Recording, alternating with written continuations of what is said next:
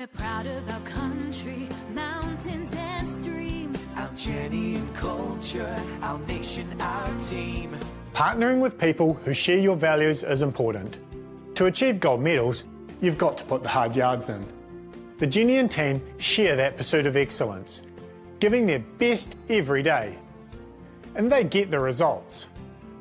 Well done on 40 years, Jennian. Thanks for being the team behind the NZ team.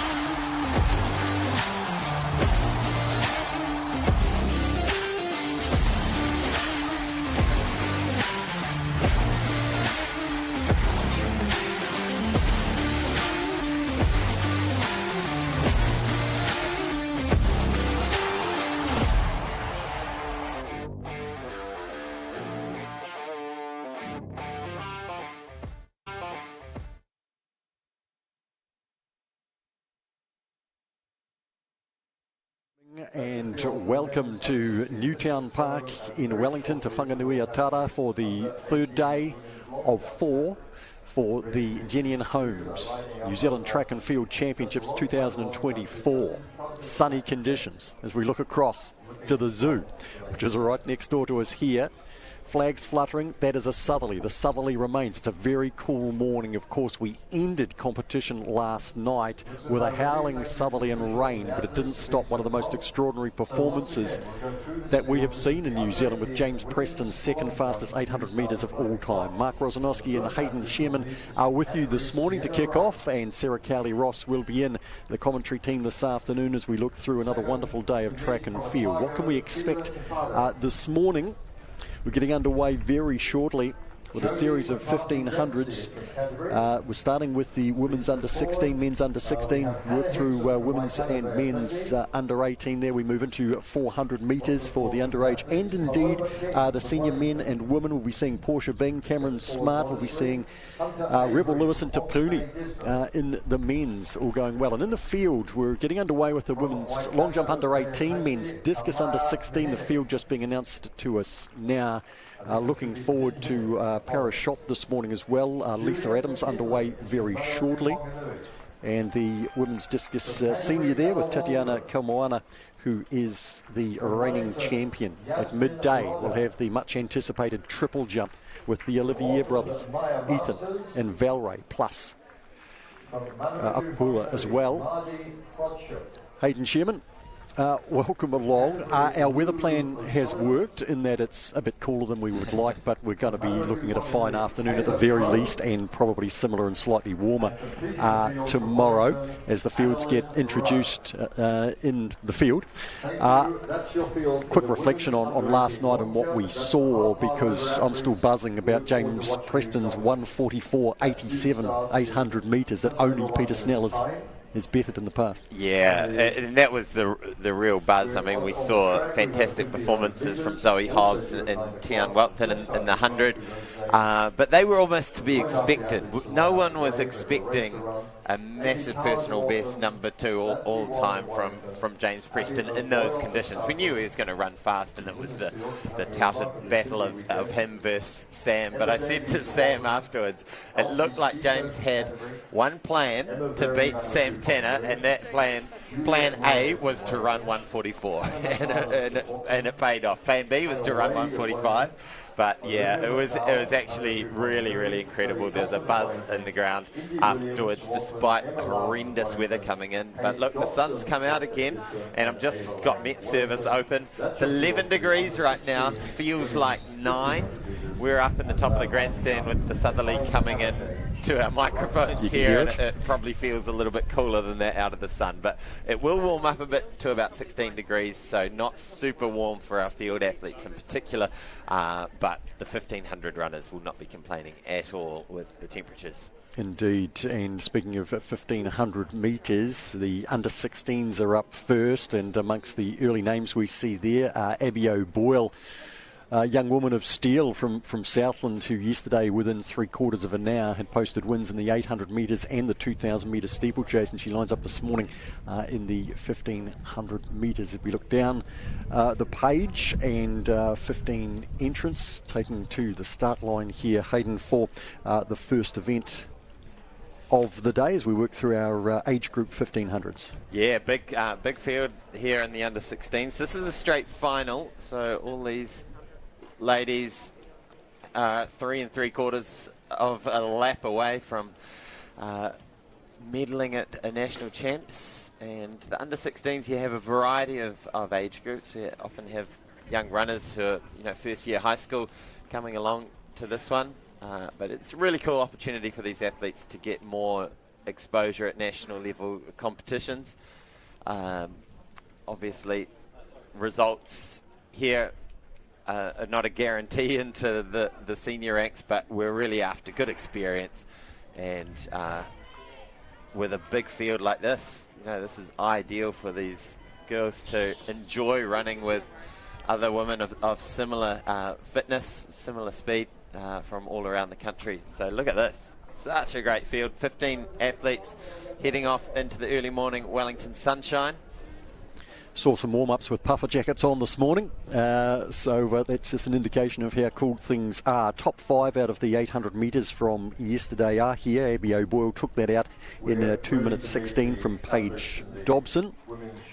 And Paige there, number 454, tall figure on the outside, currently third.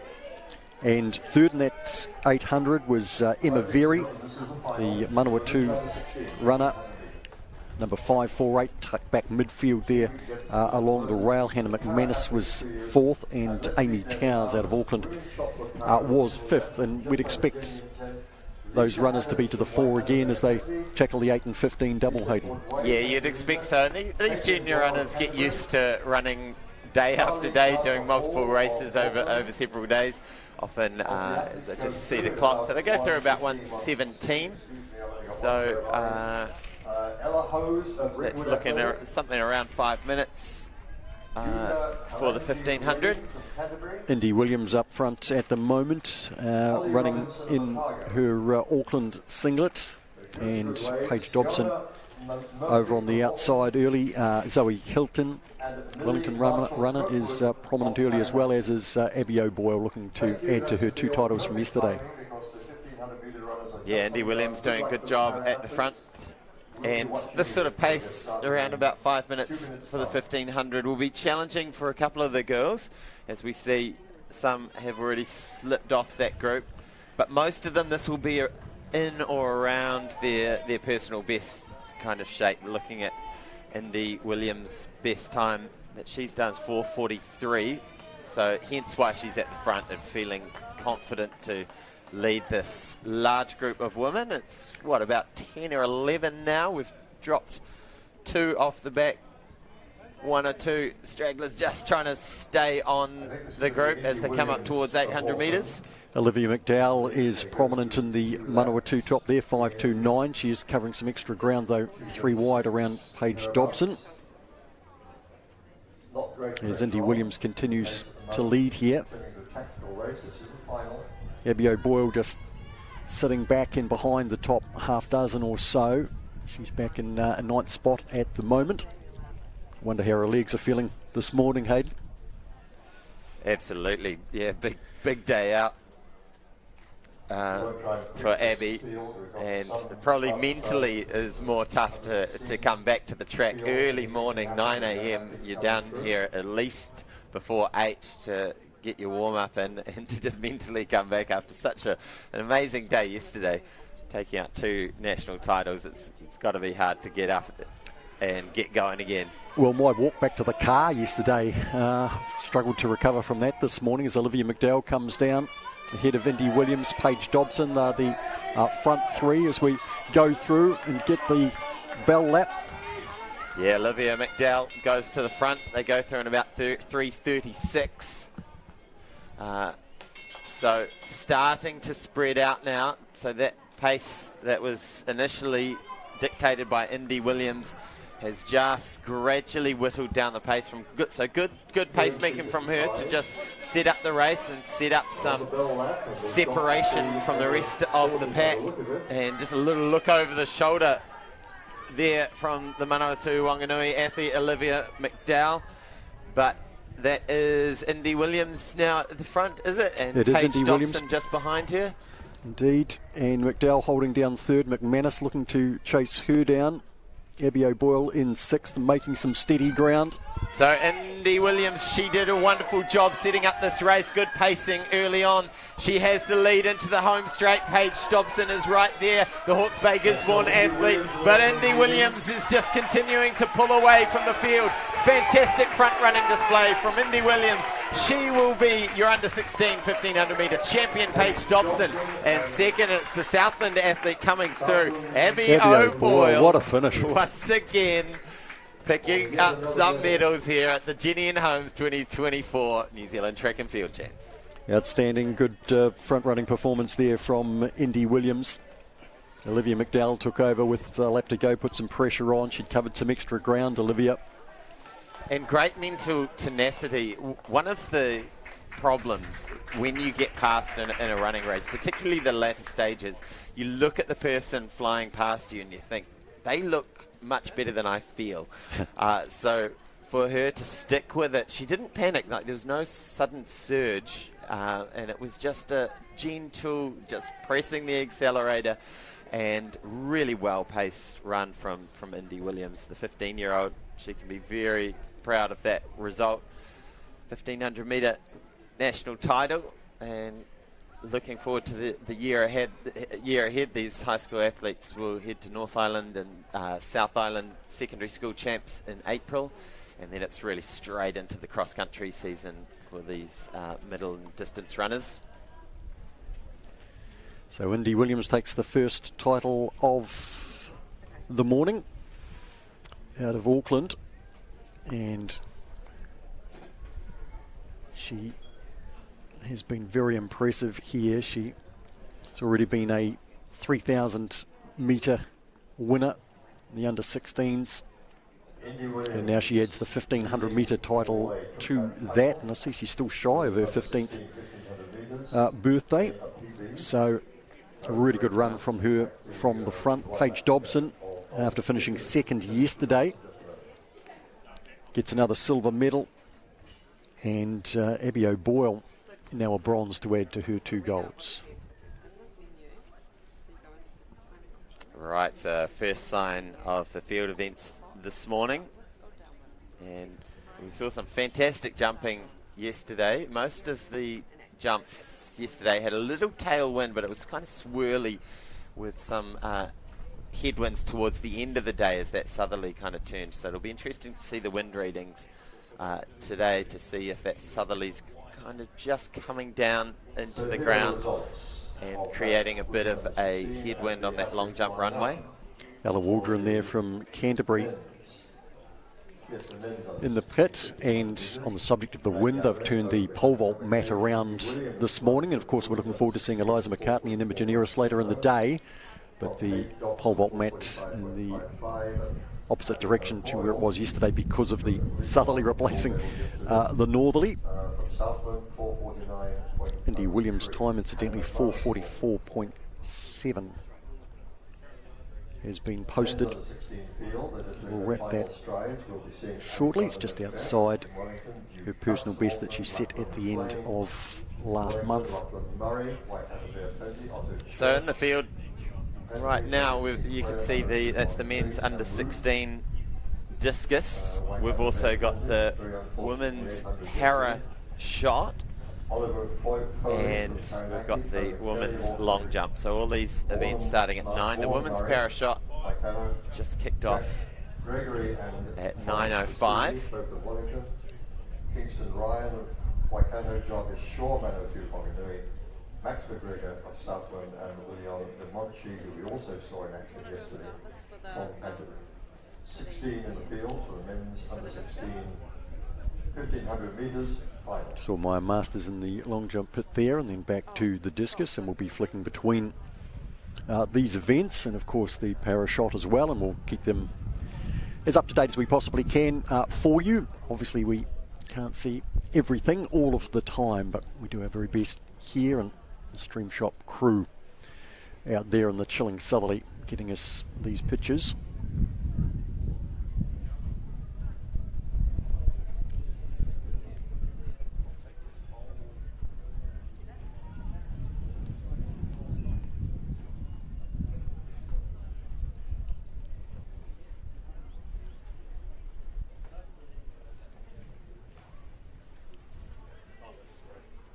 Latest jump there from Maddie Frodsham from Manawatu Whanganui.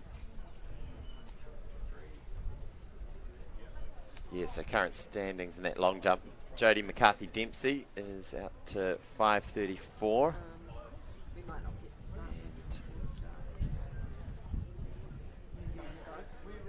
She was prominent yesterday across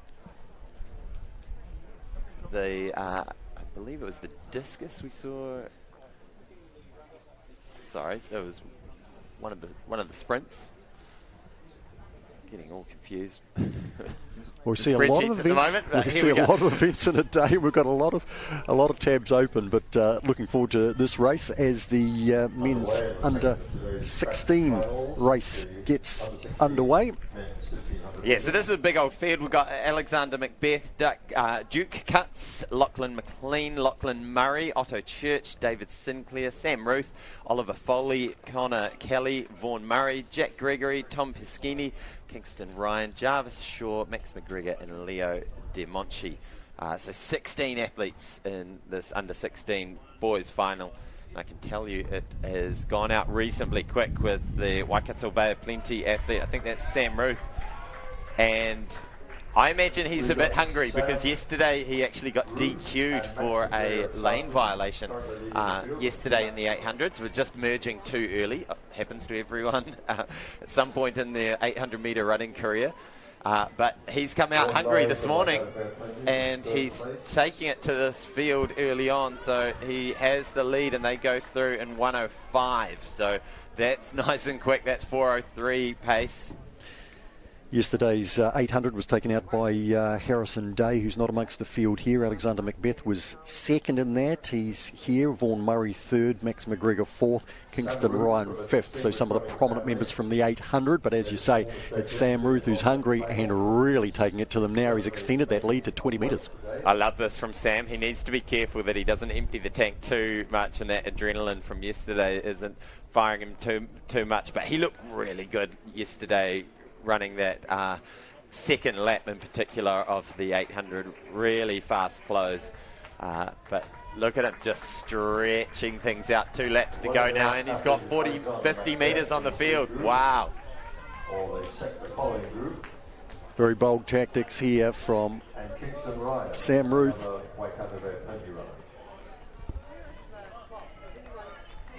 Silver in the 3,000 for Sam. But here, opening up an enormous gap. This is incredible. So he's 2:08, what I got for the 800 split, and continues to pull away. I want to say that lead is now 70 metres. It's becoming a battle for silver, but the question is he's still got 600 metres to run. And so the wheels can fall off, of course, and this will be a personal best for Sam Ruth if he can hang tough. Alexander Macbeth is pulling out to a clear second now. He's trying to chase down Ruth Hayden, but he's a long, long way behind. But after his second yesterday in the 800, he's looking good for another medal. Yeah, Max McGregor in that chase pack just behind Alexander Macbeth as well. But here we go. 2:55 at the bell. That's quick. Could be a sub-4 if he can hang with this sort of pace, Sam Ruth. And first chaser is Alexander Macbeth. He's getting the bell right now at 3:06. So 11 seconds, 12 seconds is the gap. It's a big old gap. And Sam Ruth continues to apply the pressure.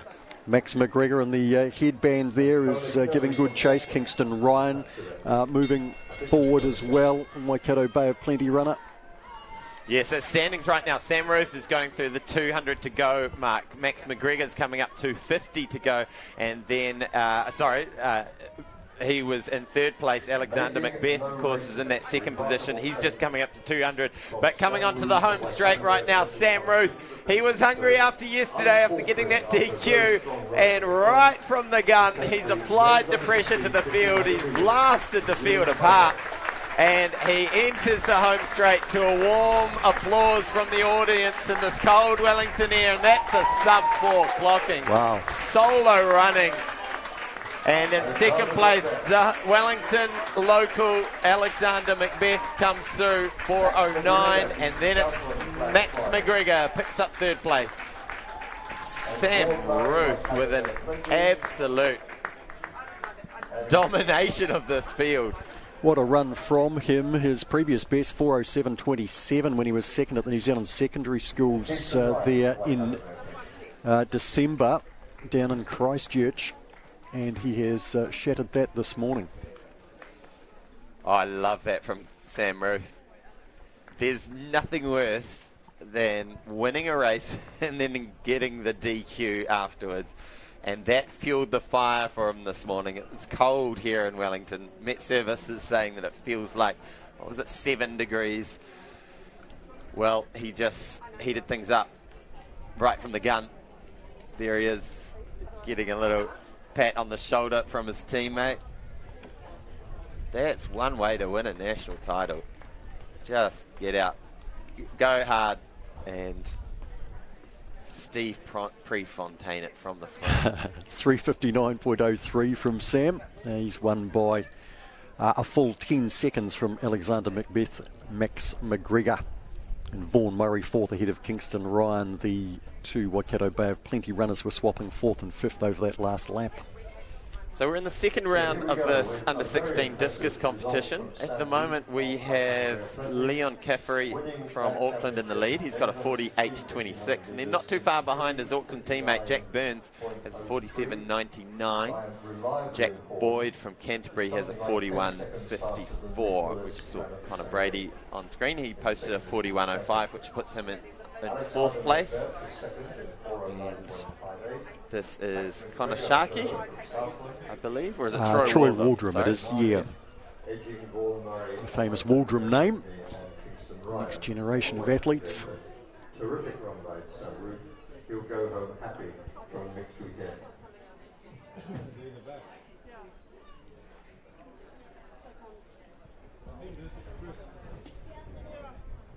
So these discus throwers throwing from the zoo end of the ground. So they'll have, if nothing else, it looks like they'll have a little tailwind, but it's so swirly at Newtown Park, it's often hard to tell.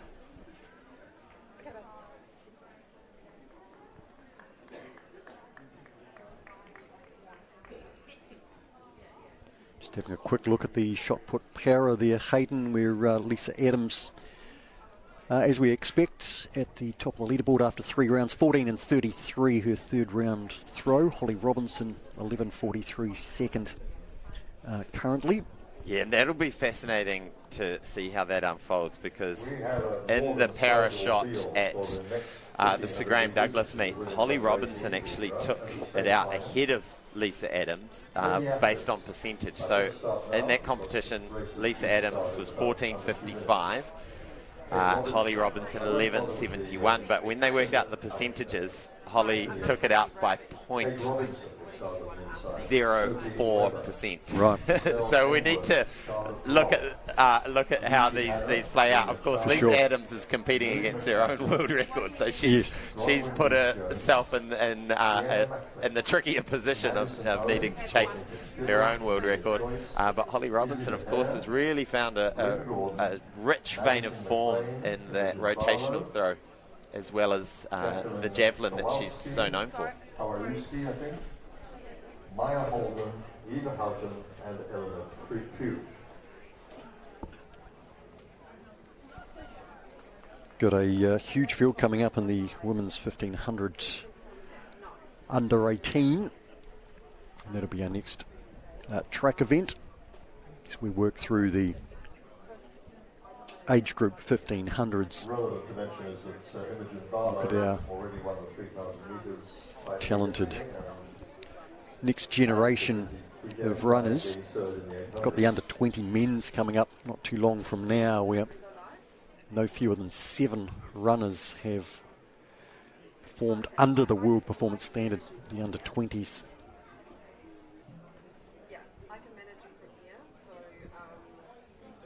Back at the long jump pit, Ella Waldron. Can you look at her second jump? Her first was a foul and a second will be as well. So Ella needing to register something in the third round to try and make the top 8 for the extra 3 jumps.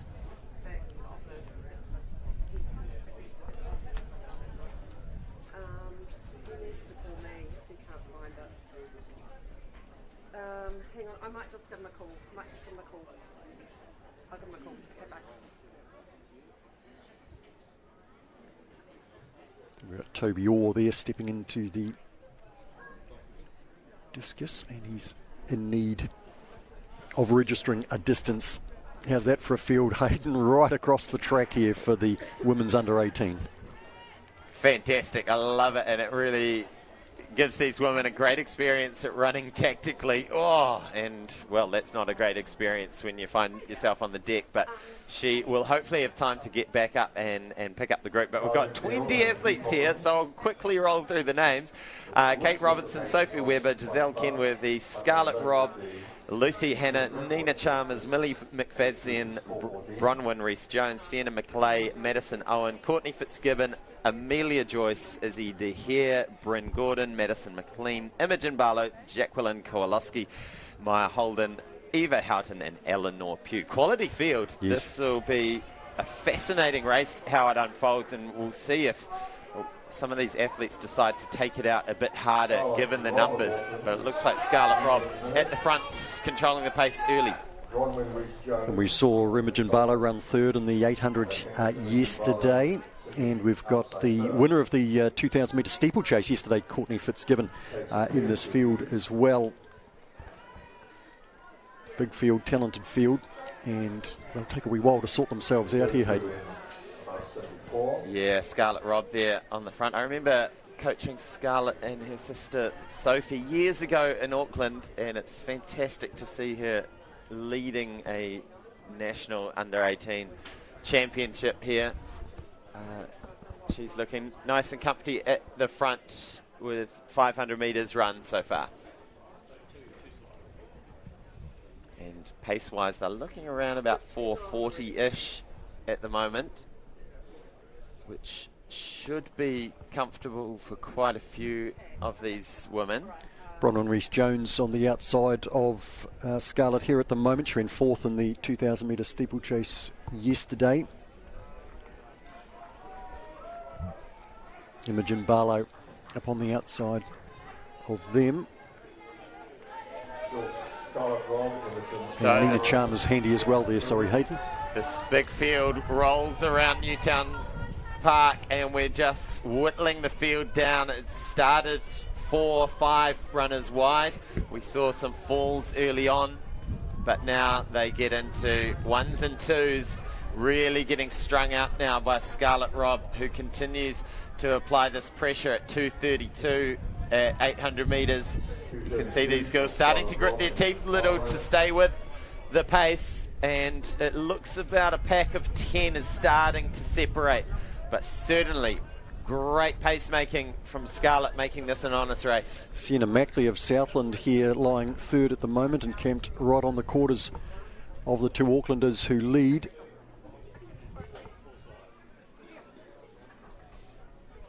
Imogen Barlow's right up there as well. Bronwyn Rees-Jones, Sienna McClay. Anything can happen from 6, 4, 7, 4, 8 place. So Imogen Barlow, Scarlett Robb at the front here, 4:50 to run. Don't count out the Southland athlete Sienna McClay, who's right there as well, just coming up onto the shoulder of the two Aucklanders. So it's Sienna McClay, Imogen Barlow, Scarlett Robb. They're your 3 in the lead, and Imogen Barlow just hears me. It seems the bronze medalist from yesterday in the 800 puts on the gears, puts her foot on the pedal, 300 to run. Jacqueline Kowalski making a move into 4th place, getting past Nina Chalmers. Scarlett Robb, after all that early work, is working tough to stay with it, but this powering on of speed from Imogen Barlow with 200 metres left to go. A national title is only 200 metres away from this woman. What a wonderful turn of pace that she's got behind her. Sienna McClay's just coming past Scarlett Robb into second place. Scarlett Robb with a reasonable gap back to the other runners. But into the home straight now is Imogen Barlow, powering away to a national title in the women's under 18 1500 metres. There's your national champion. Sienna McClay comes into second. Scarlett Robb, a wonderful pace race, well-deserved bronze for her. Kowaleski lasting there for fourth, the Taranaki runner. Imogen Barlow after her bronze yesterday in the 800 metres, going with her 3,000 metre title gold she has.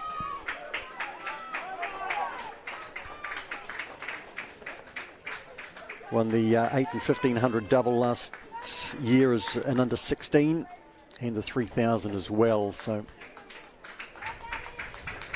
now she's stacking up more titles in the under 18 grade.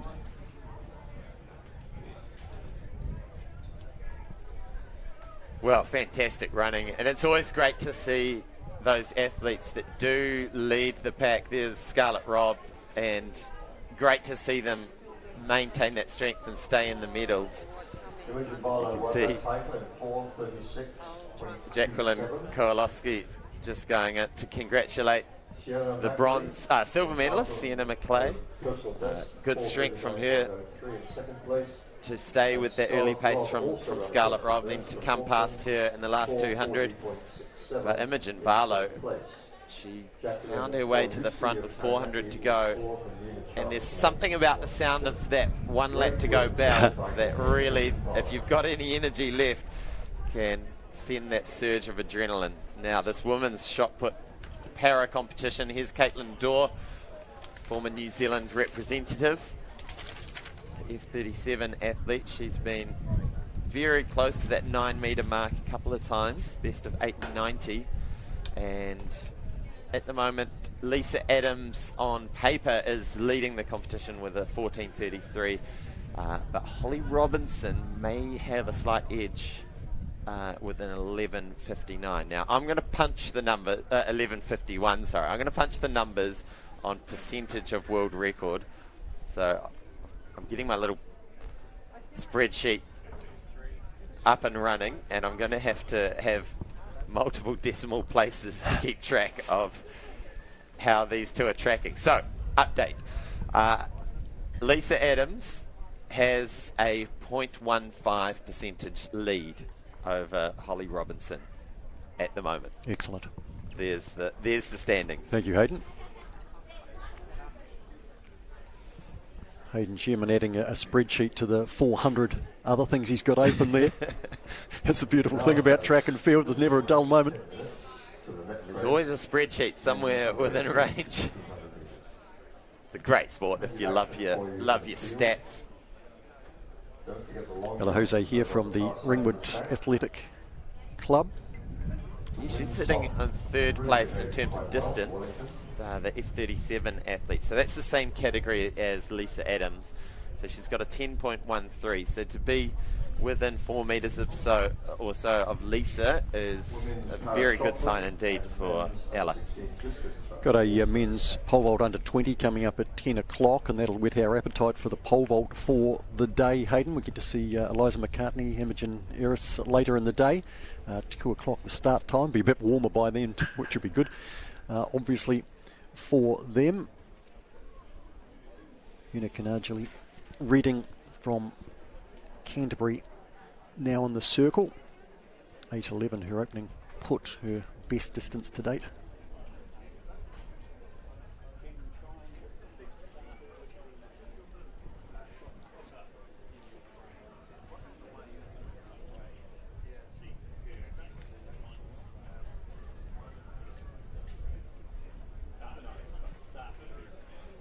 So those pole vault uprights getting ready for what's going to be a big day of pole vault today with the women's highly anticipated senior pole vault kicking off at 2 p.m. It was Jodie McCarthy-Dempsey with her third jump, her second to foul, 5:34 as her second after the first round jump.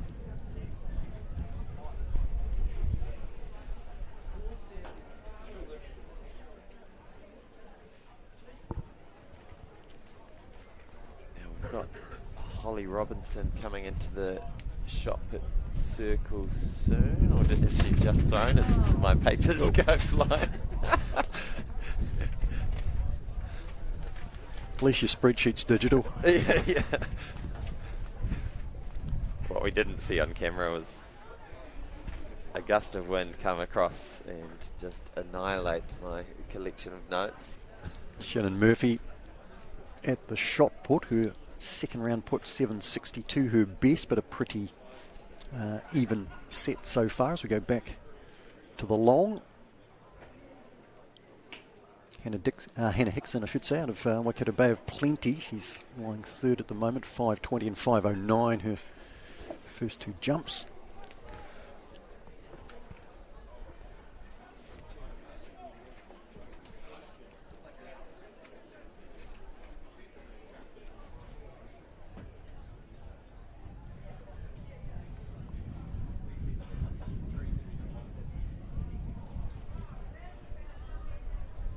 Here's Lisa Adams. Our first look at her this morning, and this is round 5, so a best of 14.33. And a reminder, her world record is 15.50.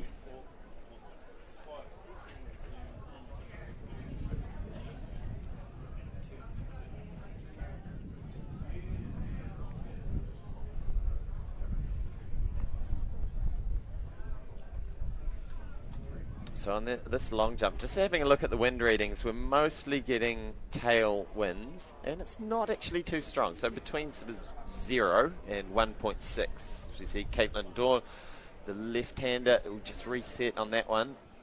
Did well to actually not foul that one out. Just hit the brakes on it mid-rotation. This time gets it away. Really consistent set so far from Caitlin with a best of 8.90, but she's had 82, 74 and an 8.40 opening. Lisa Adams' recent put we saw was 14.22, her second best of the day. 11 centimetres below her best.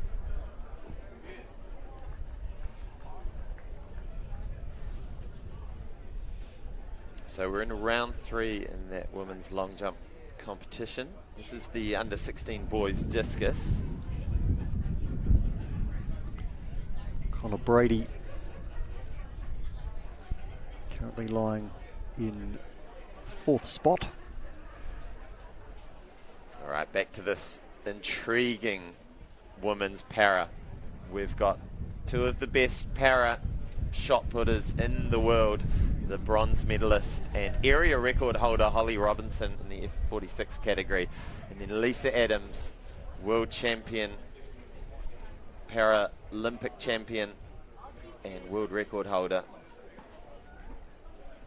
with one more throw yet to come. So we'll make sure we bring you those final throws of those athletes.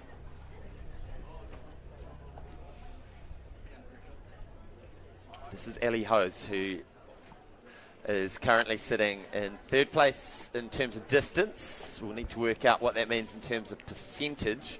And the fact that she's in the same category as Lisa Adams, she's at 10.13. That rough maths, round about a 67, 68%.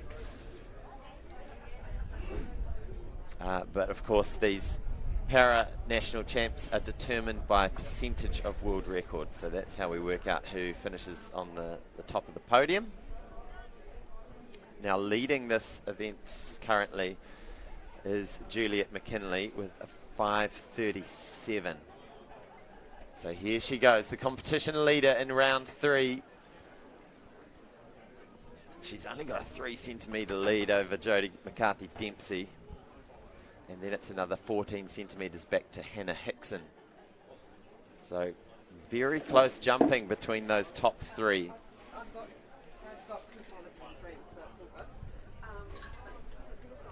So that was Una Kanudgel-Redding, F46 athlete, same category as Holly Robinson.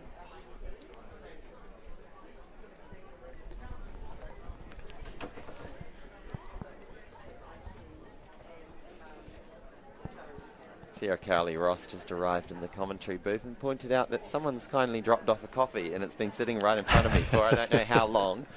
But whoever that was, thank you. Much appreciated. Much needed. I'm sure it'll be fine. Discus into the cage there, unfortunately, with Leon Caffrey. But Leon Caffrey, he's leading the competition. He's had 3 fouls, but his only measured throw, 48 and 26, has him on top there of Jack Burns with 47.99, who's had a similar series, 3 fouls plus his biggest throw, and Troy Waldrum 41 and 59 in the 4th round has him in 3rd. Here she is, Holly Robertson, round 5. She needs a couple more centimetres to get ahead of Lisa Adams. Lisa gives it a little clap. So there's only 0.15 percentage points separating them two. 11.66, that'll be enough to put Holly in the lead. 11.66 for Holly Robinson. Great work. We know Lisa can respond to pressure, Hayden, and she'll have 1 throw to do it. That is 1 percentage point ahead of Lisa Adams, if my calculations are correct. yet to be confirmed. So a great competition unfolding in the women's para. Alex Walker there in the discus circle. He's currently lying in 7th spot. That was his 5th throw, his best to date, 34.52, which he pulled out in the opening round. And I also need to confirm that is a new area record for Holly Robinson. So she's on form, rounding into form. And like you say, Lisa Adams, much like her sister, loves some competition and rises to meet it. So we're into round 6 now, and let's pay close attention to what's happening. Lisa Adams will be up very soon in the shot put. The officials just getting ready to open up that final round. Fraser Hazeldine in the discus. That's his 5th throw. Fraser currently lying in 6th spot, 39.61, his previous throw, his best. All right, Lisa Adams coming up to the shot now. Sorry, I thought she was. But it is Shannon Murphy, F37 athlete, sitting in 7th place with a 7.62. Now that's based on what she's thrown so far. We'll need to work out the percentages for her. But it is Lisa Adams coming up next, just chalking up her hands. Taylor Trow in the long jump, 3rd round jump, 4.63. Is her currently in 8th spot after the 2 measured rounds. And here is Lisa preparing for her 6th and final put. Right, so what she needs is 14.50. So 1 metre off her own world record. That would be enough to get the gold here. This is a fantastic competition. What a way to start the morning in the field. Lisa Adams, world record holder, para champion. Is that going to be enough? She needs 14.50. It looked pretty good. Difficult to tell from this angle. Red flag. That hands the competition, from what we can tell, to Holly Robinson. Very close. Very little separating these two athletes when we work out the percentage points. And this on screen is your under 18, 1,500 metres. And if it's anything like the others, we're going to have a big field. And if it's anything like the women's race, we'll see a lot of drama in that first 400 metres with the traffic. Caitlin Dorr, final throw for her.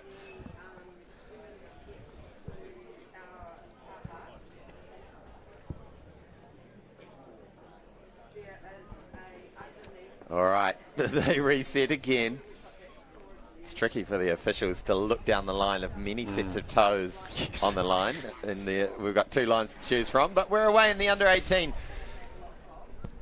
1500 metre champs at the Jennian Homes New Zealand Track and Field Champs. Big field once again, and straight to the front is that mullet we saw from yesterday, and we saw him blazing around the track. It was in the steeples. It was. Jack Willers won the 2000 steeplechase yesterday, and he will go straight to the front early. Out of the 800 from yesterday, Hamish Murray finished second to Conal McLean, who's not in this field. Hamish Murray. Joe Martin was third in that 800, and Justin Cunningham was sixth in the 800. They're all listed here as they come down past us after 300 metres. Jag Willers straight to the front, the Wellington boy. He's decided, this is my weekend. I'm happy to take this out, and he's seen how the other races unfolded. It does pay in these big fields to be near the front and to dictate the pace rather than play that cat and mouse sort of cagey game further back in the field. They go through 1500 metres in 1:07, 1:06. So a handy pace, but not electric. That will be slow enough for everyone to stay intact, but hopefully fast enough to just mean that Jag Willers is able to control things a little bit. So Jake Lomas second at the moment as they work down the back straight. The Waikato Bay of Plenty. Good number of Auckland singlets here, as we would come to expect. Lying third at the moment is Caleb Wagner. So everyone in contact right now. So Jake Lomas right behind Jag Willers as we go back to round 6 in this women's shot put para competition. Lisa Adams fouled on her final attempt, trying to chase down the Holly Robinson, who's on fire, just been improving throughout the morning. And we had Una Kanajil Redding. She's currently in 5th place and will finish in 5th place with an 8:16 best.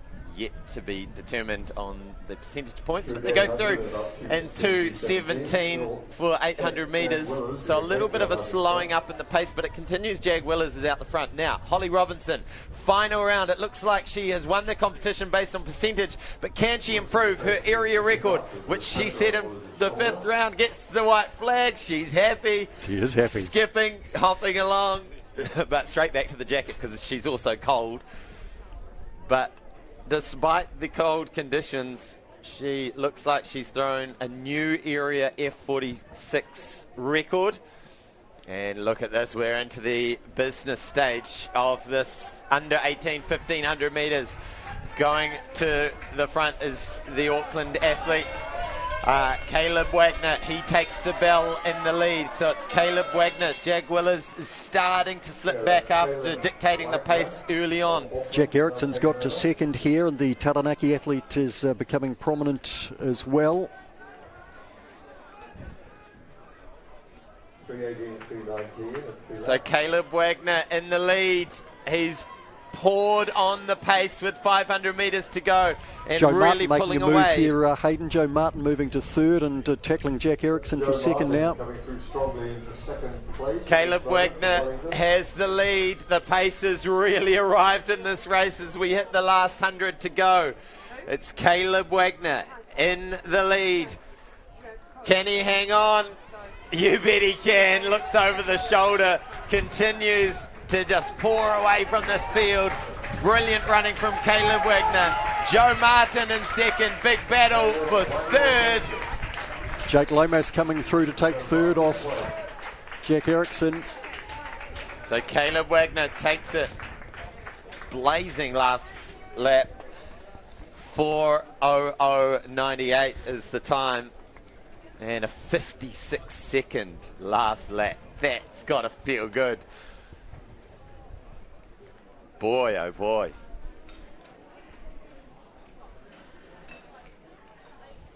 Confident Impressive. run, taking over the last lap and really putting the foot down. Joe Martin made really good strong ground over the concluding stages to get up for 2nd. And Jake Lomas with a determined finish past Jack Ericsson, had been prominent throughout.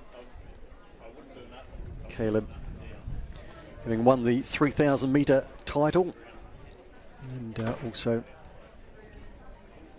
has been prominent in the cross country, as many of these young athletes are.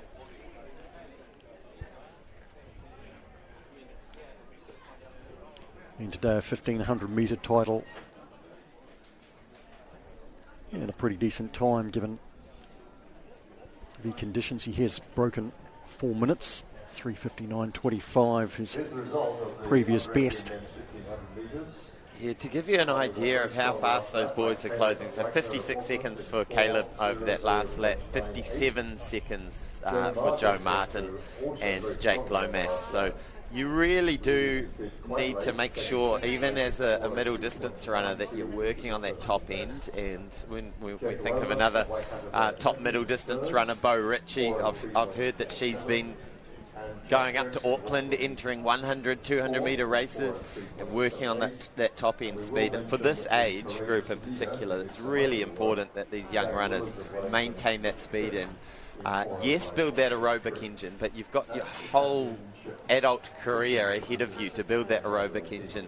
There's a real sort of ideal time in your mid-teens to work on that speed and raise the ceiling. So great to see. Good tactical, fast closing 1500s. Indeed, and we will see Bo Ritchie in the under 20. That's a phenomenal field.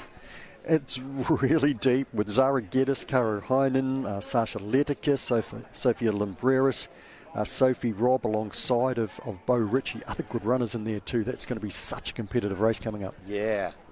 And that group, much like the under 20s 1500 boys, we've just got this wonderful group of female middle distance runners coming through, and many of them no doubt will be looking at the US collegiate system and looking to replicate what Maya Ramsden and Kimberly May have done, both of them finishing on the podium at the NCA Indoors in the mile, and of course Maya Ramsden backing up her 1500 metre outdoor title from last year. Yeah, she's just a big name to watch now that we're in Olympic year. She did well to make the final in the World Indoors as well. She finished 10th there, and progression has been quite remarkable over the last 12 months or so. It was great to see her reaction to Geordie Beamish's title, just watching in the call room, wasn't it? And just basically doing what we were all doing in our lounges or watching in the office when you've got the World Athletics just slyly open on one tab. But I'm sure everyone soon found out that you were watching the Athletics when Geordie stormed home for that victory. Just an all-time weekend for the Kiwi team over there in Glasgow 2 weeks ago. Connor Brady there wrapping up his discus. They're in round number 6. Leon Caffrey continues to lead that with his 48.26. It's the only registered throw in 5 he's had so far. So we take you back to the long jump, and Annalyn Rudd from Wellington, who is currently lying in 5th position with 5:03. Yeah, we're down into the 4th round now, so we've whittled the field down to 8. So to make it through to that final 8, as we see the under 16 boys discus. So just to clarify, the under 18 women long jump in the final 8: Sienna Wright, Maya Masters, Taylor Trow, Annalyn Rudd, Paloma King, Hannah Hickson, Jodie McCarthy Dempsey, Juliet McKinley has the lead with a 5:37. Now, if you've just tuned into the coverage for the first time this weekend, first of all, where have you been all weekend long? Second, as well as the stream, also open up live.athletic.net and look for the Jennian Holmes New Zealand Track and Field Champs, and you'll be able to follow all the results. Yeah, the producer's going to pop the link in the chat on the YouTube comments, so jump in there, find that link, and you can have all the results being fed to you as we see them in the studio here. So if you're following an athlete and we're not showing all of their throws or all of their jumps, you'll be able to see their results within seconds of them finishing. So great technology. So jump on that. Also jump in the comments. Let us know where you're watching from. let us know who you're supporting. Send some shout outs to your athletes, cheer them along. We know we've got audiences from all over the globe with friends and family, club mates tuning in to watch their athletes participate at the Jennian Homes New Zealand Track and Field Champs. Jack Burns there of Auckland with his last throw, 47.99 his best. That's not going to improve that. It's good enough for second because Jake Boyd of Canterbury completed with a 42.41, 43.62 Jake's best. He'll take third. Jack Burns will take second. He's fouled out there. He's had 5 fouls but the 47.99 throw. And Leon Caffrey will be our champion in the men's under 16 discus. 48.26 good enough in round 2. He's fouled the rest, but he'll get a victory throw. And he steps into the circle now as we head back to the long jump. Hannah Hickson sitting in third place with the 5.20. This is round 4, remember? Round 5? Oh no, it must just be... Yep, 4 at the moment. Yeah. And still Jodie and Juliet to come, and it's very close. Hayden, the medals are there for the taking. 5.37 Juliet McKinley, 5.34 Jodie McCarthy-Dempsey, and 5.20 Hannah Hickson. Very close. And so round 6 with this under 16 discus competition, and here we see the current silver medal position with still 3 jumps to come from this young lady, Jodie McCarthy-Dempsey.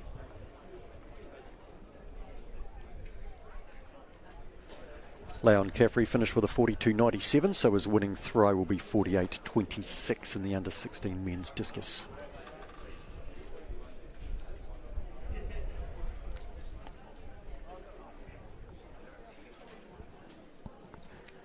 Time for the one-lappers.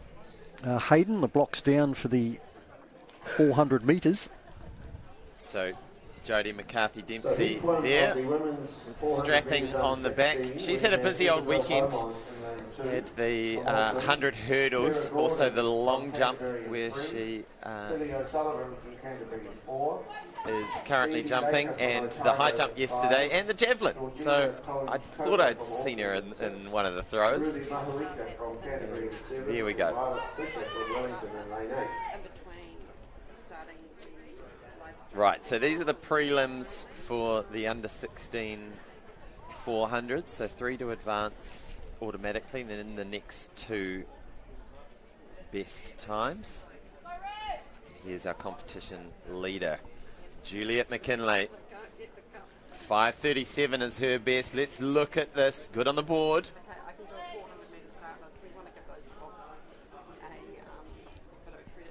And according to our results, she's got a personal best already.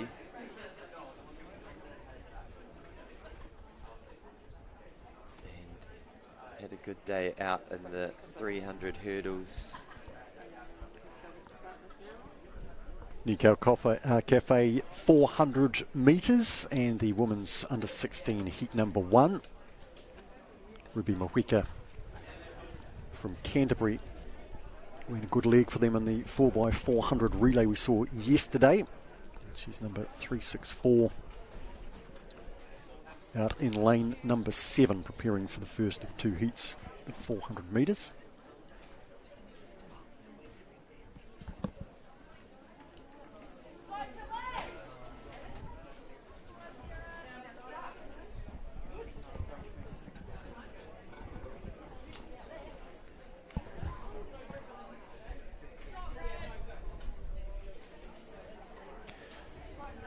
No runner in lane 1 here. Isabel Beaumont in 2, Pyrrha Gordon in 3, Tilly O'Sullivan in 4. Canterbury singlets prominent here. Phoebe Laker in 5 out of Otago. Georgina Collins-Hooker in lane 6. Ruby Mawika in 7, and Violet Fisher, local runner, in lane number 8. So a couple of these runners with sub 60 second clockings as personal best coming into this. Phoebe Laker in the middle in lane 5 with the best time of the field, from what I can tell anyway, with that 58.18. Always great when you get under that 60 second barrier. And we're in round 5 here in the under 18 long jump. Heat 1, women's 400 metres under 16.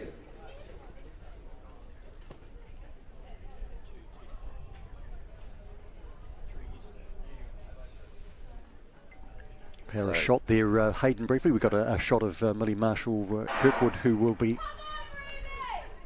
competing and doing her shot put soon to round out that para competition.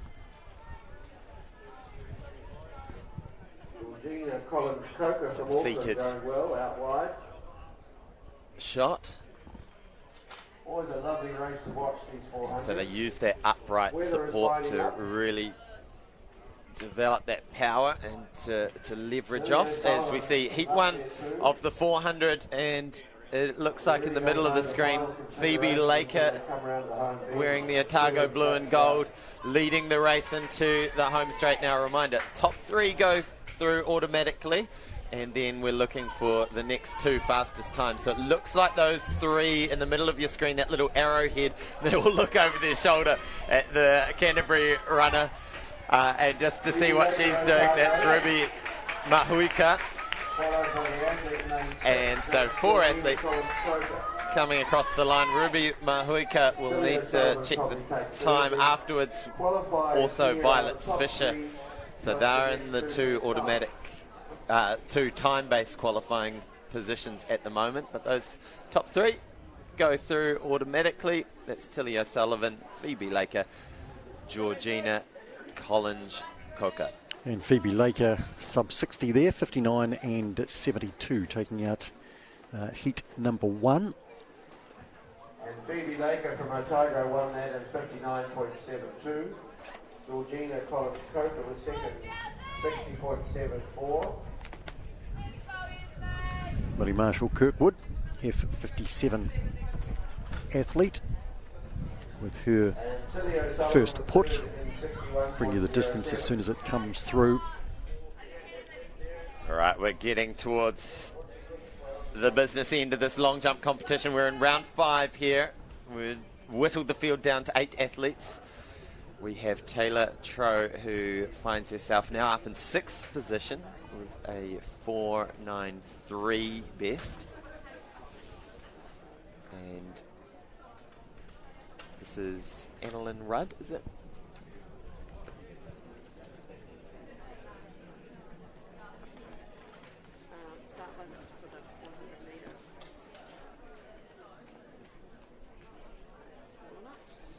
Paloma King it is. Sorry, Wellington got the 2 Wellington athlete. ones mixed up. And she is currently lying in 4th, and it's a very close competition. Just quickly on those times from the previous 400. So Laker, Collins, Coker, O'Sullivan automatic qualifiers. Ruby Mahuika 62.06 and Violet Fisher 64.82. And heat number 2 on the track here. Madeline Waddell, gold medal yesterday. Amy Shannon in 3.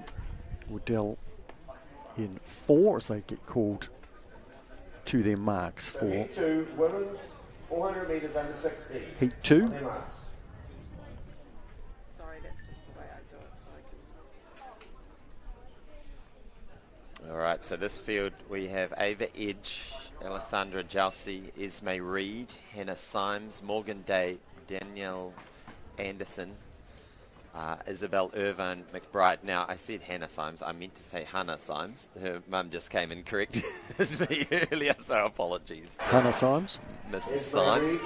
Hannah Symes. All right, let's get that right. So she's running in lane 5.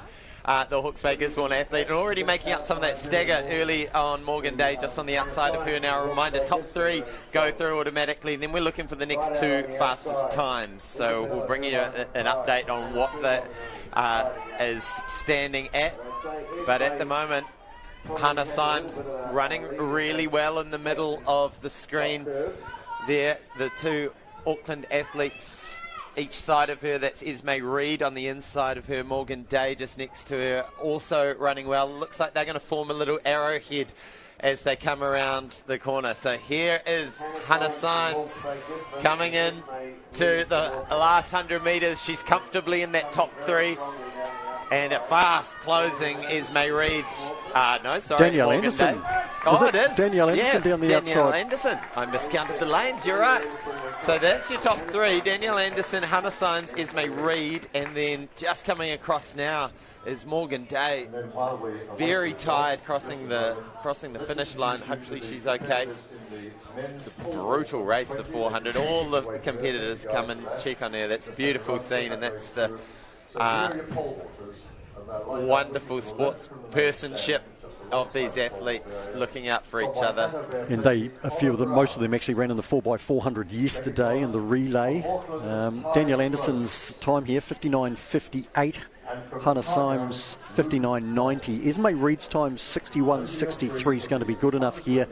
Hayden and Morgan Day, 64.14. So unofficially, Esme Reid, Esme Reid, of course, was automatic qualifier as a third. So Morgan Day, 64.14, I mean that Ruby Mawika is through out of the first heat, and it's pretty close. Morgan Day gets through as well.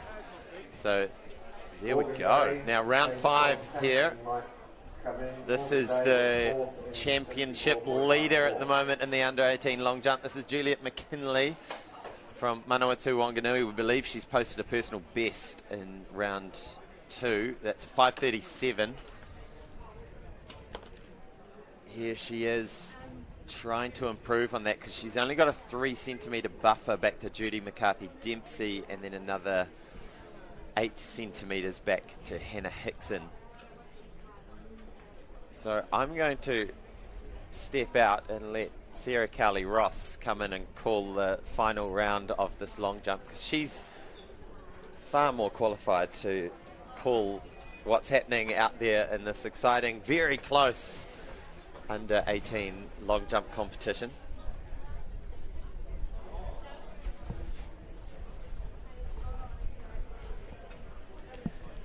Pole vault competition underway as well. We'll keep you up to date with that, of course. Thoroughly looking forward to seeing Eliza McCartney this afternoon, and Imogen Eris. Eliza fresh off her second in the World Indoor Championships, and of course Imogen third in the Commonwealth Games. At the women's para shot, Millie Marshall-Kirkwood, that's about her third put now. I haven't got any distances registered for her at the moment, but hopefully they will come through. Millie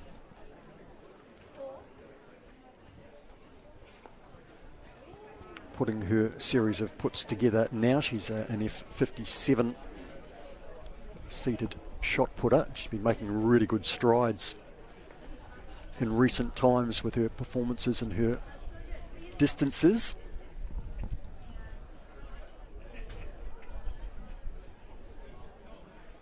As we move to the business end of the long jump, and we say a very good morning to Sarah Cowley-Ross. Sarah, how you doing? Morena, Mark. I'm doing great. It is wonderful to be back here at Newtown Park for day 3, and just recovered from our busy schedule on day 2, and what a day it was, but equally very excited about today. Indeed, and we've got a really competitive women's under-18 long jump at the moment, just a matter of centimetres amongst the medalists. Yeah, really exciting to see these young female athletes out there. That I've been watching the windsock just as I entered the stadium this morning. It's not too breezy, I would say. So helpful in the horizontal jumps when you are in these really tight competitions, that you're getting these consistent wins, that you don't need to alter your run up significantly between jumps, as we see the shots there of the windsock. Very helpful tool for athletes when they're preparing to jump.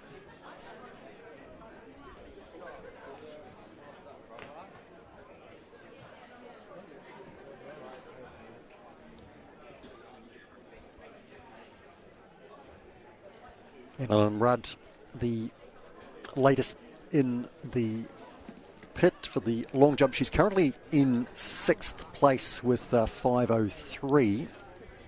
But when we think that third currently held at 5:26, there's opportunities here for those in behind in a really close competition. Also got the early stages of the men's under 20 pole vault. That's Ty Rhodes of Auckland. He's over at 3:41, as the indicator board shows there. And they flipped the pole vault mat around today, Sarah, with the change from a northerly to the southerly. So they've got that little southerly. It's a light southerly at the moment, and behind them, helping them. And the main thing is the sunshine, and things will warm up. Exactly. As we see Luke Moffat. Oh, that is great that bar's stayed up. Now, he had a busy day yesterday, Luke Moffat. Silver in the 400-metre hurdles. Third in the triple jump.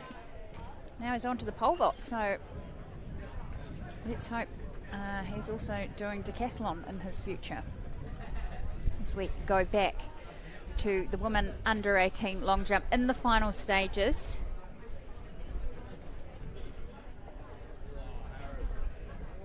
Hannah Hickson on the runway, currently third, 5:26. Paloma King just pulled out a 5:21 in the previous round to put the heat on Hannah.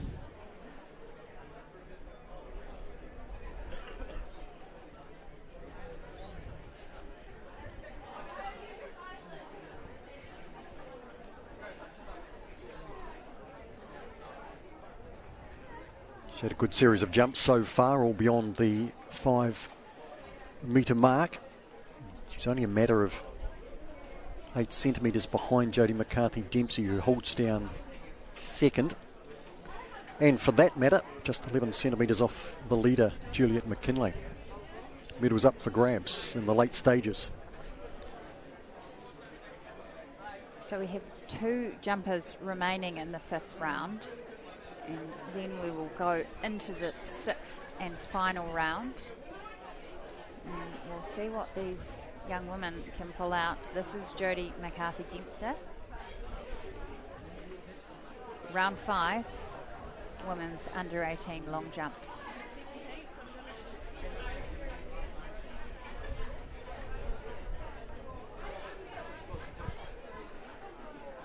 And we can see people coming in to Newtown Park.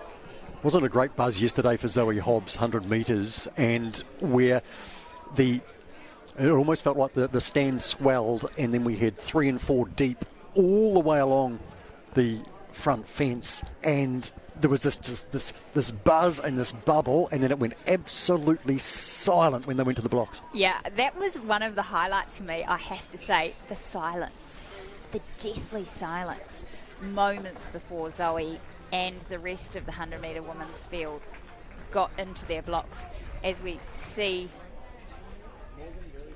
the start list of the men's pole vault. But the anticipation that just built through the day, it was really palpable, wasn't it, Mark? Yeah, it was, and that's what I love about athletics right at the moment. And that was 5:20 for Zoe, and 6 o'clock news, she was on it. Brilliant. Yeah. Brilliant. And that's what top athletes can do, as well as inspiring the next generation, of which we're seeing some outstanding age group performances. We are, and you know, one of the cool things is as well, I saw on the fence line young girls who had signs saying, "Go Zoe Hobbs." Alicia Loveridge has got some fantastic photographs of these young girls who were desperate to talk to Zoe, desperate to get her signature, and there was a media scrum down there waiting for her, which is all excellent for the profile, for the coverage of our sport, and for the next generation, saying, hey, look, here's a Kiwi girl running 11.13 in national championships, you know, has run under sub-11, or has run sub-11, has qualified, has done the performance qualification standard for Paris. Why can't I do it? Yep. And as we see Connor Brown attempt 361 there. An unfortunate miss, but he gets another 2 opportunities. The thing is, when I was growing up in athletics, it was impossible. Like, it felt impossible. Like, no Kiwi sprinter was going to be going to the Olympics. Yeah. Of male, female, whatever. We just didn't do it, right? Well, but now we do. Yeah, we do. And I think people told that to Zoe. They said to her, well, you should maybe consider 100-metre hurdles. But I actually applaud her determination to stick with the 100 and believe that she could do it. And she's just chipped away over time through lots of hard work. She's an athlete that takes care of the details.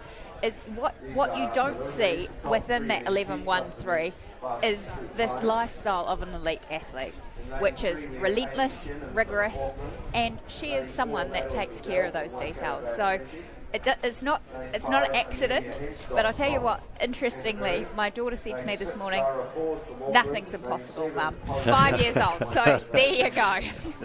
Excellent. Nico Cafe, 400 metres, first of a couple of heats. That's heat number 2 up there.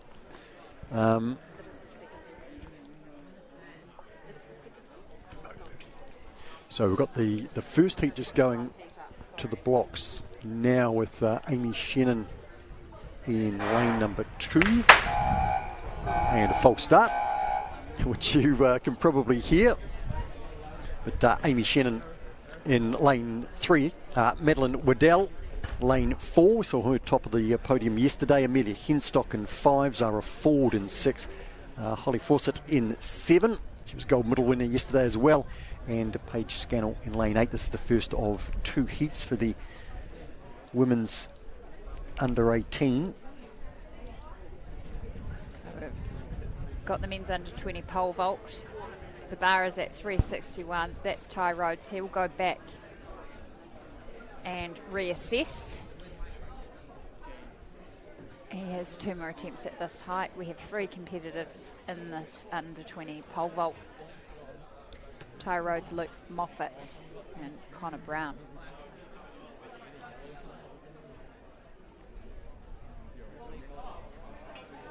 So the track official comes out and lane 7 gets a warning. That's great, we don't see any red cards because that would be a shame. Pretty brutal on the international stage these days in the sprints. Very brutal.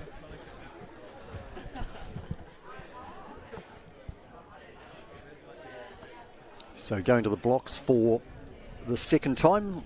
First heat, we'll have top 3 in each heat advancing to the final, plus the 2 fastest times out of the 2 heats. And we're away nice and cleanly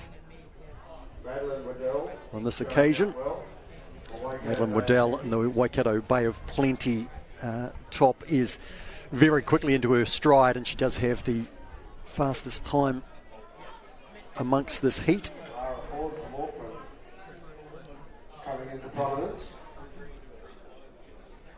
Holly Fawcett also to the 4 out in lane 7. She won the 800 metres yesterday. Zara Ford also in the mix. We come to the corner in the Auckland top. Looking across here, Madeline Waddell, comfortable enough. Top 3 is good enough. Doesn't have to extend herself too much here. Holly Fawcett is going to run through to the final, but 3rd will be tight here. And then going through was Amelia Henstock underneath of Zara Ford to claim that 3rd spot, automatic qualification, and Zara will rely on a fastest time. So a reminder, top 3 in each heat plus the next 2 best times, as we now see some official time, unofficial times coming through. Madeline Waddell 57.37, Holly Fawcett 57.91, and Amelia Henstock has done a PB with her great finish there at 58.17, and Zara Ford 58.28. So 58.28 will be the best time so far in those little cute spaces, and Amy Sheen is 59.31. Also, so Henstock, Ford and Sheenan running personal best. Pretty impressive stuff in a heat, isn't it? It's brilliant. Yeah, and those times might be fast enough for Zara and Amy. We'll find out with heat number 2 What about a result on the... shortly. Back at the pole vault, we had a clearance there from Luke Moff. Ty no, Rhodes. it's Ty Rhodes. Yep, that's who's Ty over. Rhodes. So he missed his first one, so that's great. And so all three are clear at 361, and the bar is now going to 376. So Luke leading courtesy of being clear. Luke Moffat from Otago, clear at 341 and 361 first attempt.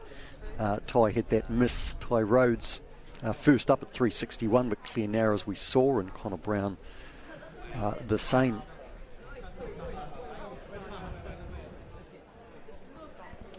And athletes that'll cause a buzz today. One of them will be in the pole vault, Eliza McCartney, with her. It's a really heartwarming return to just being injury-free and being able to compete at the level that we know that she can, that we feared at one stage that she may not be able to return to again. Absolutely, Mark, and just wonderful to see her, that silver medal at the World Indoors just 2 weeks ago, and then raising the bar to 490 to try and beat her now training partner, Molly Caudry, as we go now to Heat 2 of the women's under 18 100 metres. Poppy Healy in lane number 6, and Maya Potawera from Waikato Bay of Plenty with sub 58 times going into this. Looks a pretty competitive heat. I was fascinated to read a quote attributed to Eliza about getting that feeling of attempting 490 in competition again, which was one of the driving reasons for her to do what she did. That's the thing with the vertical jumps, is that you can only jump a personal best once you've got to that stage of the competition. You can't do that on your first attempt at 450, 460, whenever you're coming in if you're Eliza McCartney. You know, similar if you're Hamish Kerr. He won the world title at 231, but then said, hey, I'm here, I'm in shape. I've got an opportunity to take the bar up in control of the competition.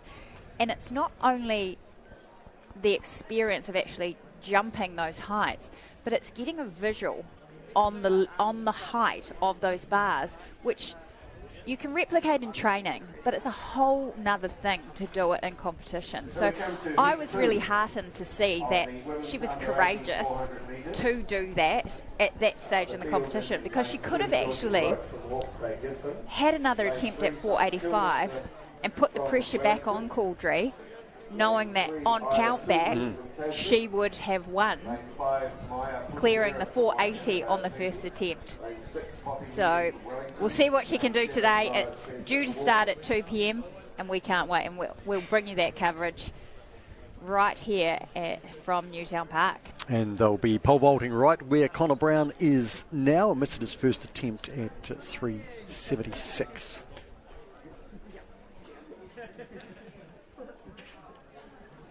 Heat 2, the 400 metres will be shortly.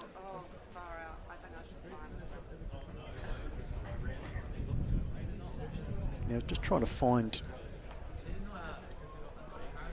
the latest from the long jump. Sarah, I'm not sure if that's been updating over the last few minutes, so unfortunately not on. Bit of a freeze there. Bit of a freeze there on our results page, but we'll get that to you when we can. The women's senior discus coming up. Defending champion Tatiana Kamoana, Natalia Rankin-Chittar will be fancied for a medal as well. And got some good young throwers in here too. Carmen Moritz and Susie Kennelly, who were prominent yesterday in their age group going into the seniors today. And we're back at the pole vault. This is... That competition is underway, but the women's under 18 400 metre heat 2 is into their work. It is indeed, and heading down the back straight, and Maya Putuera has made good ground there on the back straight and has made up the stagger on Poppy Healy, and the outside of them is Nyla Spencer of Auckland. Isla Tilbury, the Tasman runner. As we come into the straight, and it's Maya Putuera who leads this heat, but they are lining up. Poppy Healy is finishing well.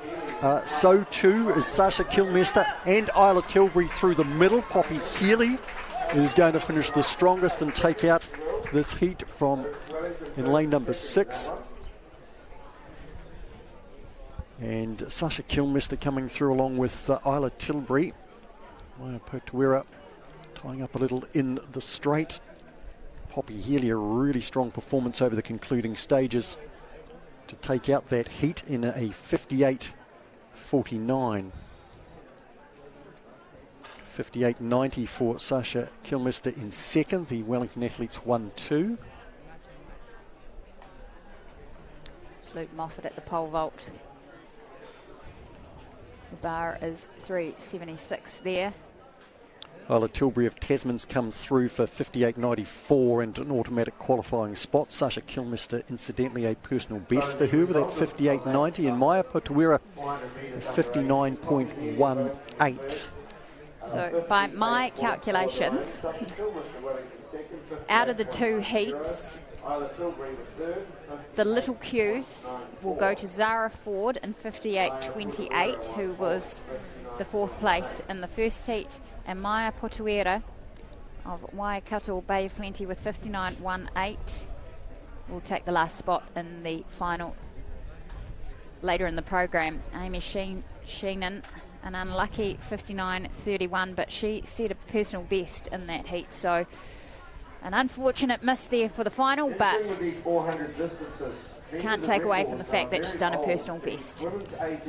Indeed, and we've got the men's under 18 coming soon, the 2 heats for that. Good 400 runners back in the day.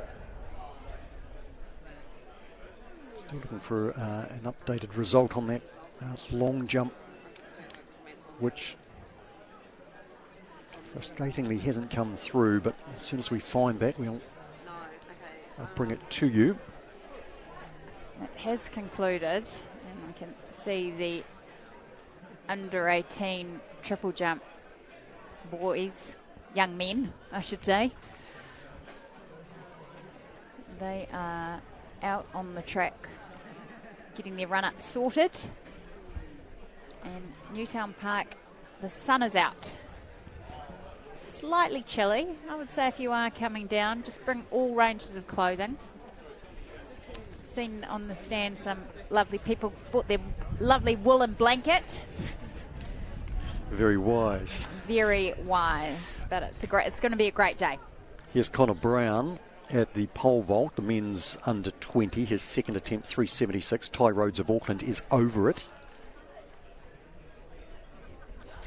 Connor a second miss, but he will get a third attempt. Luke Moffat of Otago will have his next shot at 3.76, but Ty Rhodes now leading that competition with the first up clearance at 3.76. I can tell you too, back just to fill you in there with Millie Marshall-Kirkwood and her series of puts, really consistent, 4.75, 4.85 and 4.93, improving all the way through there. That para shot completed earlier.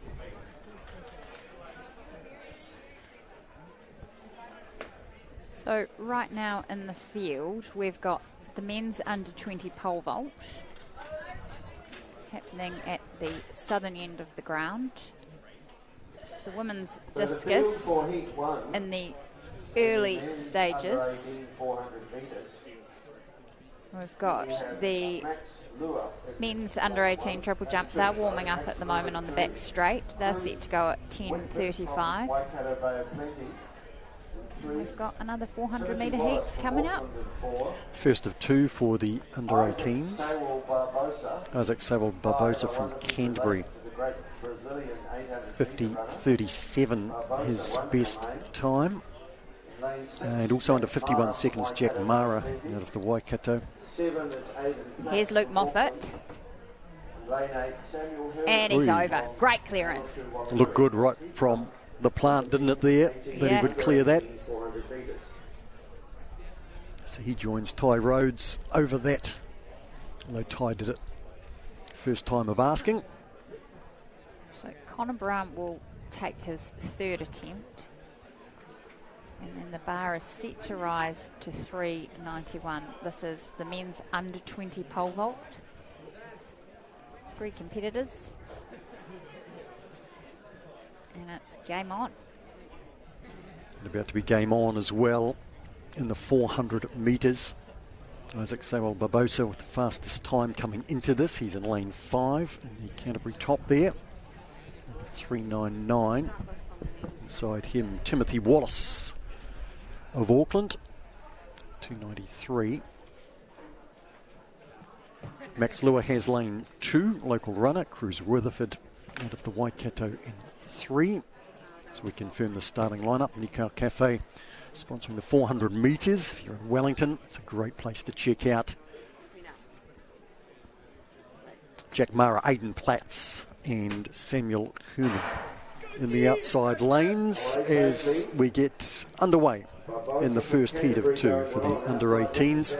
And the Canterbury runner Sewell Barbosa has got away quickly and is making up some of the stagger. To the outside of him is Jack Mara. Aidan Platts of Auckland out in lane number 7, who's come underneath Samuel Herman. After 200 metres, Canterbury runner looking good. Isaac Sewell Barbosa. So we take in Connor Brown at the pole vault. So Barbosa outside of him. We've got Jack Mara and Aidan Platts. Aidan Mara in front of Barbosa now. First 3 will go through. Aidan Platts down the outside is closing off really nicely. Mara wins it easily from Aidan Platts, and Barbosa will be in 3rd.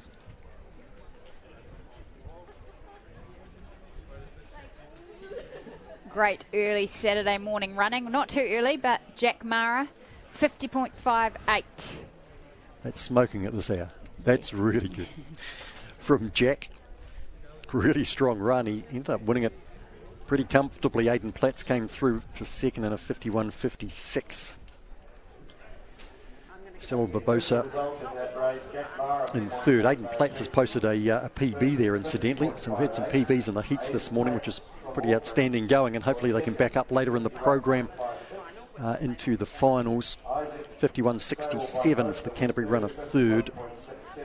And then the next 2 relying on being the fastest times to qualify for the final. Tim Wallace, 51.75, finishing 4th.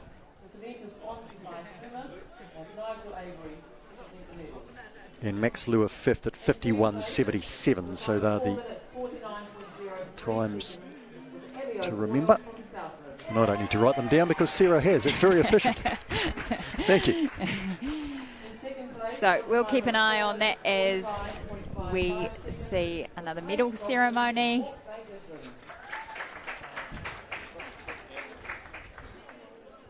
And this was out of the 1,500 metres this morning.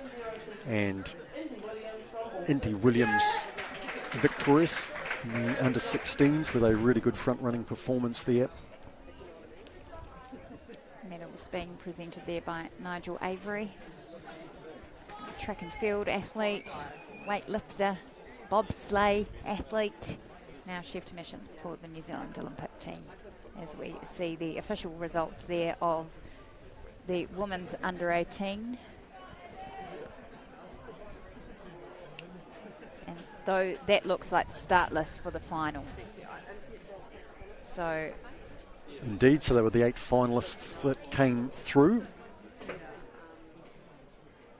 as per your timing predictions, Sarah. So you were spot on there, have been confirmed. Heat 2 of the 400 under 18 is coming up. now, I'm not sure who the groundsman is here, or the groundswoman, but Newtown Park, through those images that we're seeing there, brought to you by our Stream Shot production team, looks amazing. Well done to the Wellington City Council for maintaining such a beautiful athletics stadium. At the Capital Classic, they had the sponsor's logo air-blown into the grass. That's what they can do these days. Amazing. Looked amazing. We've got some lovely core flukes with our sponsors as we go to Heat 2 of the men's under 18 400 metres.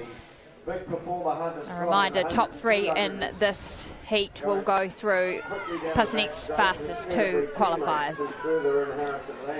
And we've got Conor McLean in lane 4. He won the 800 metres yesterday with a really well-timed run. Canterbury runner Harrison Lang is prominent here. And also Hunter Scott. He's out in lane number 7, Hunter Scott, and he won the 100, 200, so he's back up in the 400 as well. But he's going to have some company here with Conor McLean coming through quite strongly. Noah King as well. He's looking good for an automatic qualifier. Hunter Scott will take it out from Conor McLean. And Noah King in 3rd. Harrison Lang will require one of the fastest 2 positions not to automatically qualify. So Hunter Scott 50-20 here, a PB in the heats again. And easing up. Wow. Yeah, he's had an amazing weekend. 1-2-4. This is Ty Rhodes at the men's under 20 pole vault. Oh, easy. Light work there of 391. He is really getting into this competition. First time clearance for Ty. Connor Brown had a miss, and Luke Moffat will be next to go there as we see another medal ceremony from another 1500 earlier today. It was great to see Connor Brown. We did see during that heat that miss at 391, but he was able to clear 376 at his 3rd and final attempt, which is really good clutch going. Here's Luke Moffat at 391.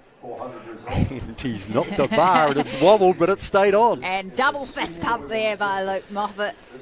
Probably just relieved he doesn't take it. Has to take another attempt and save some juice for his legs after his busy day yesterday. Yep. So 2 over at 391. Connor Brown has 2 more attempts. And it's all go at the southern end of the ground in the men's pole vault. But also got the women's discus being introduced right now. We've got the men's under 18 triple jump. They're warming up on the back straight. The sun is out.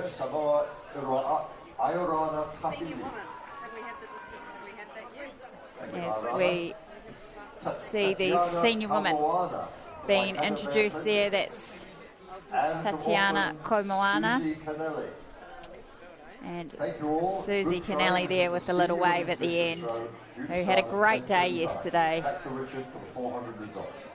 in the under 20 discus. Sarah, I've been quiet because I've been trying to update this long jump final standings, and I think this looks okay, and it means that things didn't change across the last series of jumps. So have you got it there? We're looking at the same results, so that's always helpful. Yep. And wonderful to report that Juliet McKinley of Manawatu Whanganui, 5:37 the winner in a personal best jump. And that looks like a legal jump as well, 1.5 the wind on that jump. Jodie McCarthy-Dempster of Canterbury, 5:34, also a personal best. And Hannah Hickson, also a personal best at 5:26. So Paloma King She finished 4th in 5:21, but a season best for her. So a great competition this morning in the women's under-18 long jump.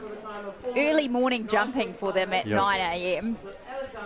And that's wonderful to see so many personal best results. How did you find it, like jumping earlier as opposed to later in the day?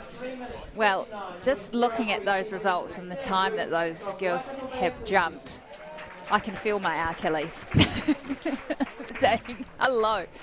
That's Sam Ruth getting his gold medal this morning. He was DQ'd out of the 800 yesterday. He came out focused this morning. He smashed it and he ran sub 4 minutes. So well done to Sam.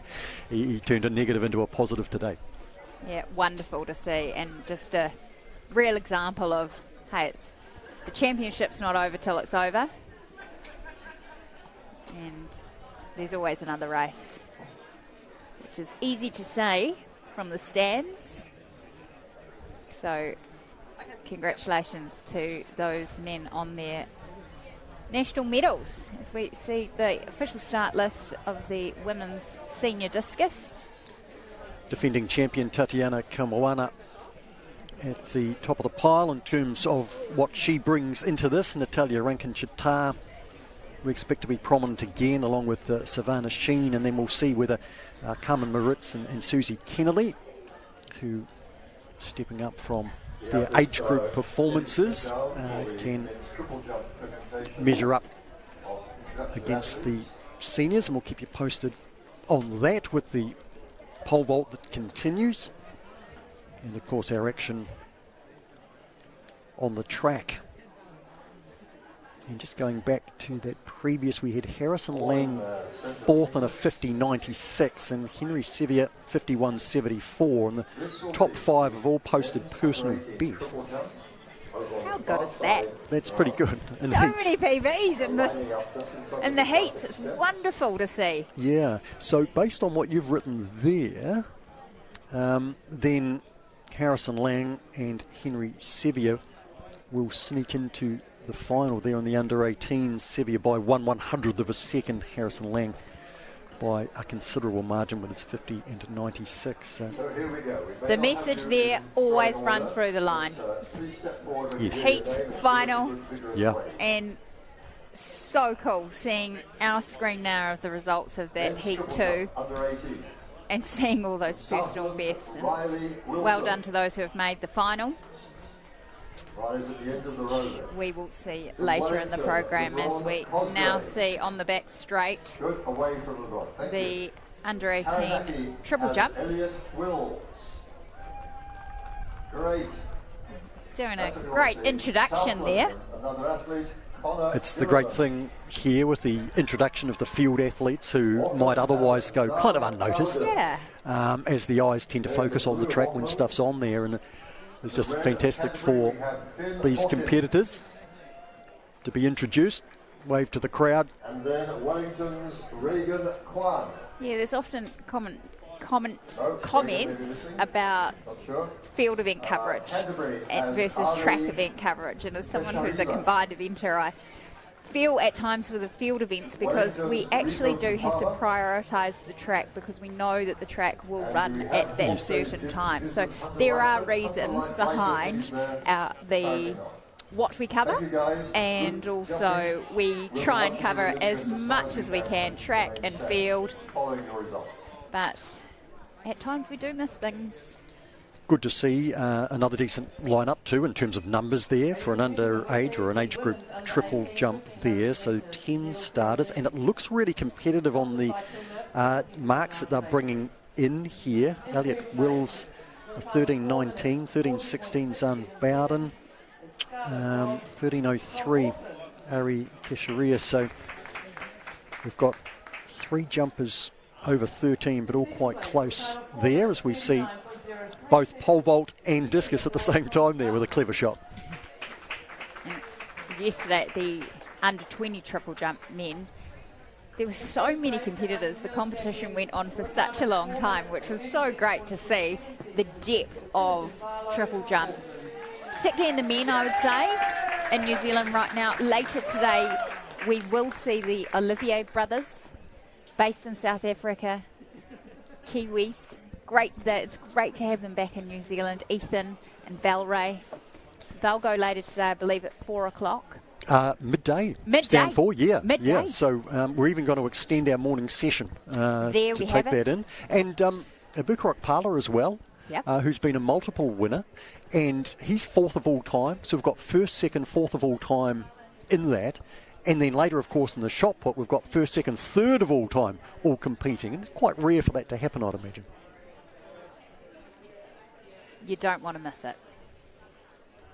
As we continue our coverage of the men's under 20 pole vault here, the bar is at 4:06, and Ty Rhodes will go back and make some adjustments there after his first attempt. He will have 2 more attempts at this height. Unfortunately, Connor Brown was unable to clear 391. And Luke Moffat and Ty Rhodes now are the 2 competitors that remain. We also have the senior women's discus. They're into their work round 1. Natalia Rankinchita has thrown 46.18. As we see Yorana Tafili of Samoa, Famalosi. And let's see what our Samoan athlete can do at Newtown Park this morning. Lots of Samoan athletes out there over the weekend. Wonderful to see Shaka Sola's tribe of solar power athletes.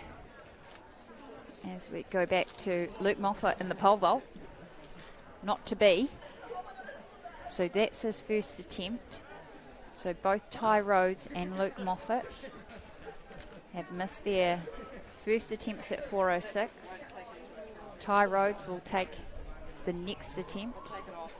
This is Tatiana Kaimawana, one of the real favourites for this women's discus.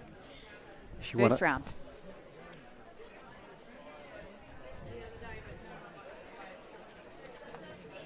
Gets out a good one first up.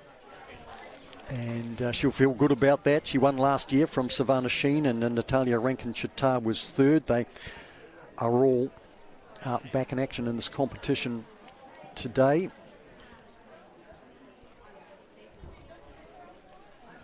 I don't know if we've seen it, but there is Triple jump unfolding in the back straight in the under 18s. So we have men's under 20 pole vault final stages. Women's discus throw. Tatiana Koimoana has just thrown 49.94 in her first round. And we have the men's under 18 triple jump also in action. And now we see into the circle Susie Kennelly of Auckland. And back at, she is.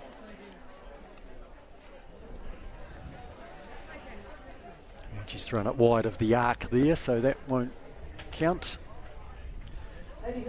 For Susie, back at the pole vault, here's Ty Rhodes and his second attempt 4:06, and he'll need a third attempt there. He has jumped considerably higher, 4:32 at the pre-pots in January, so he's got it in him. We need to take a break here now while these field events unfold, and we'll be back with you shortly with live action from the Jennian Homes New Zealand Track and Field Championships for 2024 at Newtown Park.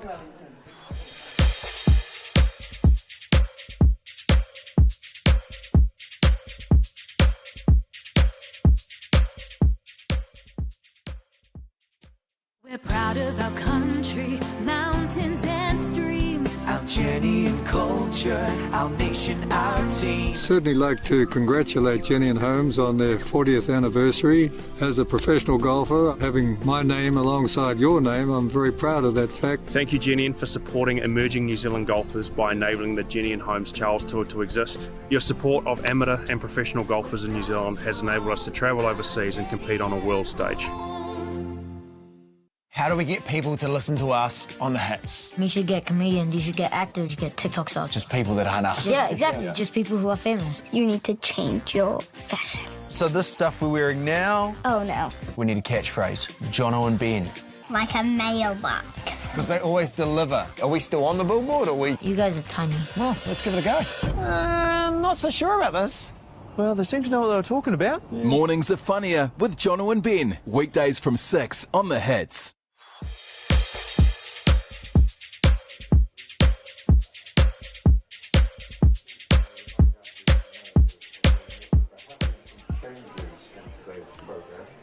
Welcome back into the coverage here from Newtown Park in Wellington to Whanganui Atara. Jennian Holmes New Zealand Track and Field Championships. We welcome all comers here. Bring your dog to the athletics. We don't mind. Got live action out on the field at the moment. See Dame Valerie Adams chatting with Sister Lisa. With Lisa's performance in the para shot put this morning. We're back in the discus circle, the women's senior competition. Zanabiti Otago. She had a first round throw of 44.32.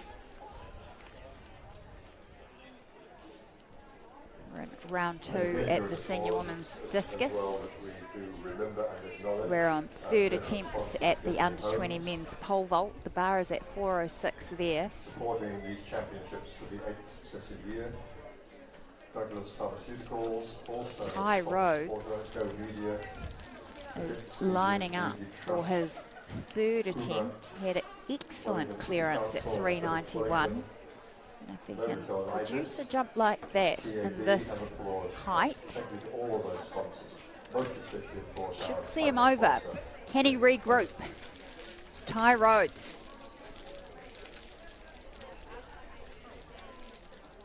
.406. And he... Oh!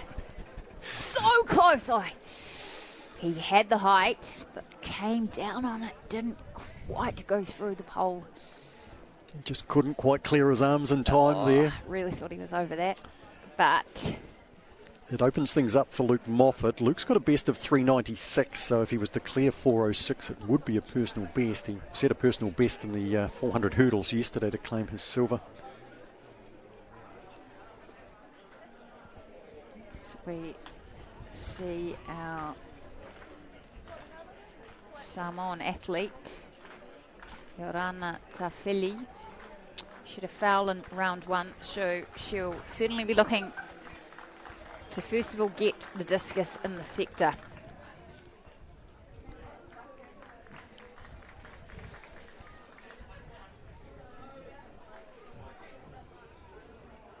And it's in, and she's stepped out the back, so we've got a white flag and we've got a measurement. So great signs there, and great signs that the under 18 men's triple jump is in action.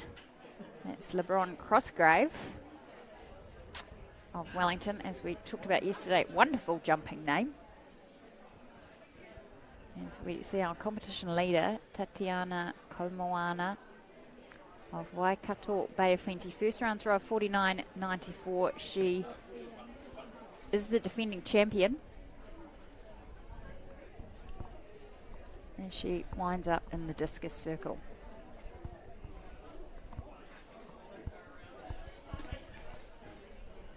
And that's a better throw from Tatiana, but she has fouled it in the circle. It's so a shame. It will not count. Luke Moffat has brought the bar down at 4:06, and I think that'll give Ty Rhodes the title on countback with his first clearance at 391, with Luke having a miss at 376. Ty actually missed at 361 earlier, but Ty clear through 376 and 391. Start list on the men's triple jump. So this is back to the under 18 triple jump.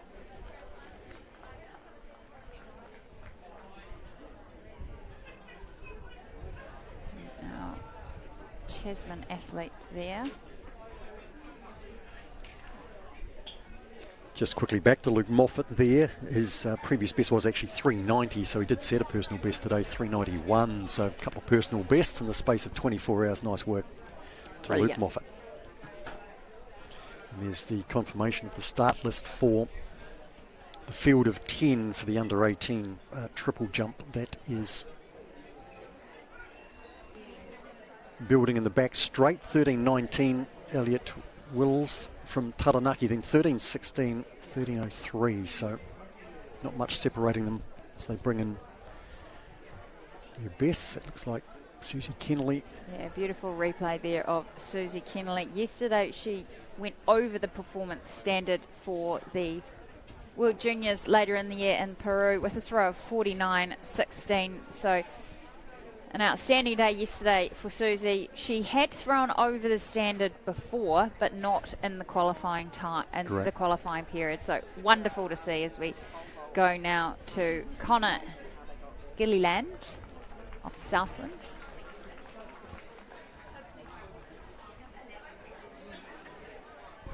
Southland athletes have been prominent over these championships. It's always great to see. He's actually born in Invercargill, spent the first few months down there, so I still claim a little bit of that. I mean, I'm red and black really, but and I've lived in Wellington for 20 years, so I've claimed half the country. But love it. But you like to see Southland to the fore, and they have been. Oh, they have been. They've got great structures down there and wonderful volunteers as well. So good on you, Southland. Keep it up as we go now to Bridget Kuehl of Canterbury. She needs a mark here. This is her third throw. She's failed twice to date. And unfortunately finding the cage again there. Susie's on 2 fouls as well, Susie Kennelly.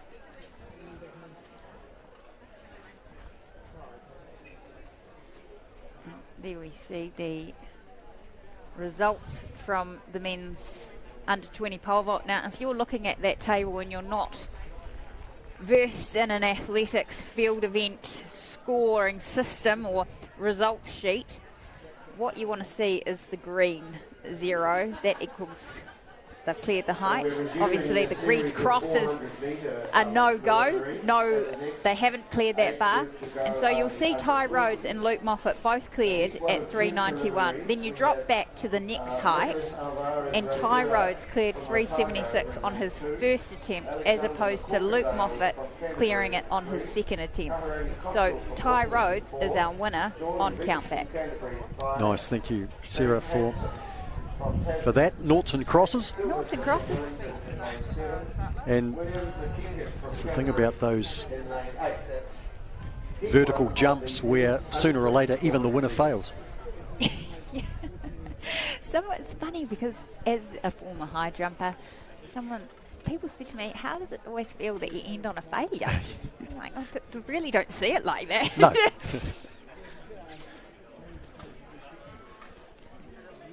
And that's a replay there of Ty Rhodes. And that was a massive clearance too. Massive. It was a massive clearance. So he has got it in him, and as we said earlier in the year, he did a 4:32. So he's been below that today, but he's been good enough to take the title. So congratulations to him. We're back at the 400 metres. Nico Cafe, 400 metres. This is the under-20s Heat 1, and this will be very spirited with The likes of Kahurangi Cotterill in here with a best of a sub 49 seconds. Jordan Veach is a sub 50-second runner as well.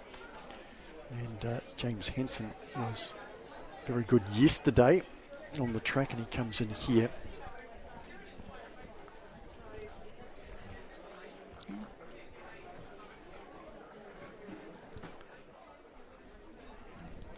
There still seems to be some activity down at the pole vault there, and I'm looking quizzical, and Sarah's looking quizzical, and were they having a jump off, or were they I don't know what was going on, but they've just seemingly congratulated each other, or whether they've just decided to. Anyway, we are getting information that it was a jump off. It was a jump off. After I explained the score sheet to you. Well, that was my understanding as well, Sarah. That's my understanding. Yeah. So we'll get a report from a bit more of a pole vault expert as we go now to our women's discus throw. Tā Whili of Samoa. And that's in the cage. Unfortunately, she threw 40 metres 08 in round 2. Currently sitting in 6th as we have our men's under 20 heat 1, 400 metres in their blocks. We do.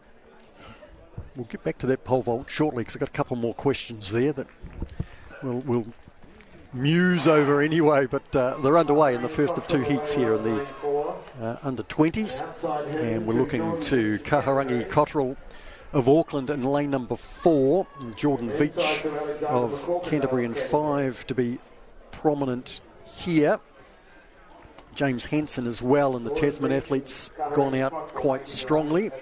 Jacob Kilmister is wearing the yellow of Wellington, and he's out widest. Hansen, now Veach coming underneath them, and Cotterill now is making good ground on the stagger. And McCorkindale closer in as well, looking to try and get part of this top 3. Cotterill's got to the lead from Veach. Good battle though for 3rd, with Hansen pulling through again with some really good strength that he showed yesterday as well. Cotterill wins Veach 2nd.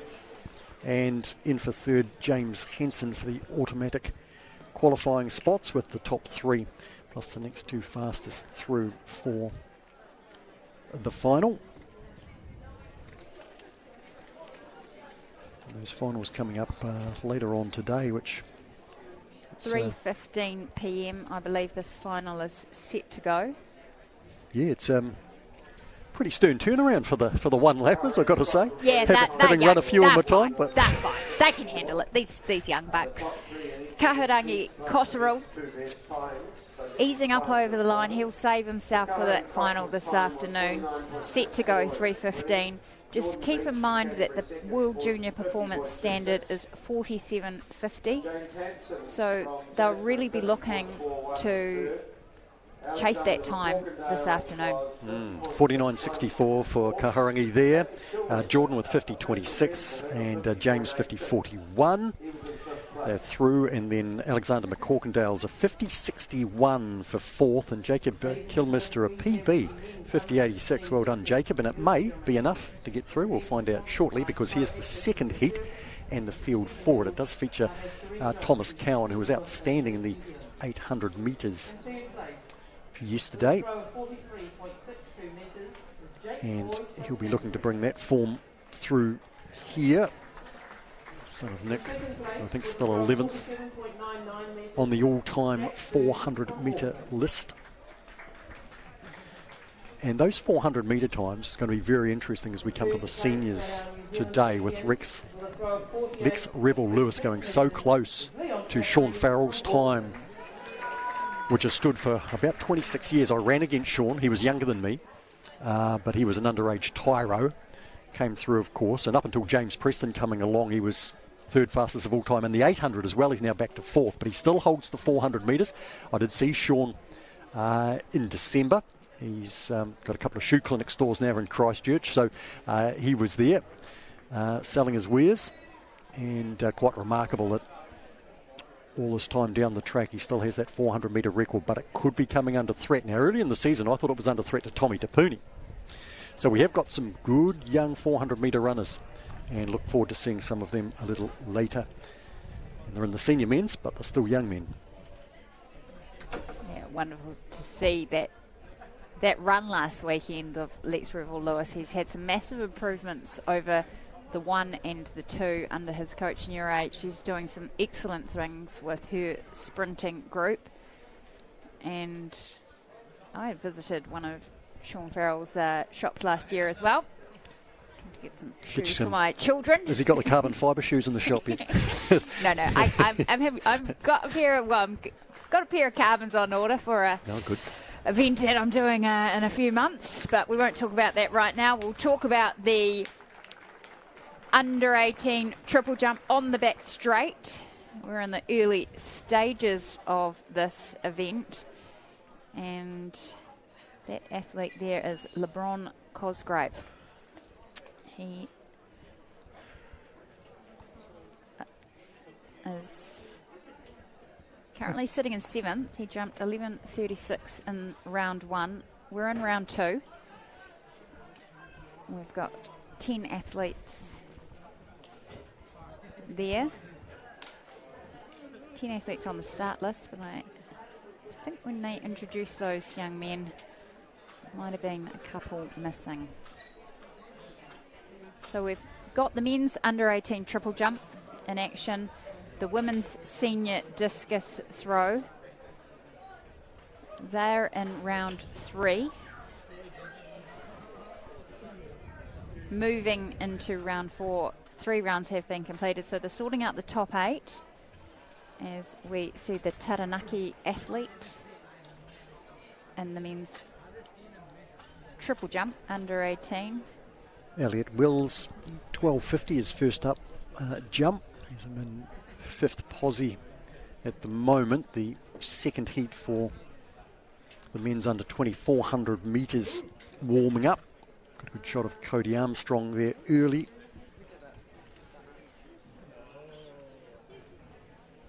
Lane 2 will be Fletcher Van Hooven from Waikato Bay of Plenty. Miller McElroy out of Otago in lane 3. Lane 4, Jacob Douglas. 49.70. His father will be nervously watching on, so good luck to your boy Baldrick. Joe Berman of Auckland, 50:56, lane 5. Thomas Cowan, sub 49 second runner. Brilliant finish to win the 800 metres yesterday. Up against his rival and friend, James Ford. And I think I saw James in the senior men's 400, so James tackling the big boys. Yeah, and James has gone under the performance standard for the World Juniors in this 400 metres as well, but not within the qualifying period. So he'll be looking to try and crack that 47.50. Keep an eye on this race coming. 50.61 is the next fastest qualifier for the final. So that's Alexander McCorkindale, currently sitting in that top little queue position. This is the Southland athlete at the under 18 triple jump, Connor McGillian, as they're in their blocks and ready for Heat 2, men's under 20 400 metres. And underway, Thomas Cowan, number 148's in lane number 6 here, and making up some ground on Cody Armstrong, the Otago athlete, on the outside. Behind them, Joe Berman, Jake Douglas looking to come through underneath, and the Otago athlete, Miller McElroy, coming off the back. Thomas Cowan has come underneath on the stagger under Cody Armstrong. Jake Douglas making solid ground as well. Outside of him, Joe Berman coming to the corner, and Cowan in front. Douglas coming through into second. Cody Armstrong out wide, trying to kick Joe Berman underneath, finishing pretty well. Fletcher Van Hooven comfortable for Thomas Cowan and Jake Douglas, and they're nicely through Joe Berman as well. And then relying on times here, Fletcher Van Hooven and Cody Armstrong. So did it well did it well, looked relaxed certainly in that last 100 metres, and comes up with a time of 50.87. Jacob Douglas in second, 51.16. Joe Berman, 51.33. And top three will advance, and Cody Armstrong's time of 51.64 unfortunately will not be enough for him to make the next stage of the competition, the final. But a great run also by Fletcher Van Hooven, 51.68, and Miller McCleria of Otago, 53.51. So Alexandra McCorkindale and Jaco Kilmister will be the next fastest qualifiers outside of those top three finishes in each of those two heats. As we see the medalists in the 4x400 metres last night, a few of them wishing they had put on their longer pants, it looks like.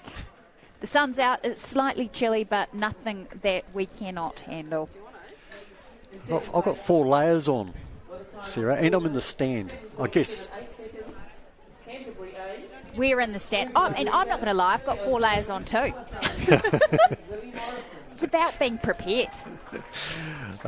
Indeed it is. Now, I'm going to step out for a little bit here, and Hayden Shearman will be in with Sarah Cowley-Ross as this program continues to unfold. We're less than an hour away from the senior men's triple jump, which should be a highlight on the day, which means we're 3 hours away from the pole vault. And of course we've got shot put coming later as well, senior men's, so some real highlights to come in the field, and thoroughly looking forward to the senior men's and women's 400 metres heats coming soon. So as these young women get their medals for their efforts in the 4x400 metres last night, they get the snaps. There's a lot of parents on the fence line with their phones down there, just making sure they document this moment. We go back to the men's under 18 triple jump. This is Rico Potama of Wellington. He had a first round jump of 12.79.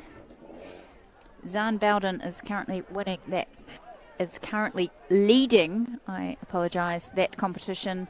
First round jump of 13.73. We're in round 2, and we've got a big field as Rico Potama extends his distance to 12.94. Just noting that he's jumped that jump into a minus 0.8. So I can see the winds varying from 2.8 plus to just gentle headwinds. That's Hunter Lyford of Hawke's Bay Manawatu, and we've got the senior women's discus going on right now. We're in the final 3 rounds. Savannah skiing there. Round 4, she's had a best of 48.54. Fouled that one, but she'll reset for the final 2 rounds. We've got the women's under 20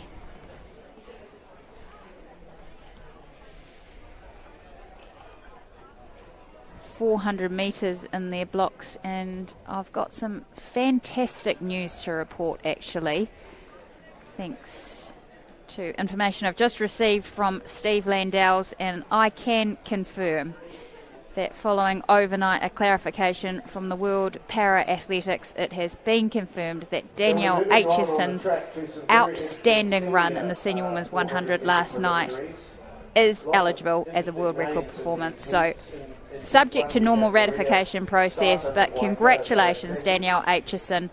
An outstanding run last night, 13.41, and a legal wind at 0.8.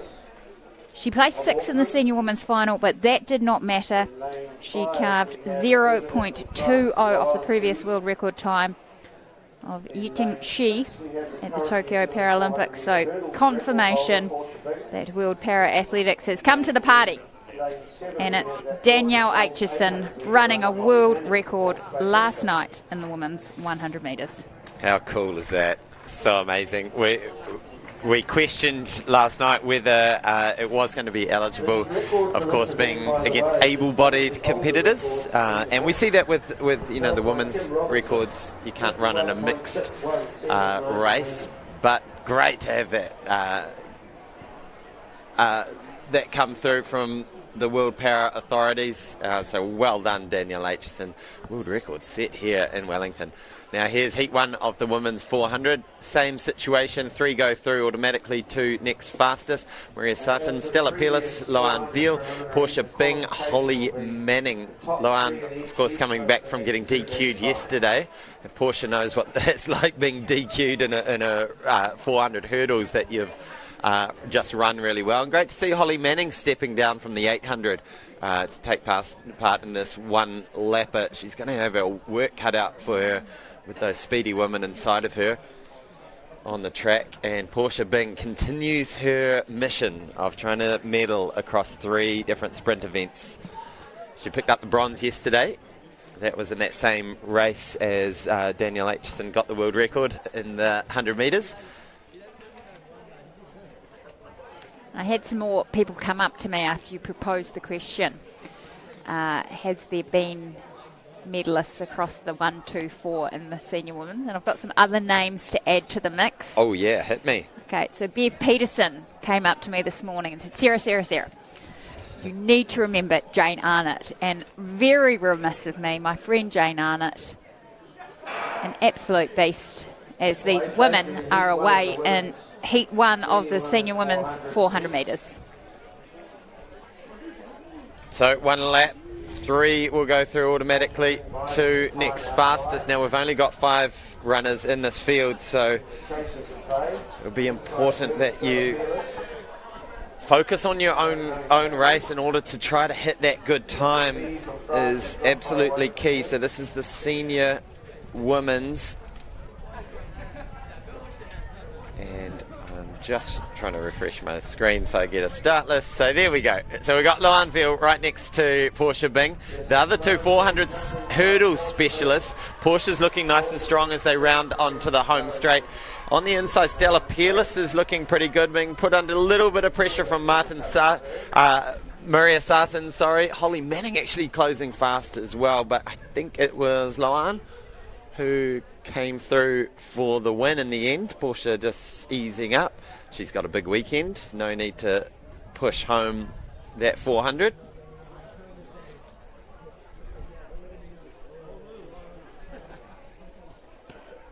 And in this under 18 men's triple jump competition, here's Connor Gilliland. He's sitting in second place at the moment in round 3. He's got a best of 13.57, and that was a 13.04. Zahn Bowden is in the lead from Auckland with a 13.62. And the senior women's discus is really heating up. We're now into round 5. Saw Susie Kennelly there. Just complete these results and then you can do this presentation. Who won the under 20s discus yesterday with 449 metre throw. Stella Pearless from Auckland was third in 56. I don't know if the viewers at home can hear the wind that's hitting the mics, but it's quite interesting. Like, the rest of the ground's not that windy. I went for a little walk around to grab a coffee and chat to people. It's not that windy down on trackside, but for some reason up here at the top of the grandstand, the southerly's finding its way through every last piece of clothing that I've got to wear. How many layers have you got on? Because Mark and I are rocking 4. I would say it's more layers than I've had for the entire 2024 so far. So autumn's definitely here. Autumn has sprung. What's the mood at trackside, Hayden? The mood is really good. I think everyone's talking about James Preston's 800 yesterday. I think that was just a wonderful way to cap off what was a great day.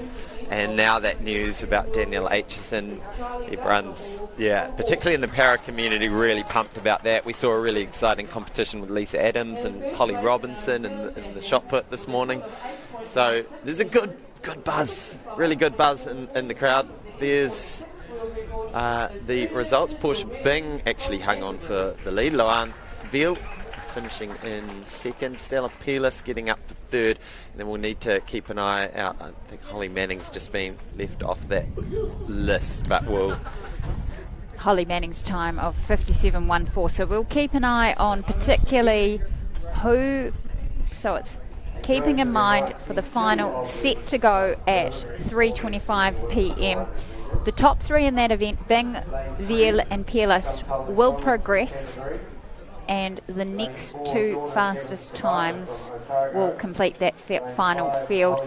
Starting there of 57.00 and Manning 57.14. So Heat 2 will know what they have to beat as we go now to Shavana Skeen. Round 5, senior women's discus, currently sitting in second at a third round throw of 48.54. Oh, that looked pretty good. That's certainly out towards the 50-metre mark. A half smile.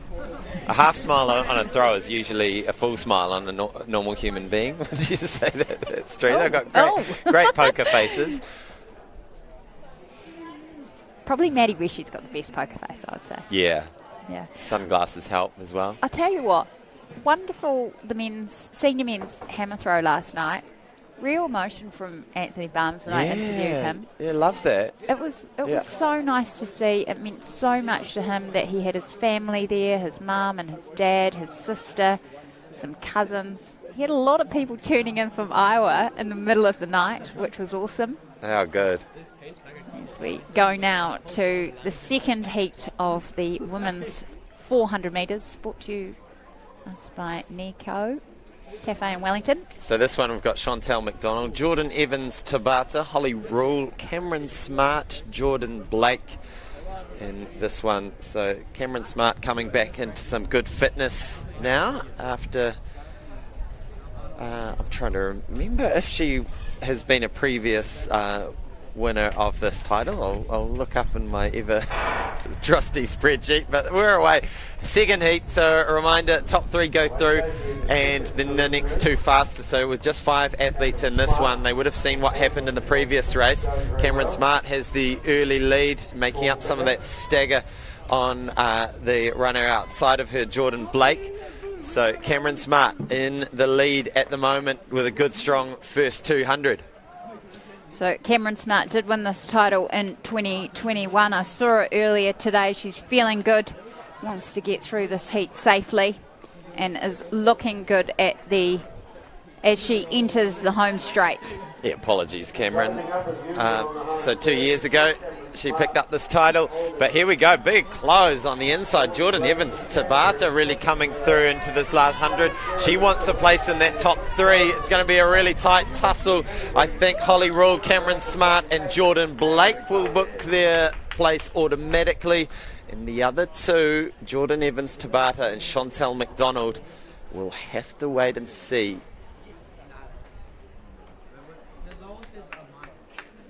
So men's triple jump under 18. It's Hunter Lyford there. We're in round 3.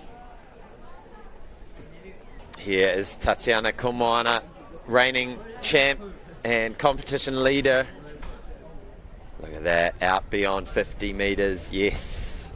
Started with a 49.94. And apart from one foul, has been beyond 50 metres every time since then. Philly of Samoa. She had a best in round 2, 40.08.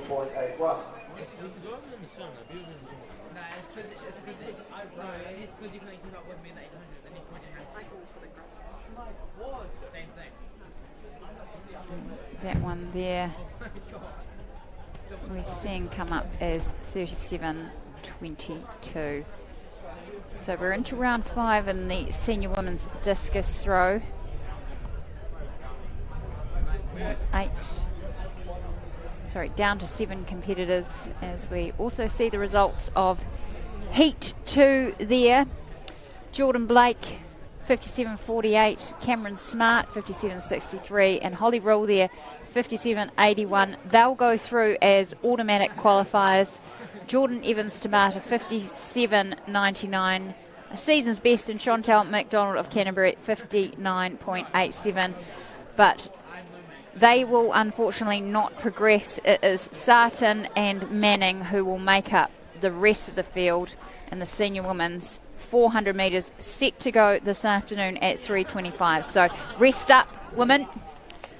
Yeah, and it's a quick turnaround, isn't it? It's a quick turnaround, but that's great. Do you stay warm, or do you go and do you warm down and then come back an hour later for another warm up? Tricky turnaround, but these athletes are used to it. You warm down. You stay warm with a blanket. You find the warmest place in the stadium. Yeah. Probably not up here. That's There's some nice little sun traps. Oh, just losing balance after the release there. There are some beautiful sun traps actually around the stadium. Look at it. Glorious. Absolutely glorious. A picture of perfection here at Newtown Park. What you don't see is the wind chill factor and the fact it's... When we started at 9 o'clock this morning, Met Service was saying feels like 7 degrees. Oh, you'd be right with that, Hayden. You did your run this morning. Yeah, you were warm. I'm fine with that. I certainly felt for those field athletes who had to get out there and start the morning very early in cool conditions. So we're at round 5. This is Carmen Maritz, who is in 4th place at the moment. She, according to our live results, has a personal best with a second round throw of 45.37.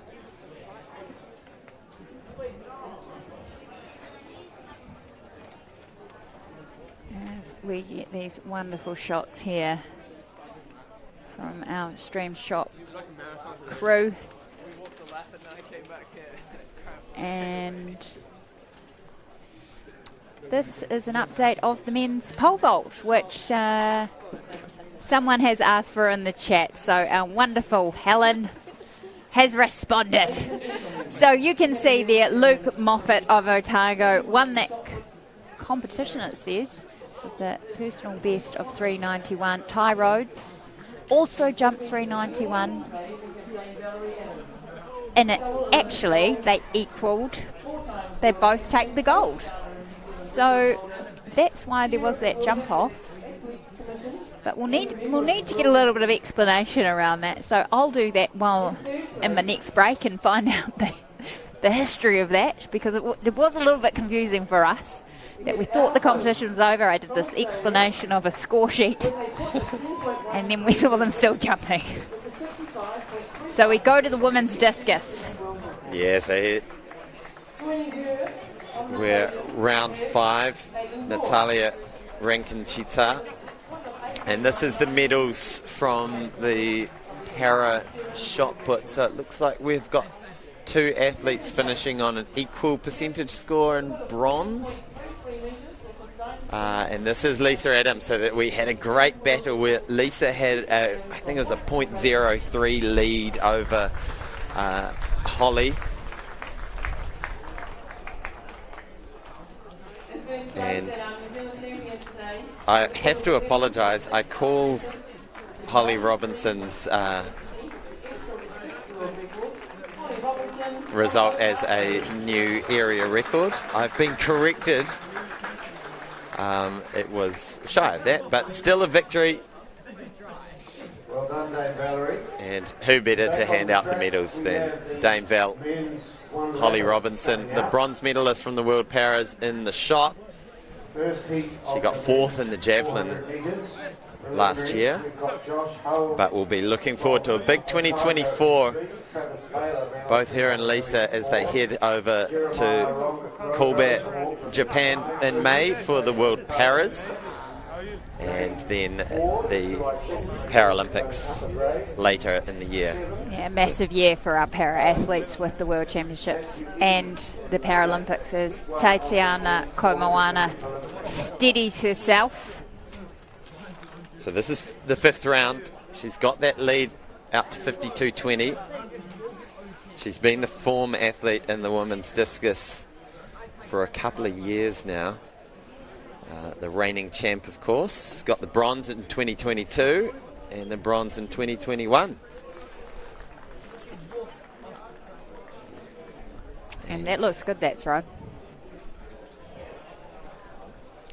There's confirmation of the seniors 400. So that was the heat 1. So Fergus McLeod, James Ford went through automatically. Oh, so this is to run. Sorry.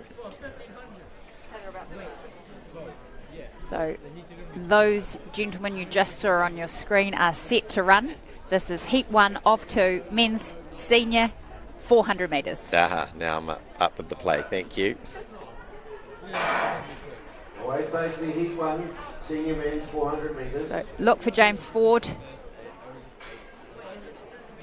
James Ford and Fergus McLeod. And Fergus McLeod, the Otago athlete, into their work on the back straight. Fergus McLeod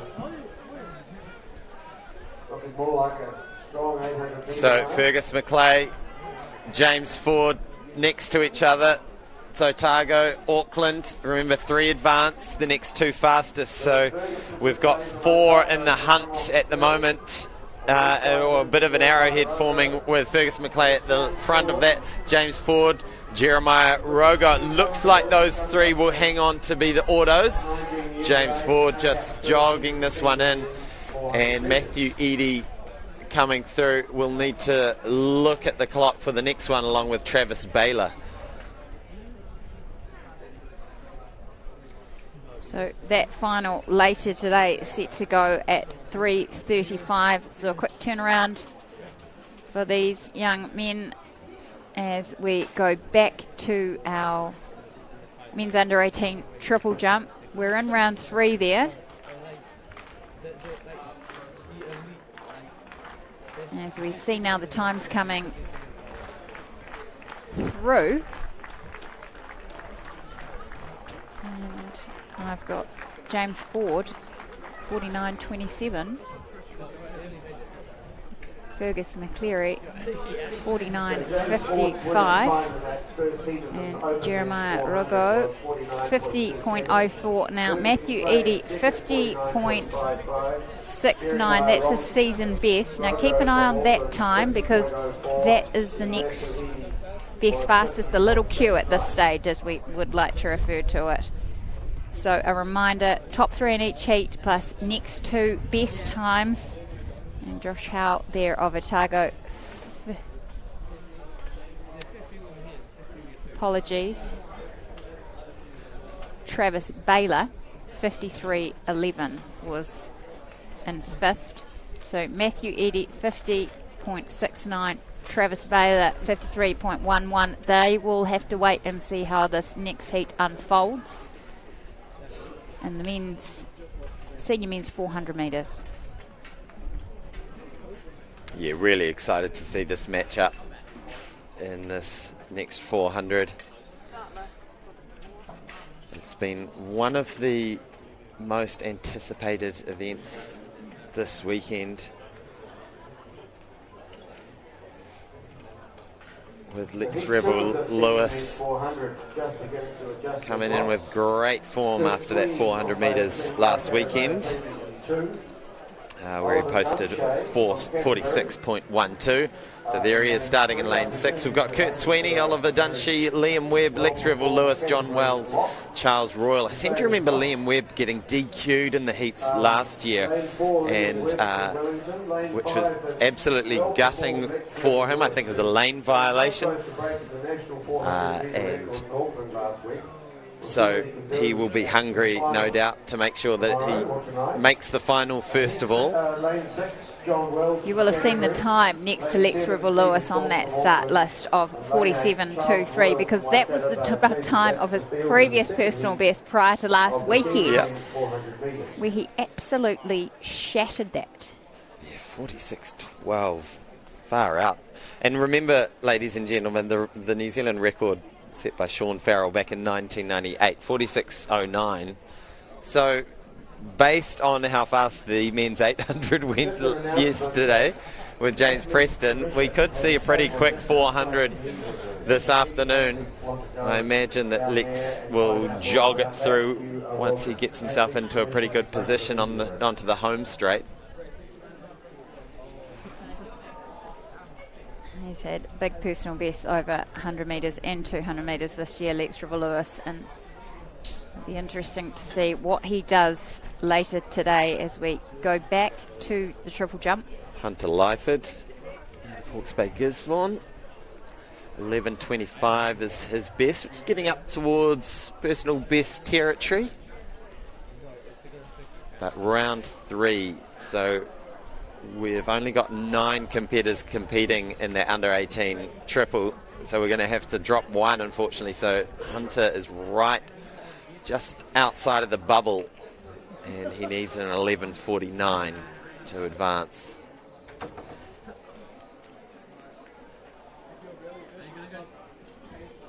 Now, I've just been informed that I John Wells can see that the senior women's discus has completed at the far end of the ground. The under-18 triple jump, the only field event in progress right now. Bit of a crowd building over there. And we have LeBron Cosgrave. Saw him earlier in the weekend. And he's just sitting just inside that bubble with an 11.81. He's been nice and consistent in those high 11s.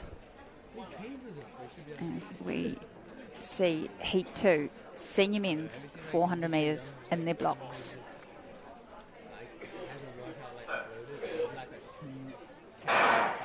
And we're away cleanly. Kurt Sweeney, Olivia Dunshee, Liam Webb, Lex Revel-Lewis, John Wells, Charles Royal. Let's see how Lex Revel-Lewis plays this one out. He's made up that stagger on John Wells already, and Liam Webb inside of him going, well, look at this from Liam Webb. He's really running strong. He's got a clear lead. Lex Revel-Lewis now responds as he sees the Wellingtonian come up on his inside. So coming into the home straight, Liam Webb has that early lead. Lex Revel-Lewis now starting to go with him, and it's going to be a good battle for that third automatic qualifying spot between the two Cantabrians and Charles Royal from Waikato Bay of Plenty. The two at the front move into jog mode. It's a battle for third. Oh, the dip on the line. I think Charles Royal just got it over John Wells, but that was very, very close for that third. How are we looking for, remind us again of the automatic qualifying time? I think it was Matthew Eadie. Matthew Eadie, 50.69. Travis Baylor, 53.11. And Liam Webb. No one told him it was a heat, did they? Just put the accelerator on, and Lex Revel-Lewis' winning time, 49.76. As we still see our triple jumpers in action from Taranaki. Liam Webb, his unofficial time, 49.99. Dipping under 50 seconds. I'd like to know his 200 split. So would I. I'd like to know his 300 to 200. Yeah. The back straight split was very quick indeed. As we see, Oliver Dunshee still on the track, probably waiting for results to come through. Now, there's a time board just next to him as we see the triple jump results coming through. so Elliot Willis of Taranaki, who we just saw on your screens, 12.97 in that jump. The wind plus 3.9. So now that's different. it is, considering that Liam Webb just ran into that wind down the back straight. As we see now, LeBron Cosgrave really calling for the crowd support. You can see a number of the jumps fraternity on the back straight here as Cosgrove gets into the pit. Unfortunately puts his left hand back there. You want to avoid doing that. Your measurement will be taken from the closest point to the board, so that would include if your hand slips back. So keep everything moving forward is what you're saying. You want everything going forward. And in the triple jump, you can see some of these athletes can't quite handle the speed that they're generating and transferring that through. So we want less energy leaks. But that's a good jump there on the indicator board. Yeah, 13.18. We'll take that. As we see Connor Gilliand.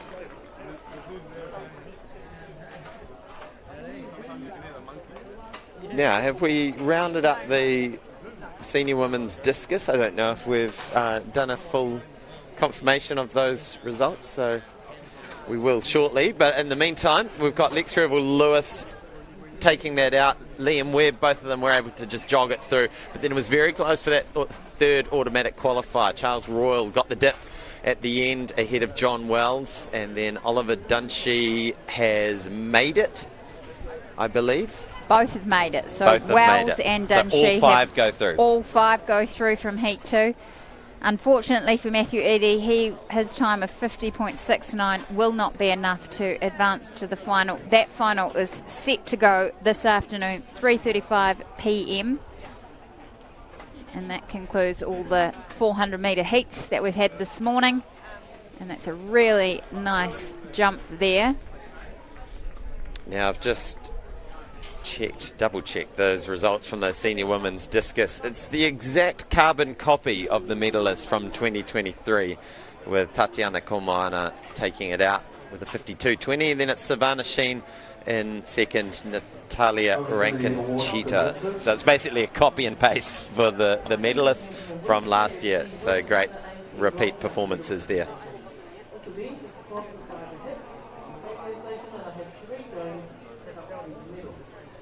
Now, I don't know if my results on the triple jump are updating. Are they for you? No, they're not. No, okay, because I see on the indicator board it's round 5, but we're up to round 3 we're talking about. So apologies if we have done the odd mistake in our lining up of the results we're seeing up in the stand where we are bringing this coverage from across the track at the men's under 18 triple jump. As last check, Zahn Bowden did have the lead with that 13.73, and I don't think we've seen anything beyond that from memory, but that was the last check we've got is from round 2. So there's confirmation of those carbon copy medalist results from last year's senior women's shot.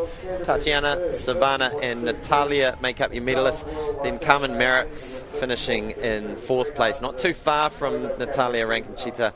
Susie Kennelly moving up into the senior age group and finishing in 5th place today. And I love this clapping technique from LeBron. The crowd on the back straight getting behind him. Some people in the home stand we're in. As he drives through the board. A little shake of the head. Body language suggests he's not happy, and a stomp of the foot. Give him an A+ for his clapping technique. See, jumpers give a lot more away on how they're feeling than throwers in general. It's a good observation there, Hayden. Not afraid.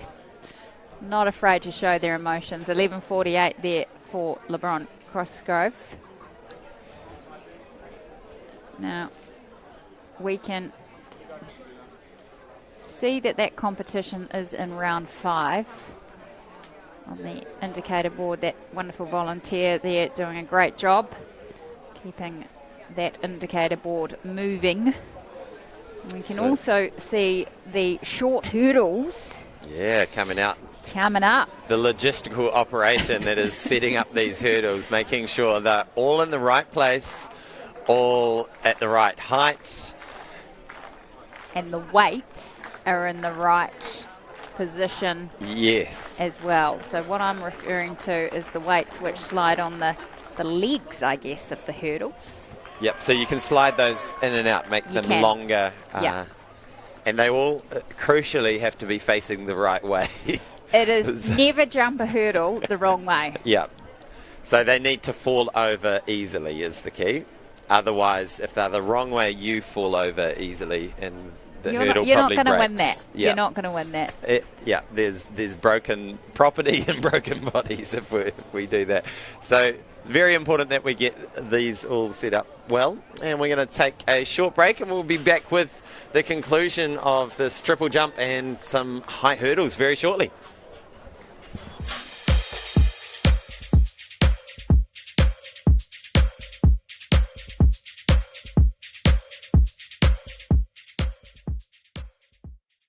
We're proud of our country, mountains and streams, our Jennian culture, our nation, our team.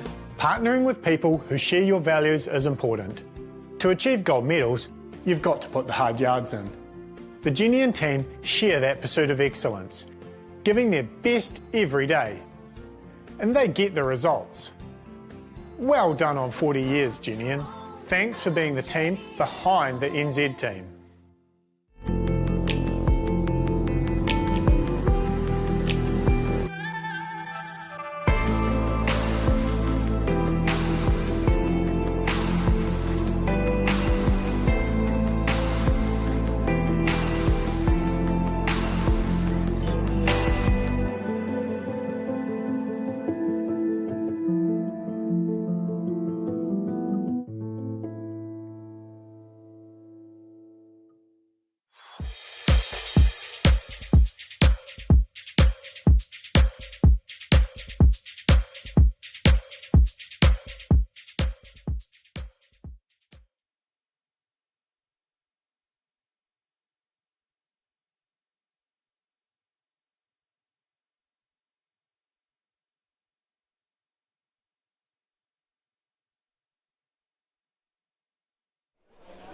No, my hooky, my. Welcome back, ladies and gentlemen, to the 2024 New Zealand Track and Field Champs, where we're under blue skies, a light southerly breeze, blowing these boys into the final rounds of this under-20 triple jump.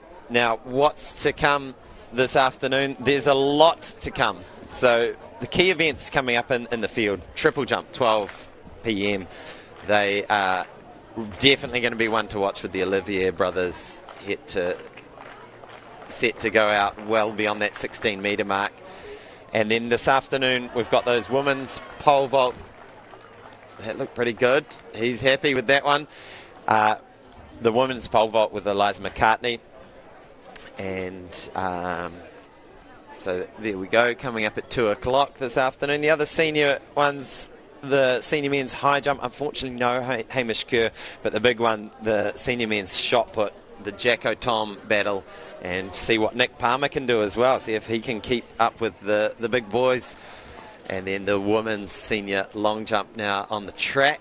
We've got the hurdle finals coming up. The 400 finals, we just had the heats earlier. They will be on at 3:05. That's the under-20s and the seniors, with the juniors later in the afternoon. And then the 1500 metre heats go. And then we finish off the day on the track with those 4x1 relays. So we believe this is Zahn Bowden, who has just done his 6th and final jump in that last round. Connor Gilliland of Southland jumped 13.66. We're having some delay with our results up to us where we are in the commentary box, but that is a 14-metre jump in the 6th round by Zahn Bowden. So great jumping there by the men's under 18. We'll get some official results for you through shortly, but those boys have certainly warmed up the triple jump runway for the senior men, who will quickly head down from the warm-up area, be given their allocated slots in their warm-up time. And as we said before, we will look forward to an Olivier brothers showdown. Ethan versus Valray. It's Ethan that's had the better of the two brothers in this New Zealand tour that they have been conducting around the nation. They've really enjoyed it. Speaking with their dad and coach Victus this morning, they're set to go. They're ready for it. They head back to South Africa next week to continue their preparation, trying to accumulate as many points as possible on the World Athletics ranking point system, as we see the men's triple jump starters live from midday today. Yeah, unfortunately no Ibuka Okpala in this field, but it'll be great to see how the likes of Scott Thompson, who has taken out this title previously back in 2022. The reigning champion Okpala is not here this weekend, which is a shame, but it'll be great to see Scott Thompson up against the might of the Olivier brothers, who are looking towards Paris qualification for the Olympics, and for Ethan, the World Juniors, which he's certainly one of the favourites to take out that title. So very exciting, and I'm really looking forward to these high hurdles as well, to see what happens with that, because most likely they're going to have a handy tailwind. Yes, it's cool conditions, but they'll probably be looking at the flags just fluttering with a gentle tailwind that could potentially blow them to some good times. So Josh Hawkins coming up shortly in the 110 hurdles, the reigning New Zealand record holder, which he set in April last year at 13.67. Set a New Zealand resident record at the ITM in a stacked international field, so wonderful to see that. Just touching on a former coach of Ibuka Okpala's and his sister Nika, Paul Lothian, who recently passed away, a brilliant servant of our sport, coached many people over the years in the Auckland athletics community. And our thoughts go out to the Lothian family and those affected by his recent passing, in particular his wife Jan, who also has done a tremendous amount of coaching, volunteering over the many years as a team. So rest in peace, Paul Lothian.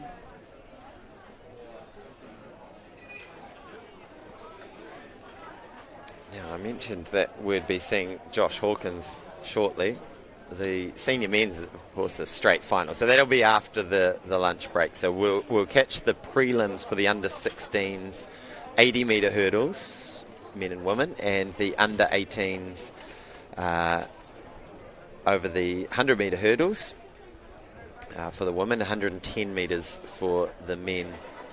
And well, actually, I'm just going to correct myself. We've only got one heat before lunch, and that is the under 16 80-metre hurdles. And then we go to, after lunch, we've got straight one age finals. Group, 2 heats. Yeah. And the rest are all straight finals.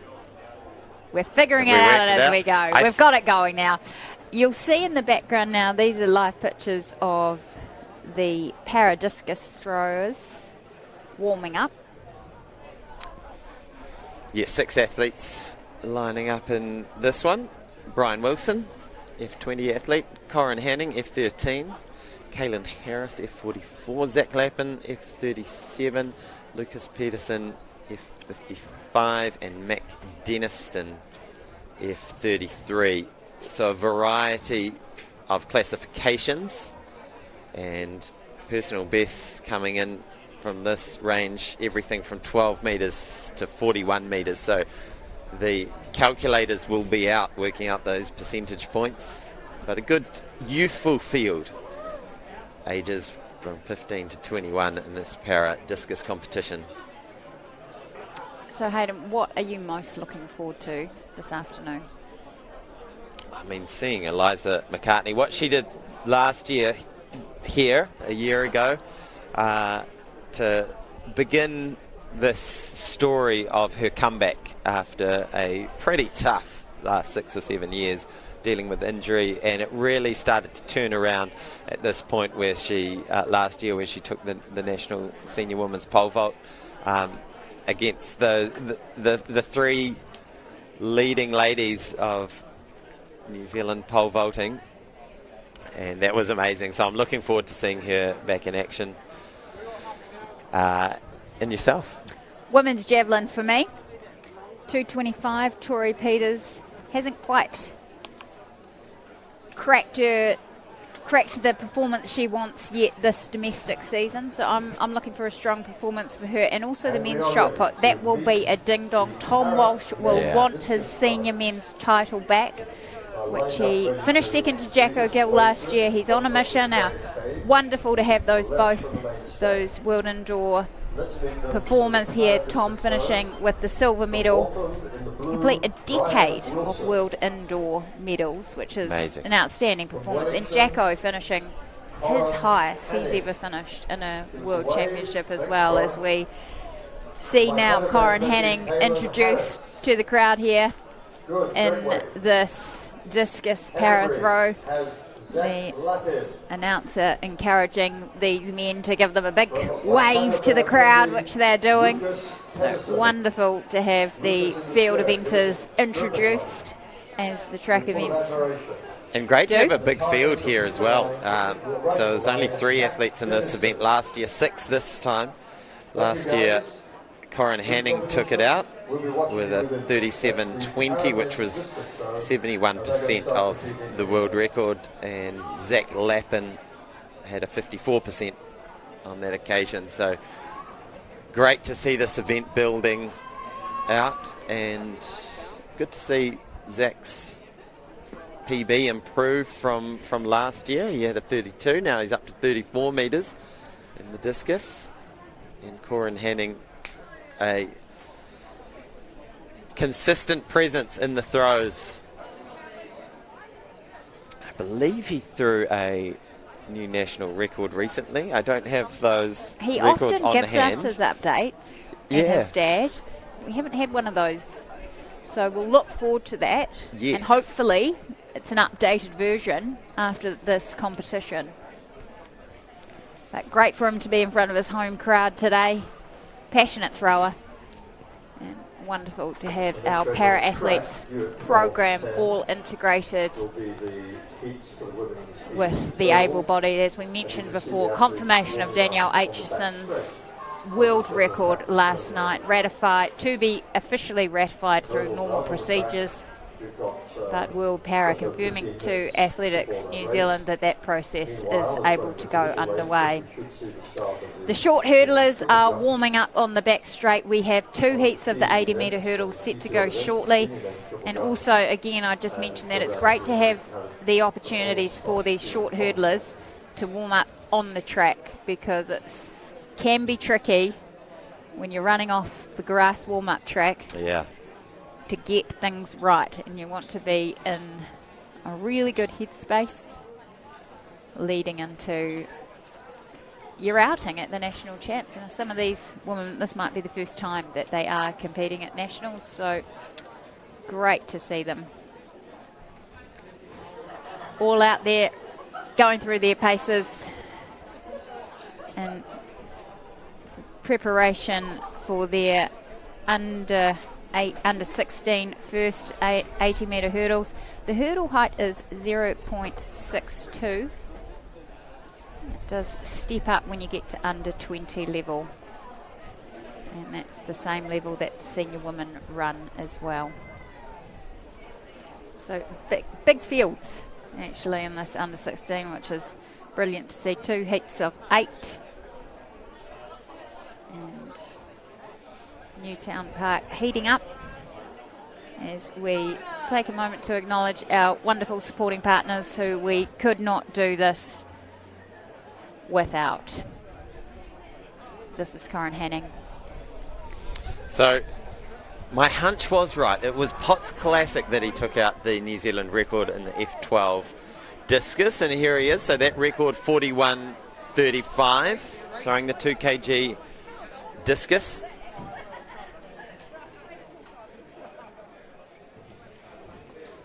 So our New Zealand category record holder has his first throw.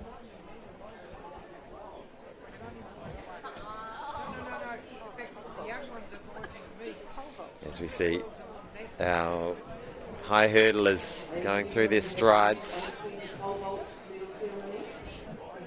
practicing their starts, practicing their hurdle techniques. There's a lot to think about, a lot to prepare the body for. Now, we had a bit of a situation earlier in the men's under 20 pole vault where, not going to lie, I was confused at what was going on with the official results. But what we have here is the medalists, and we can confirm that Luke Moffat received the silver medal and Ty Rhodes of Auckland received the gold medal. So they did do a jump off in the end, and apologies for the confusion on my part and a lot of other people's parts, I would say, but congratulations, Ty Rhodes. Great competition there between the 3 athletes earlier this morning, and wonderful to have Bev Peterson there presenting the medals.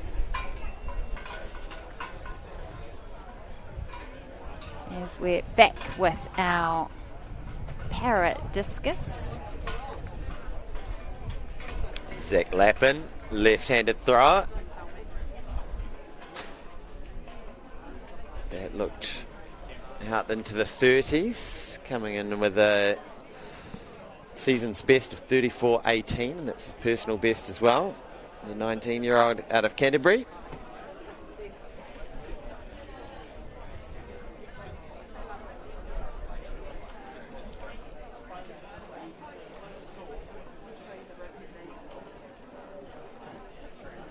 So Corin Hanning just looked up. He not only set the F12 New Zealand record in the discus at Potts Classic, but he also set the shot put record at 11.88. Yeah, wonderful. So he's having a good year in the throws. Now, something that I am confused about, and maybe someone in the comments, or we can find a para expert somewhere around here, is that we've got him listed as a F13 athlete, but his records are listed as F12. So I don't know if there's been a reclassification or whether so maybe someone can fill me in. Maybe someone can, but I do understand that your classification only lasts for a certain length of time, and you do need to be reclassified. Danielle Aitchison does go through that process regularly. I know from having done a bit of training with her as a bit of a training hack over last year, and she goes to the gym where I live. So it is essential that these para athletes, and it's a real process to get classified, and we're lucky in New Zealand that we do have professionals that are able to do that. And if you do want to get involved in para athletics, looking at these athletes today and thinking, hey, this is something maybe I could try, my advice would be go to your local Parafed organisation, Paralympics New Zealand, or head to the Athletics New Zealand website to get more information. We'd always love to have more people doing athletics, and it's a sport for all. Absolutely. And what a great sport and community to be a part of as well. So here he is, Corin Hanning. He took out this event last year.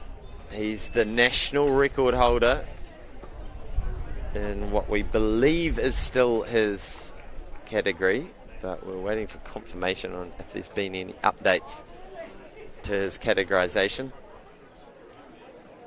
But certainly had a good start to his summer at the Potts Classic, taking out both the shot put and discus New Zealand records.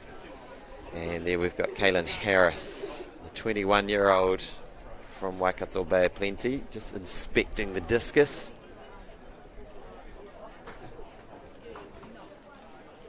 Making sure it's the one that he wants to use in this round.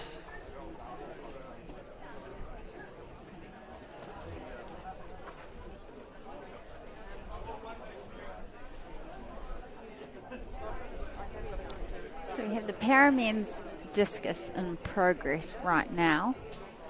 We have the senior men's triple jumpers warming up on the back straight. Their event was marked down at 12, set to go at 12. It might be slightly delayed because of the juniors going a bit longer. And we also have the under 16 800 metre, not 800 metres.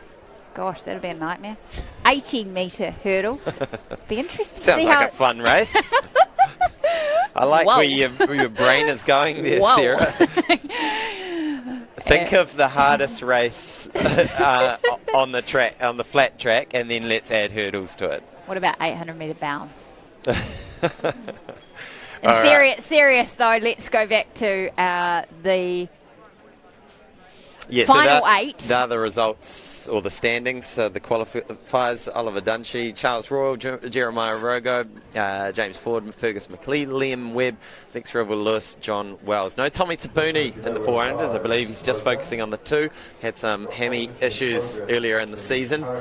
So we'll hopefully see him in the 200. 3:35 for that senior men's 400. 3:25 the women will go off. That will be a battle. And we will have that for you later today. We've got a big program ahead of us. And we've got this para discus in progress right now. This is Brian Wilson, F20 athlete, age 16. So awesome to see these young para athletes as well competing, Hayden. Yeah, brilliant, isn't it? Brian Wilson up to 18.25 so far, F20 athlete. And it looks like we've just got the 4 athletes. So I think Mac Denniston and Lucas Pedersen. In fact, we haven't had any results come through, late scratchings from this para discus competition. So all the age groups combined into this one. As we see Corin Hanning, who's currently has the second furthest throw, 1 centimetre only behind Zach Lappin, but those two in different categories. And Brian Wilson's distance comes through 18.36. That puts him 11 centimetres further than his second round throw. So 18.36 has him with the 4th furthest throw. Corin Hanning, our champion from last year, New Zealand record holder. Let's see what he's got in round 3. Looking to get towards 40, but that one goes outside the sector. It looks like he just lost contact with that. He'll be slipping out the back of the hand. Didn't like the way that came out of his hand, and the way the discus flies often tells you a lot about how it's released. We don't want much wobble. We don't want much wobble. Great coaching tip there.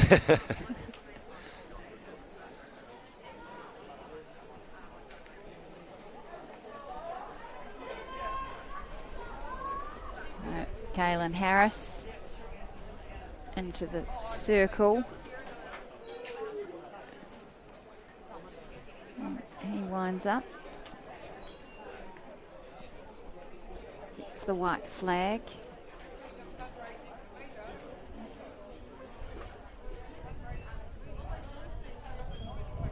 He's had a best today of 19:08. 19:08 in the first round and then 19:07 in the second round.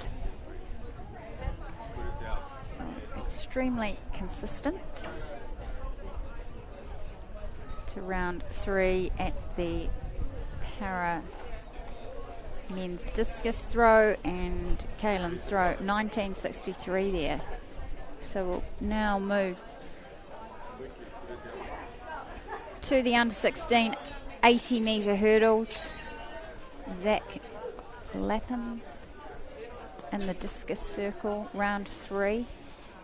And I've just looked up the records for the under 20s F37 discus throw, which is Zach's category. So he's sitting in the mid-30s at the moment, but that record held by Daniel Meyer from 2020 is 38.92. So that's starting to look within range for the 19-year-old Zach Lappin. But let's cross over to the track and introduce our field for the 80-metre hurdles. These are the under 16 girls. Heat 1, Sophie Krofsky, Tyler Albrecht, Martha Lepros, Jordan Vilhoen, Kaylee Bishkoff, Fernando Torrado, Kira O'Reilly and Maya Riseborough.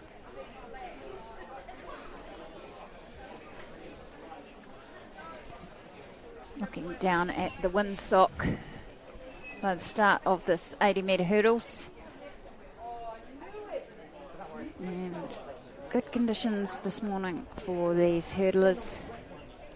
As we see now, our para men, it's Brian Wilson, as these under 16 athletes have a couple more starts. 80-metre hurdles, so much fun. And prepare themselves for their race. 2 heats of 8. And a final set to go at 2:25. So a quick turnaround for these young athletes. But that won't be a problem. As Conan Hanning make sure his shoes are dry so he can complete his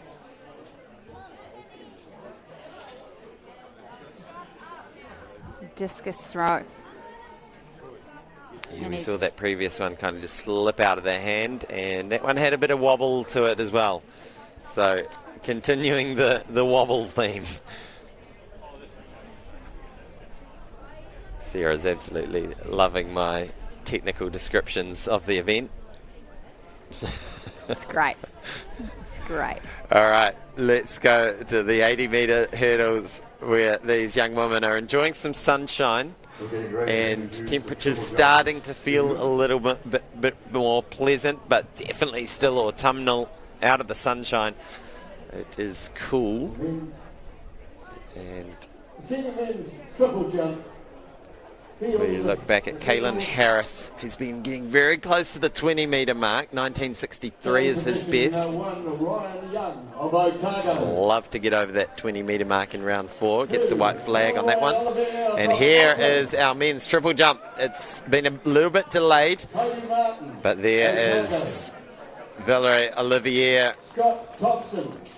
Scott Thompson, he's won this event before, he knows how to do it, but he'll have his work cut out for him today. And we've got Kurt Sweeney, Mirza Abbas Hussain from Harvard, and here he is, Lethan Olivier, the national record holder, 1667. That was from June last year when he set that record. Him and his brother Valerie going back and forth, exchanging blows throughout 2023, exchanging their grip of the New Zealand record. How good is it to see that record from Phil Wood back in 1978, finally replaced. It was 16:22, and now these boys sailing into the high 16s.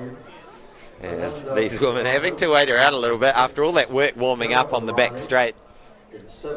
Now just waiting for the starters to get ready. 8 starters, and this is the first of 2 heats. The first 3 in each. So we won't go early. I know that many of you online will be tuning in at a specific time to see your loved one. Drop us a note in the chat where you're tuning in from around the world today. We love to know, actually. And that those 2 heats will go shortly. The para men's discus, the senior men's triple jump about to start, and we've had someone watching from Grenada. So kia ora koutou from Wellington, New Zealand. We love to see it. Here's the first heat.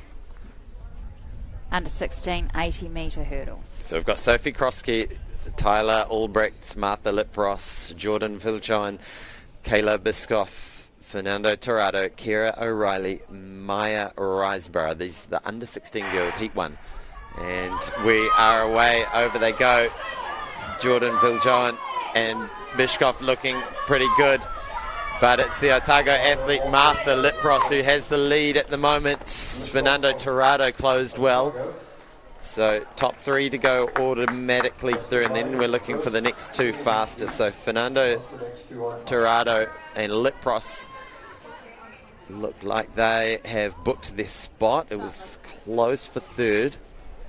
So Lipros has been given the win in 12:37, and they just had a friendly 0.1 metre per second tailwind.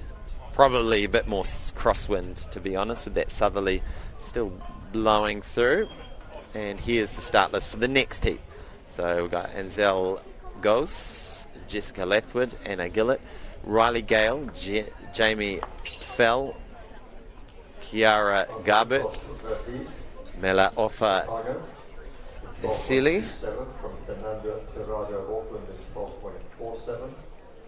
Katie Bishop, was 3rd in 12:25.1. And I missed Maisie Simpson off that list as well. But here we go. Opening round, opening jump for Valerie Olivier, the older of the 2 brothers. And look at this, straight into the action. Beautiful technique, so much rhythm, so much speed. A real craftsman of the sport is Valerie.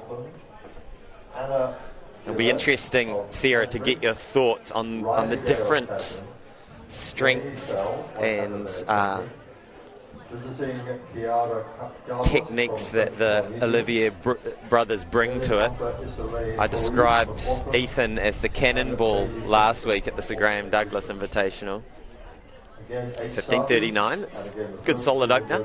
Solid opener. Great description of the cannonball. I tell you, Valerie looked like a cannonball on that runway. Just beautiful biomechanics in his run-up, which is critical to setting yourself up to go through the 3 phases of the triple jump.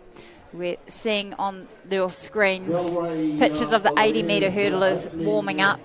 But going back to Valerie, he uses that speed to go through the phases of the triple jump without the leakage of energy. So it's that horizontal transfer to be able to maintain the speed with the control of going through a hop, step, jump process in the triple jump. So that's going to be a really exciting competition. We're in round 1 there. Keep an eye on it. This is the number 1 and number 2 all-time New Zealand triple jumpers. Amazing. Going at it. And 2 brothers. 2 brothers based in South Africa. I asked Valerie if he gets frustrated that his little brother is beating him, and he said to me, "Look, I don't care which one of us is jumping 17 metres or above. We both want to be there." So both pushing each other to heights and both equally happy for each other's success. Scott Thompson, 2-time champion in this event. Like I said, he's going to have his work cut out for him today. He won in 2021 and 2022 and picked up the silver medal last year. He'd love for another silver. He'd take that today. But you've got to think it's the battle for bronze. But here we are. Gals, Lathwood, Gillett, Gale, Fell, Garbett, Esaleli for all, and Simpson. And we're going to have to come back and restart this one. So a reminder, there are 2 heats in this under 16. We've had heat 1 go through. The top 3 will progress automatically to the final, and then the next 2 best times from I wonder heat if 1. there was a noise in the crowd, perhaps, because we saw multiple athletes flinch just then. Helen from the Stream Shop is actually saying it was Hayden. Quiet, please. I'm the noisy one. We need one of those in the tennis. Quiet, please. Just like the deathly silence that was around last night for Zoe Hobbs. This time, Hayden, don't get so excited. Women's under 16 heat 2. Fastest 3 will progress through to the final later today, plus the next 2 best times. Keeping our eye out for lanes 4, 5 and 6. They're the quickest on paper. But here we go. We're away cleanly. We've got all athletes coming back for this one. And off to a good start in the middle. Jamie Fell. Also next to her, Riley Gale, looking nice and strong. It's going to be Jamie Fell for the win. Fast finish there from Meleofa Esele for all, our French-Polynesian athlete.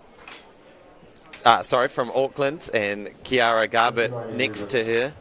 Triple jump is in progress, and Murray will be updating us on that. So yeah, it was Kiara Garbett wearing number 440, and then Jamie Fell just clipping that one, but stays on her feet.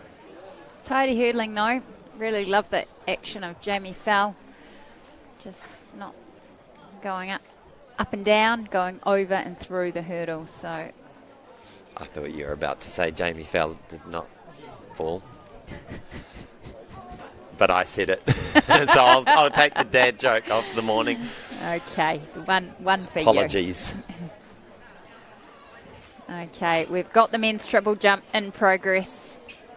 This is Maiza Abbas Hassan of Athletics Hawera.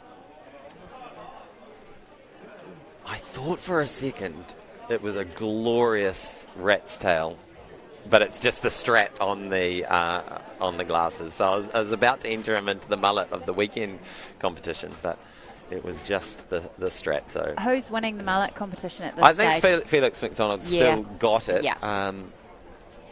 Jag Willers, the young Wellingtonian, yep. He's up there. Now his friends told me that he likes to refer to his mullet as a horse tail.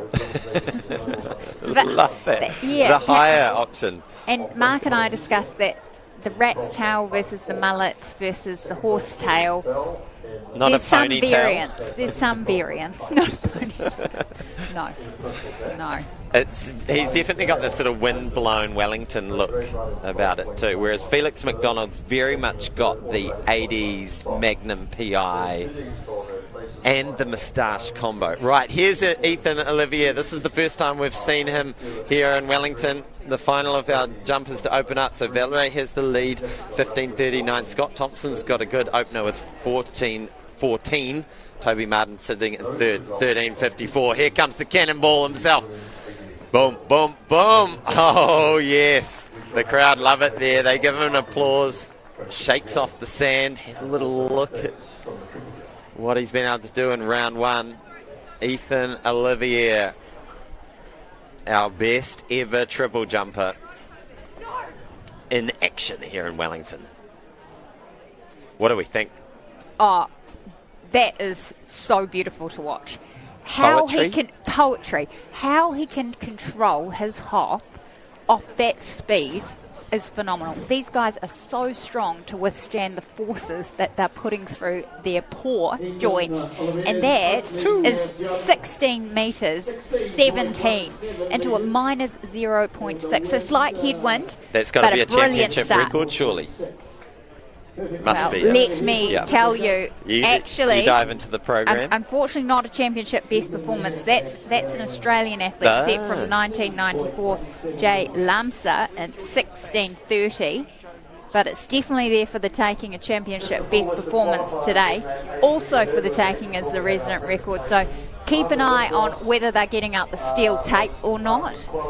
But early rounds of this exciting competition as we have the men's triple jump, and this is Ryan Young of Otago. He had a first round jump of 13:46. He'll be looking to certainly extend that. Oh, good candy floss out there. Some great food trucks available here. There are. I didn't just see the outside candy the floss ground. option. There's a lot of options. Thank goodness my children aren't here, is all I can say. Yep, I know the feeling. Now I can see on the runway Valray at the very end there while the officials gather round. Looks like they're having a nice little photo there. Just a wee shout out to all the officials who have given their time this weekend. It's like an annual reunion, isn't it, putting out the 100 hurdles. It's a team effort, and there they are proudly in front of their handiwork. Looking good, what a great team. Looking good in their hats. What a great team. All right, Valray, he's just seen his brother soar over that 16-metre mark. He's at 15:39 now. What can he do? Oh, just loses the rhythm a little bit for that second phase of the jump. What do we think happened there? So couldn't quite get that control. Went a bit faster, I thought, through that hop. His hop was much better in terms of horizontal rather than having a sort of bit more of a curve to his hip graph, I would say, in the hop stage. But he'll look to fix that up. He's certainly got the speed on the runway. And the wind reading for that a little bit higher, so 1.5. We've seen some negative wind readings, so we've been down to negative 1.7 from Mirza Hussain. And so he just got blew in a little bit strong into the board. But we go now to Toby Martin, best of 13:54 so far from round one. Now in round two.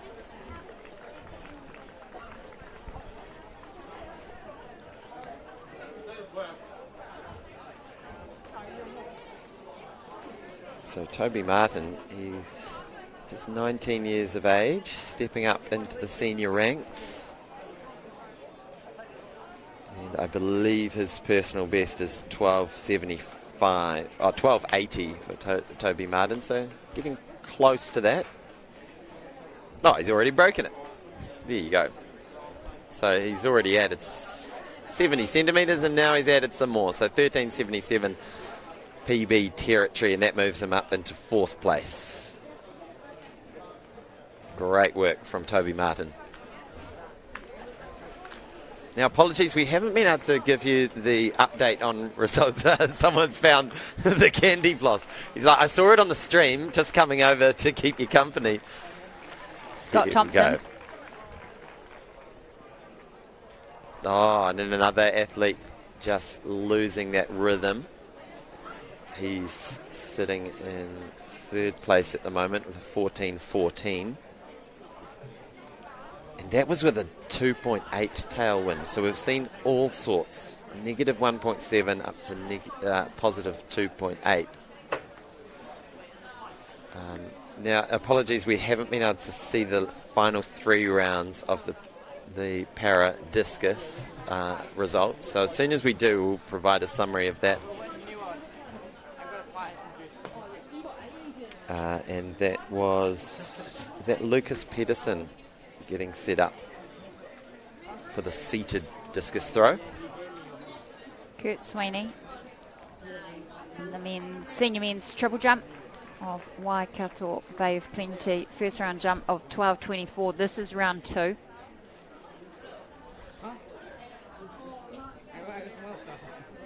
And we have 7 competitors in this senior men's triple jump.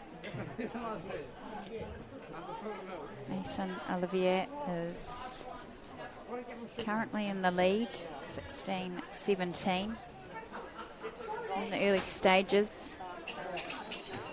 Also getting set up as Hayden said for the para-seated discus. 12.74 for Kurt Sweeney there, round 2. And we have some results for you of that discus held earlier today.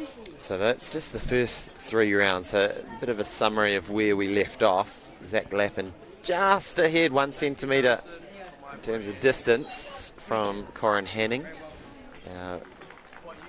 F12 record holder. But as you can see, listed as F13. So still trying to work out if there's been a classification change for Corin.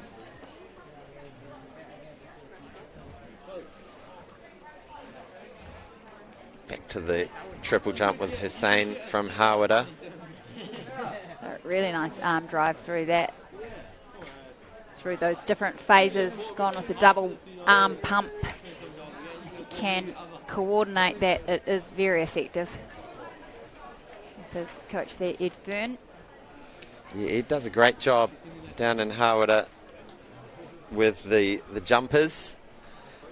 Got a great group of long jumpers, triple jumpers, and Ed puts on the Hawera Jumps to Music each year, which is a really cool local meet. Which, the music element of it, the athletes choose their song, choose their playlist, and they put on, the DJ plays those songs as they do their jumps. So it's a really cool atmosphere. As we see Ethan, here he comes, second attempt. He's already out beyond 16 metres. Here he goes again. Look at that rhythm. Look at that speed. The cannonball. The cannonball. His hop was much better that jump. I think he was just able to translate from the hop to the step just much more effectively, because the hop was just slightly lower. And certainly going forward, he's and will very that mean keen. If it's a bit lower, there's less sort of vertical absorption that needs to take place, so you can focus on horizontal. Correct, Hayden. Yeah. Very good. I'm glad you're listening. And I think a good way to think about it, I'm just going to put this out there as a metaphor: skimming stone on a lake. Skimming stones on a lake. So if you try and throw a skimming stone off a bridge, it's going to be very difficult. If you get right down lakeside, throw it at water level, just above, 16-17. Same jump. That's amazing. Same jump. Carbon copy. Carbon copy. Yes, so if you throw your skimming stone and you hit it, and it then ricochets up and then comes down. Yeah. And then it sort of peters out, right? If you hit it sideways, and I've got my skimming stone throwing technique going on right now, and it just glides across the water, it will keep going. Yeah. Okay, that's what we want in triple jump. Skimming stones. Converting that speed through the whole jump, so that the loss of energy leakage, I would say, through the phases is really critical.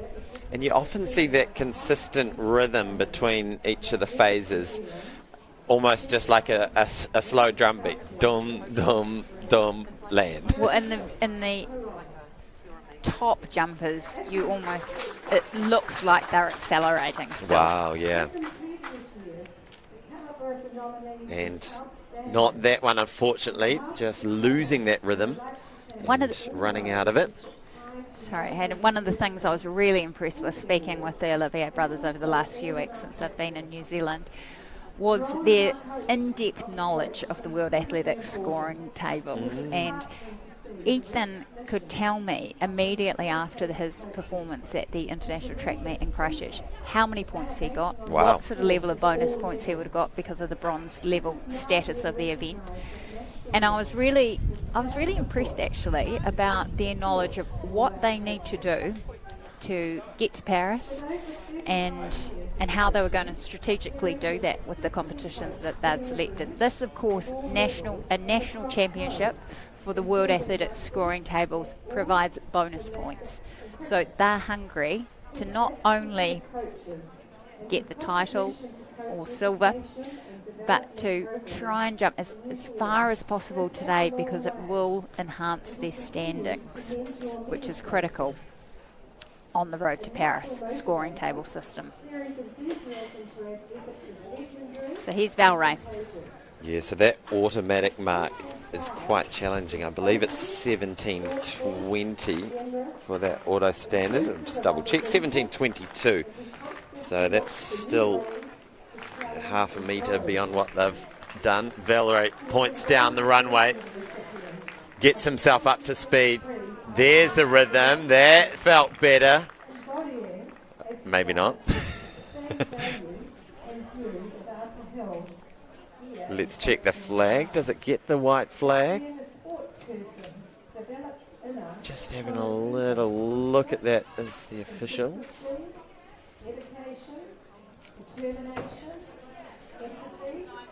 So it's been given a foul. Oh, he really... Let's have a look at this foot placement. Really good. Yeah, that was just... And when Valerie... Step over. Yeah, when Valerie can work his way through those phases, he is very impressive. And it takes incredible strength to be able to handle this speed. Just a really slight. Was that no foot jump. must have just been over. Just a centimetre or two. So he knew that was a good jump, and you can see him as he exits and sees the red flag, just taking a little... We don't need the subtitles on We won't have those. But, you know, as an athlete, you're sort of measuring out. He knows how far it is to the pit. And so he's gone back, stepped it out, thinking, okay, very good. Let's get Toby it on the Martin. board. So 13:77 was his new PB. I'm not sure if that one will replace that.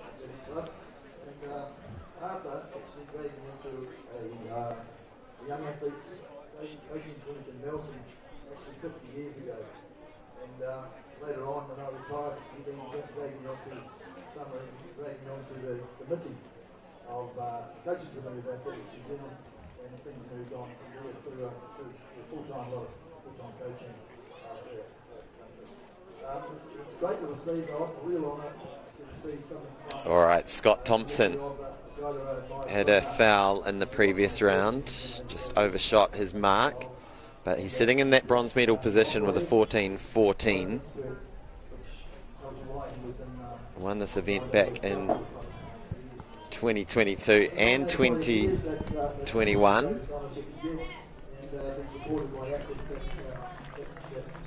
Decades later, can still remember why they trained with us and what they got out of it. And they appreciate saying that the life skills and they got from that still used. That's why we coach. So on behalf of all the coaches, I'd like to thank Anne for this honour. So I believe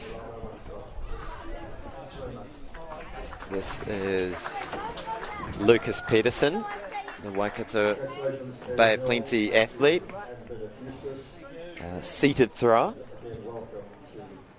We're not getting results through on this discus competition and still haven't got an update yet of the previous throwers, the standing throwers. Exciting senior men's triple jump.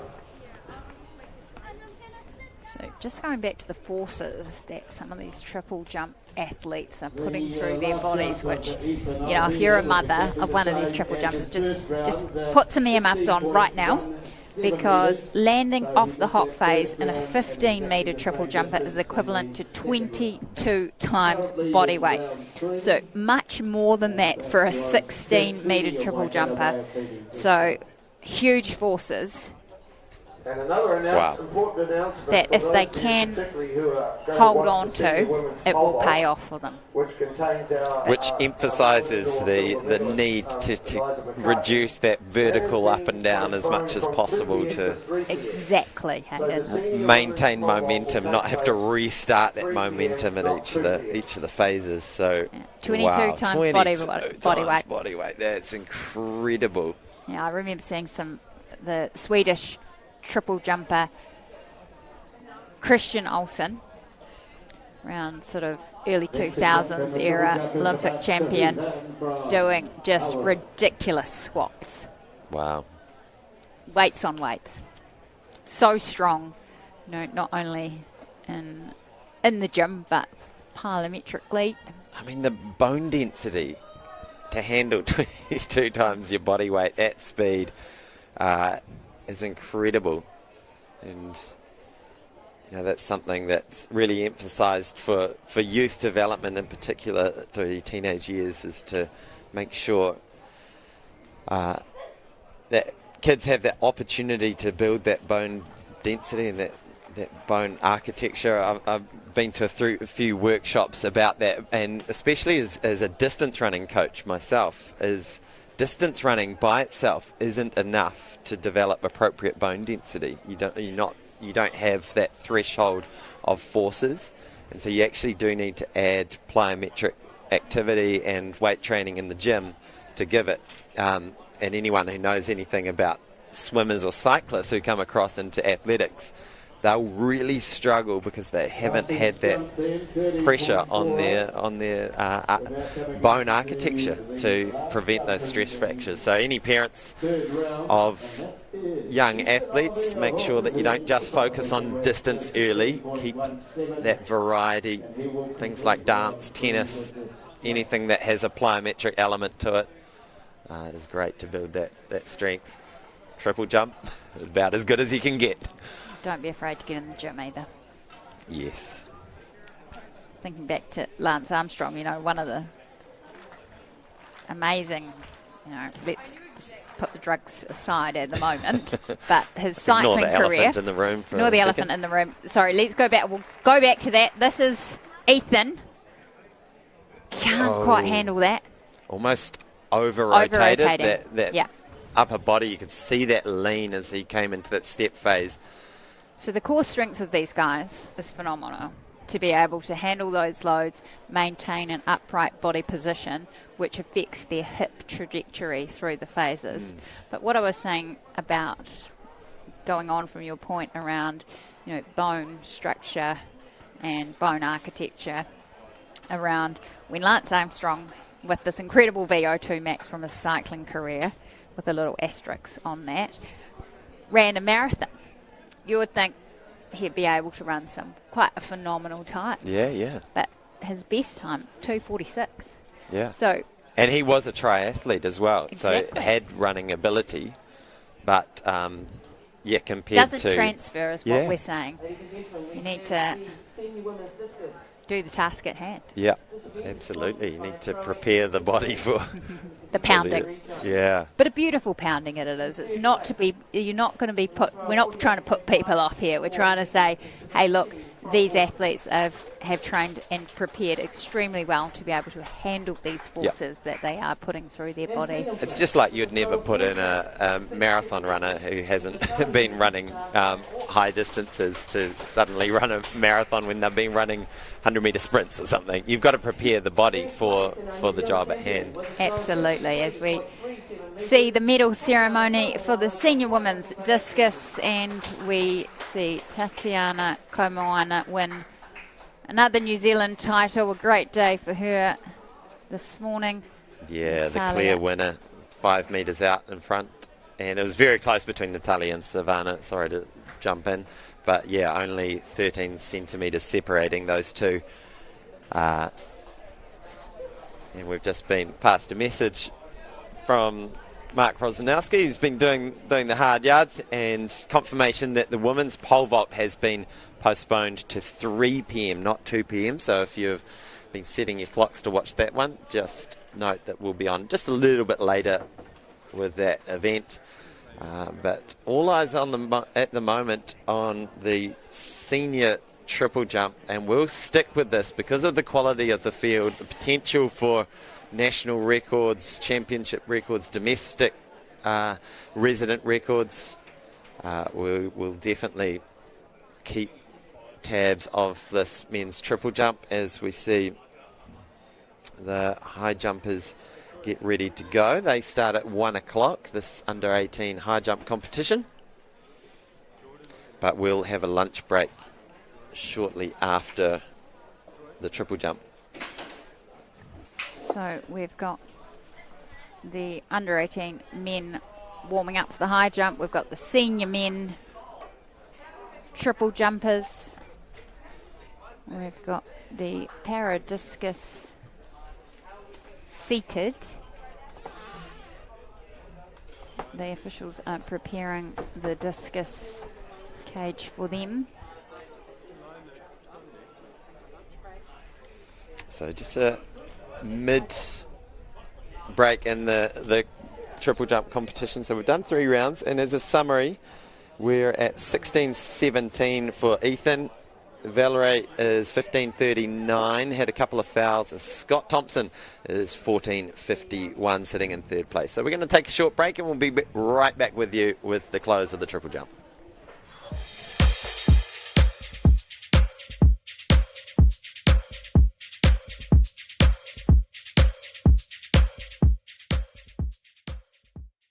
We're proud of our country, mountains and streams, our Jennian culture, our nation, our team. Certainly like to congratulate Jennian Homes on their 40th anniversary. As a professional golfer, having my name alongside your name, I'm very proud of that fact. Thank you, Jennian, for supporting emerging New Zealand golfers by enabling the Jennian Homes Charles Tour to exist. Your support of amateur and professional golfers in New Zealand has enabled us to travel overseas and compete on a world stage. How do we get people to listen to us on the hits? You should get comedians, you should get actors, you get TikTok stars. Just people that aren't us. Yeah, exactly. Yeah. Just people who are famous. You need to change your fashion. So this stuff we're wearing now? Oh, no. We need a catchphrase. Jono and Ben.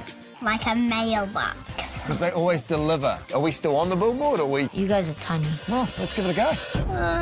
Not so sure about this. Well, they seem to know what they were talking about. Yeah. Mornings are funnier with Jono and Ben. Weekdays from 6 on the hits.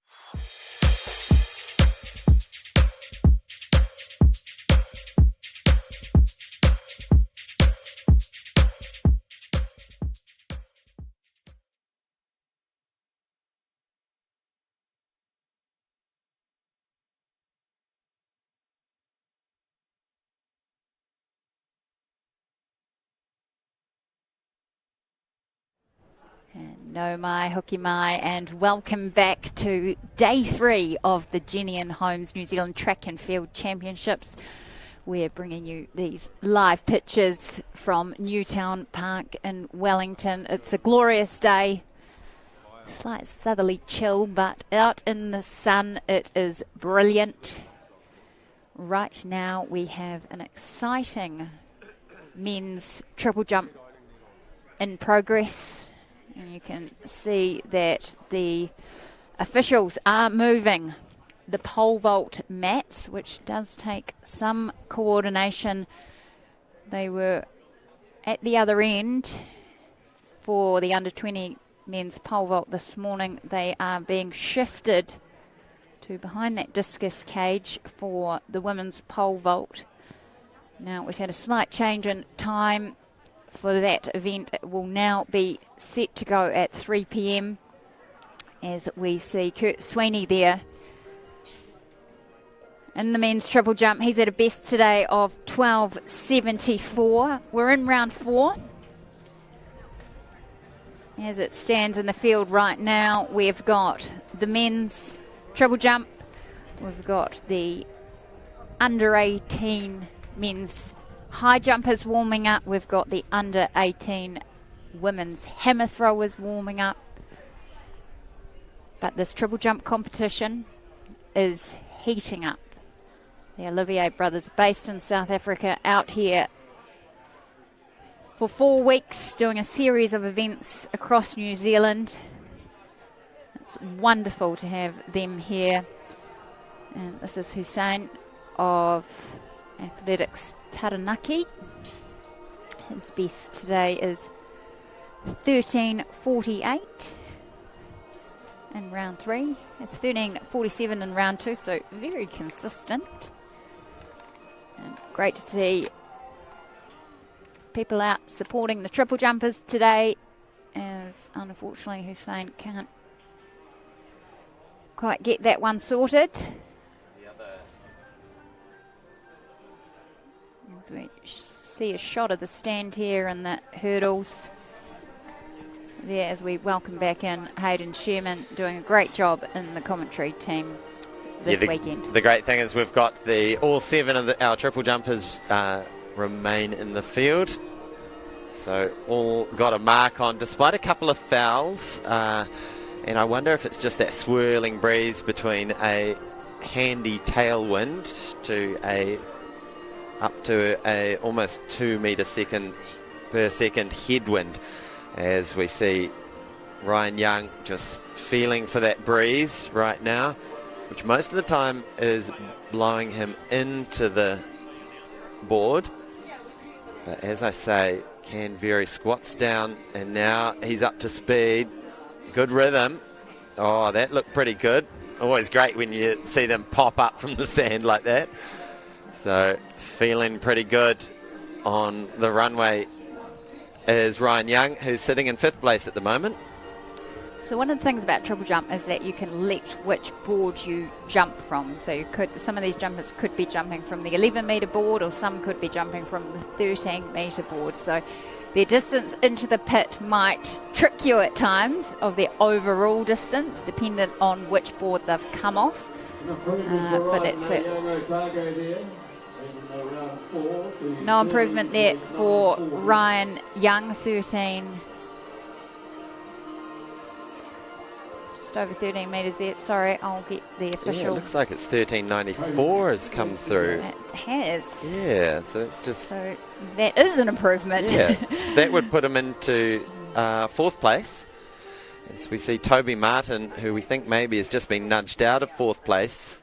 So that's correct. Ryan Young did jump 13.94, so we've had a slight change in positions. Now can Toby Martin edge now into his Otago compatriots, jump a place ahead of him. You can see the under 18 men warming up for the high jump. A fantastic performance by Naomi Waite yesterday in the women's under 20. Now, apologies to Naomi Waite. I announced that as not a World Junior qualifier at the time, but in fact it was. Wow. So awesome. That is brilliant to see. And into the 180s, that's into the amazing. 180, a great 5 centimetre personal best, outstanding. So a World Junior performance standard obtained at 180, and we'll look forward to the men's under 18 competition getting underway as we see Scott Thompson. I mean, 180 is jumping at least one member of the commentary team in terms of height. Definitely jumping my height. I reckon Mark could have done a good high jump. Jump the Hayden. yeah. Oh dear. So we won't see Hamish Kerr in action later in the men's high jump final. He's sitting this one out. Announced today he'll be off to the Diamond League in China, April 27th, for a battle against Bashim. Amazing. So that Love that. will be one to watch. Now this is the women's under 18 hammer throw, but also the men's under 16. You can see 2 boys on the left there, Connor Sharkey and Fraser Hazeldine. They'll be in the men's 16, but in the women's we've got Fernando Torrado, Leila Jai Saifiti, Paige Fletcher, Aurora Carswell, Isla McCallum, Orla Motley and Mela Lossalini Losse. That's a good wave. That's what we want. And for Waikato Bay Lindy, Fraser Hazeldy. Thanks, Fraser. Good luck to all of you. Throw well. We'll be following you. And we'll be continuing. Here's Valray. Valray Olivia. First round jump of 15.39. 2,000 round 2 and round 3. He looks to the crowd for support. This is round 4. Senior men's triple jump. What can he do? Once again, points down the track. Up to speed. Couple of fouls on the board. Oh, the frustration there. And it looks like he has overstepped his mark again. So he's been consistently getting a healthy tailwind. So maybe just getting blown a little bit too fast. So let's try and catch this as he's on the board. He's very close. Was that a red flag? It looked pretty good on the board to me. He's not happy. The body language certainly said red flag. Red flag, all right. So we go to his brother, the current national and resident record, Ethan Olivia. Now let's just keep an eye on the championship best. 16:30, isn't it? Yep. So that's an Australian, so we need to do something about that today. Thank you. Ethan set the New Zealand resident record last weekend at the Sir Graham Douglas International. It's been in great form over this season. Eligible for World Juniors in Lima later in the year. And good to see a good little crowd on that embankment who are getting up nice and close and personal with the cannonball himself. Here he is, full of energy, full of speed. He's really come here to play ball, much like last weekend up in Auckland at the Sir Graham Douglas meet, where, as you say, he jumped that resident record of 16:44. Just look at that extension through every phase of this triple jump. You are watching a brilliant performance here by Ethan Olivier. 16.62 metres. And that is an outstanding performance. 16.62 metres. Let's get the steel tape out. New Zealand resident record. That's only 5 centimetres back from the national record, his own national record. Now that, if you're not already excited about this competition, that has just lit things up, ladies and gentlemen. That is a massive extension to his resident record, and his brother's kind of thinking, man, can you give me some of that luck on the runway, because I'm needing it. I'm getting blown over the board every time. Meanwhile, watching my brother sail on out to a new resident record, new championship record too. So the record books are being rewritten as we speak.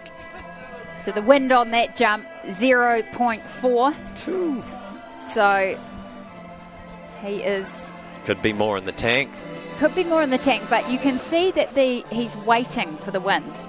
Yeah. So each competitor has a set amount of time. If the yellow flag comes up, that indicates that they have 15 seconds remaining. He is making the use of his time, looking at the conditions, reading what the wind is doing, because he wants to get in the right position on that board, and he has absolutely nailed that jump.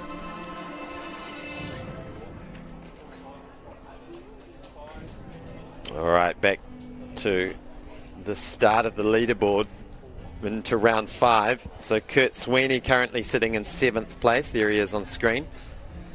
He has a 12.74. So hoping to get up into the 13s, where he would join Hussein, Martin and Young. Then Scott Thompson has a little buffer. He's in the mid-14s. But Valerie and Ethan are both at the moment untouchable, and in particular Ethan Olivier.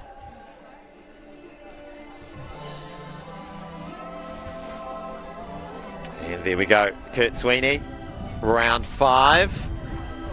2 more jumps from all these athletes to go in this Wellington sunshine with this variable breeze.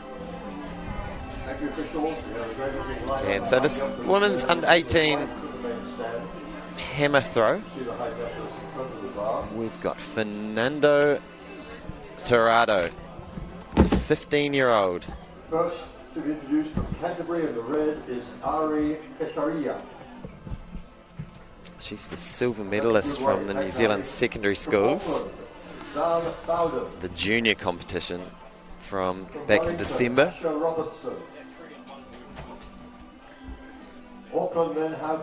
And here's the introductions for the high jump.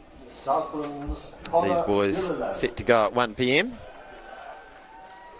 These are the best waves we've had here. We've got Zan Bowden, Ethan Hull, Ari Kesharaya, James Nags, Manui Hei Tiaha from French Polynesia, Connor Gilliland, Odin Hatcher, Rico Potama, Asher Robertson.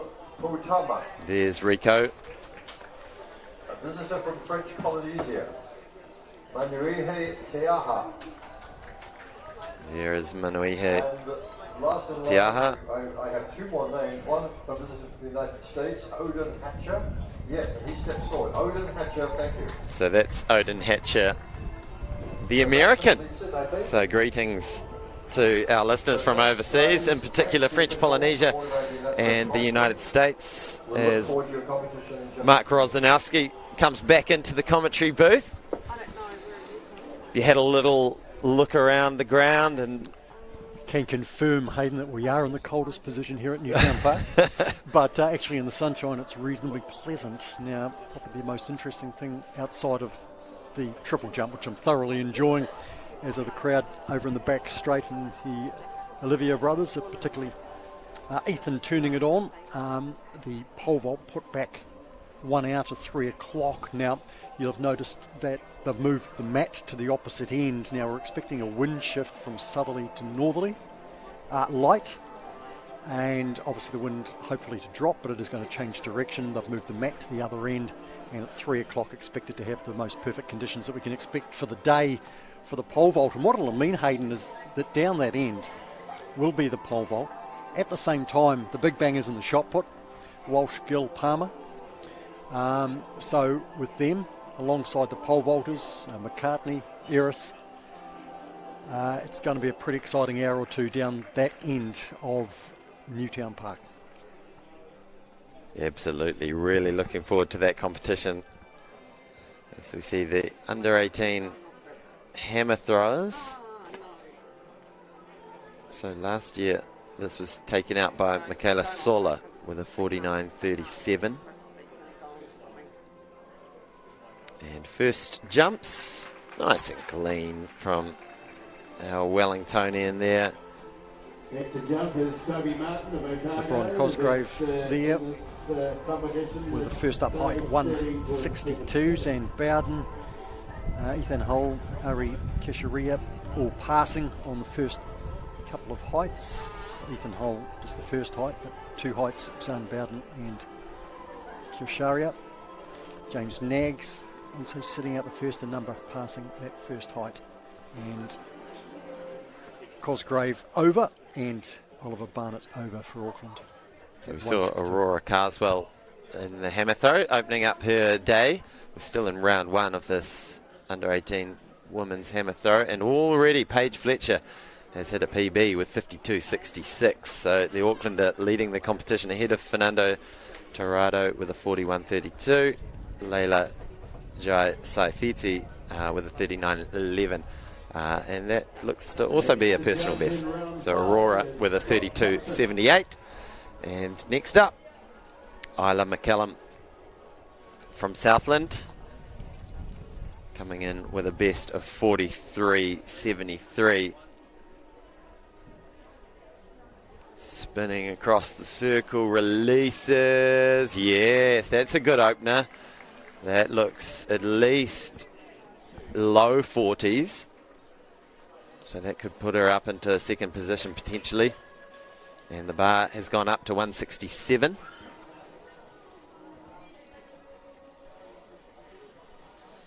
As we wait for the next round of the senior men's triple jump to get underway.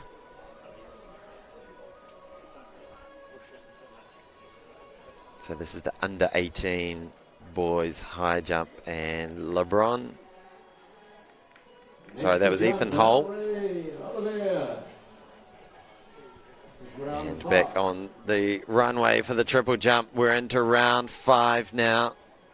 Scott Thompson still in third place with that 14.51. Valerie has struggled on the runway this afternoon. Opened with a 15.39, but since then he's just been stepping over by the smallest of margins on each occasion. And we've seen some frustration with that as he's been jumping well, but not off the board well, if that makes sense. Good in the air, not great on the board. Here he goes. Can he get it right this time? And I don't know if we can pick up a replay of that potentially from Valerie, his 5th round jump.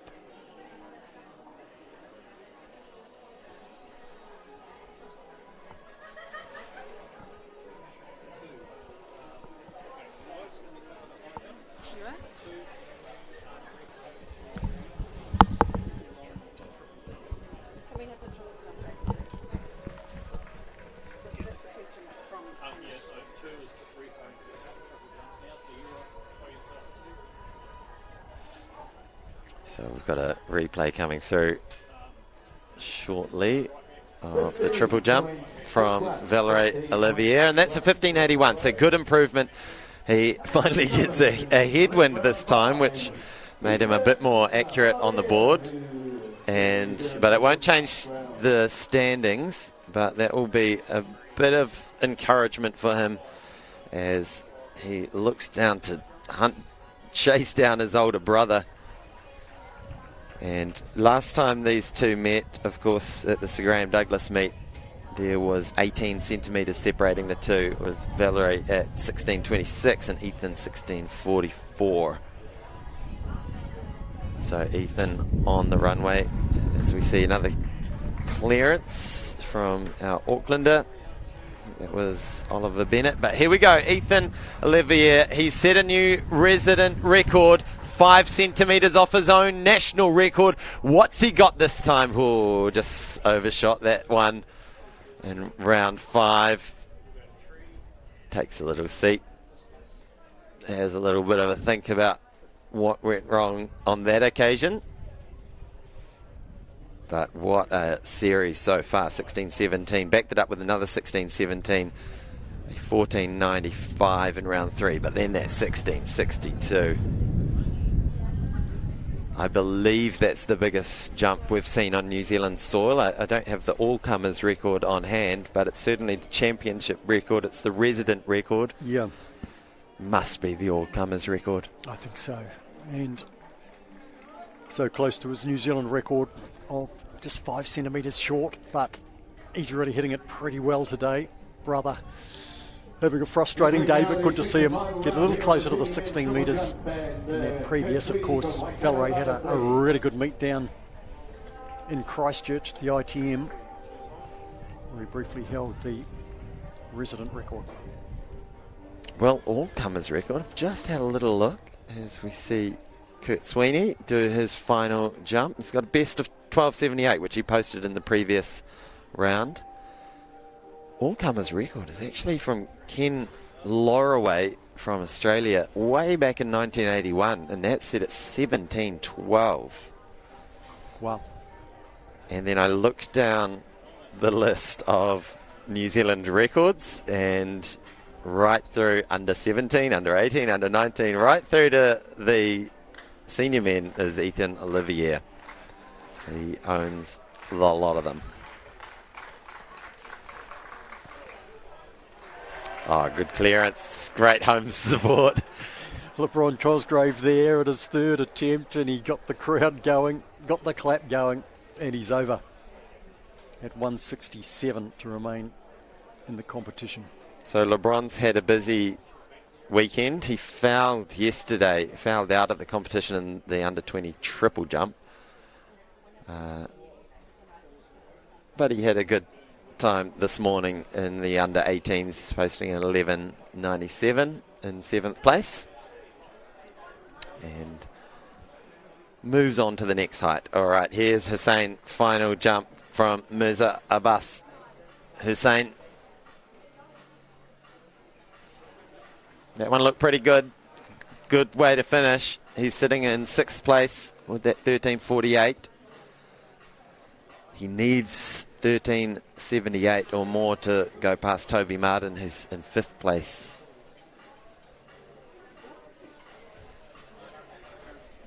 Solid finish from Mercer. He was pushing Scott Thompson at the Cooks Classic earlier in the season.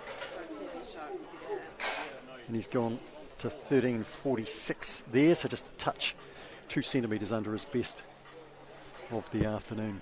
And Ari Kesharaya, not only knocking the pole down, but doing well to also knock down the upright. I think it maybe his hand or something just clipped it on the way past, but he'll reassess that approach. He's just come into the competition after passing the first 2 heights, so it's 172 now. All right, final jump now from the Otago athlete, Toby Martin, but he'll just run that one through. Sorry, that was Ryan Young, who has been overtaken by his teammate. Sorry, Ryan Young has overtaken Toby Martin. But that one won't affect things. So Ryan Young finishes with a 13.94, but Toby Martin will have a response because his second round jump of 13.77 has him in 5th place. It was 4th place until Ryan Young went past him in that 4th round. Let's see if Toby Martin can snatch back that 4th position or potentially threaten Scott Thompson's 14.51, which is the bronze medal position. So here he is, Toby Martin.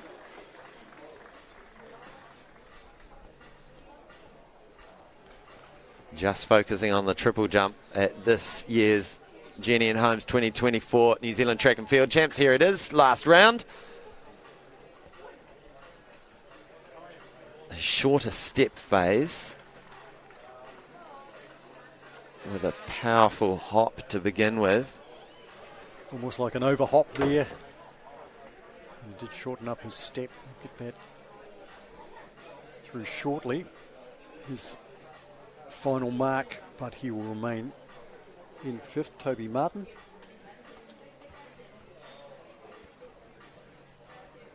Great to see these clearances at 172. So Zane Bowden and Asher Robinson are over. 13.49 for Toby Martin there in his last jump, so 13.77 his second round jump, good enough for 5th. Now the top 3 to finish: Scott Thompson, Valerie Olivier and Ethan Olivier. All right, here's your bronze medalist. He's got that bronze coming back after last year's silver. Can he? Does he dare dream to threaten Valray's 15.81? What's he got in round 6? He's got a best of 14.51. Scott Thompson, final jump, looks satisfied. It's the white flag. So, successful day in the office. It was always billed as the battle for bronze for the non-Olivier competitors. And it looks like Scott Thompson will finish on top of that little battle. He takes home the bronze medal.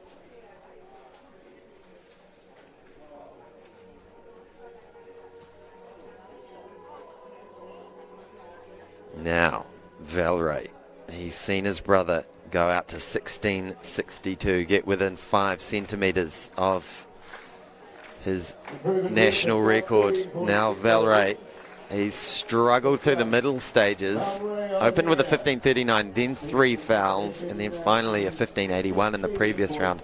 Maybe just backed off the pace a little bit to ensure that he didn't overstep the mark. But let's see what he's got. Can he get closer to his younger brother, Ethan? Scott Thompson's just produced his best in his last jumps, 14.60. Let's hope that Valray can do the same.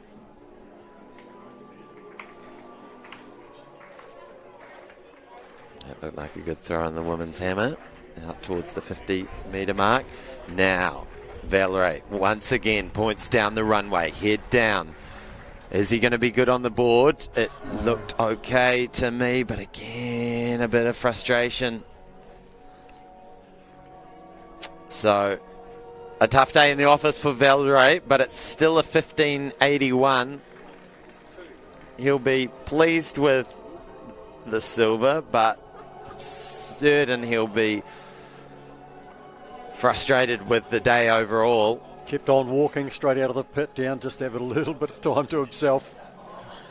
He clearly frustrated with the competition today for him, but he does take a silver medal.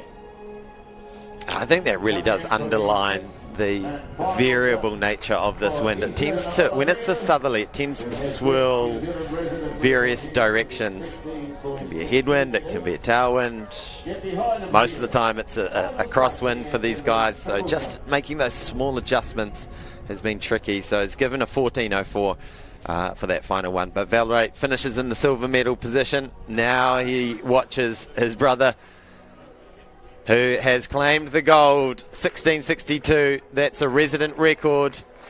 It's a championship record. Can he produce a New Zealand record in the final round? Here he is, Ethan Olivier. I don't think it's going to be a record, but he's put on an absolute display of triple jumping, and the crowd here has been treated to one of the rising stars.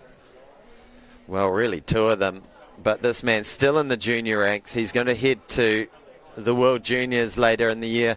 Potentially him and his brother, they may be able to book their tickets to the Paris Olympics as well. So 15.95 finish there, but 16.62 along with his 2 16.17s in the first 2 rounds. That's 16.62 lighting up the triple jump pit this afternoon, attracting a good crowd in the back straight.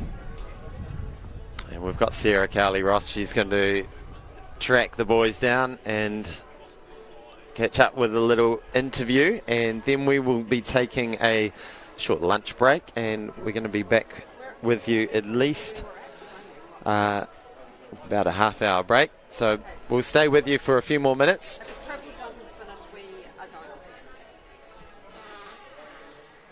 As we see the under-18 high jump starting to heat up. We're at 172, and I'm looking through the scoreboard. There's a lot more X's as in missed marks, missed jumps now than there was when the bar was at 167.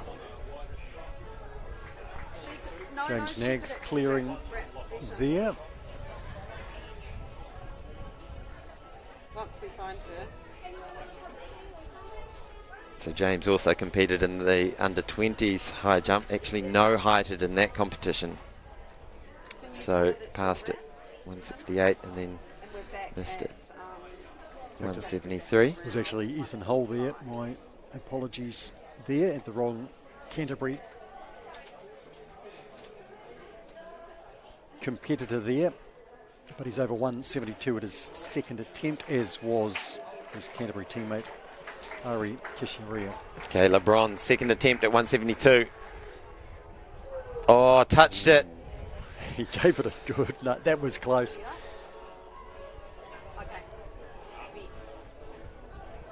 That was very close. Clear 167 is third. So looking to do the same at 172.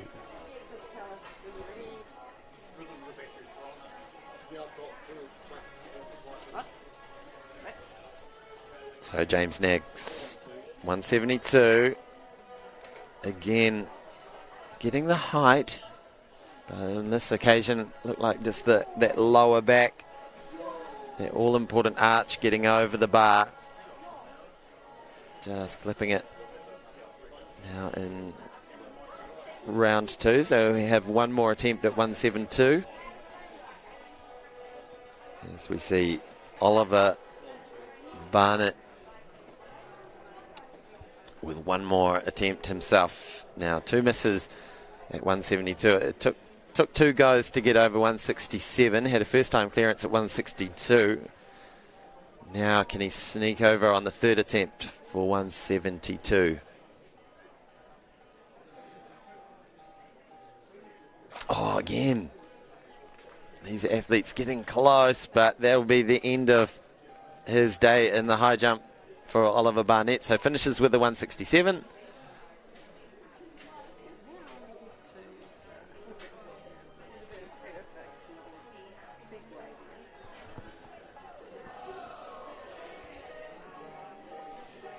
And we're just waiting for Sarah to track down Ethan. She's found him. She's found him. We're not far away. That's the back good. Straight there, and we'll be crossing in a moment. Yeah, so let's cross down to Sarah Cowley-Ross, who has the winner of our triple jump competition, Ethan Olivier. Well, I'm here with the winner of the men's triple jump competition, a new New Zealand resident record, 16.62. Ethan Olivier, how do you feel?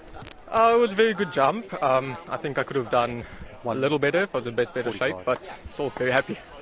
So, talking about your shape, you said you got a slight little niggle. Talk us through. Tell us a bit about that.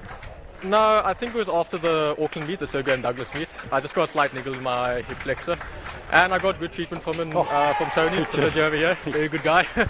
So I got some treatment from him, helped a lot. I feel a lot better than I did last week. So just a little bit of a niggle, so just a hindrance.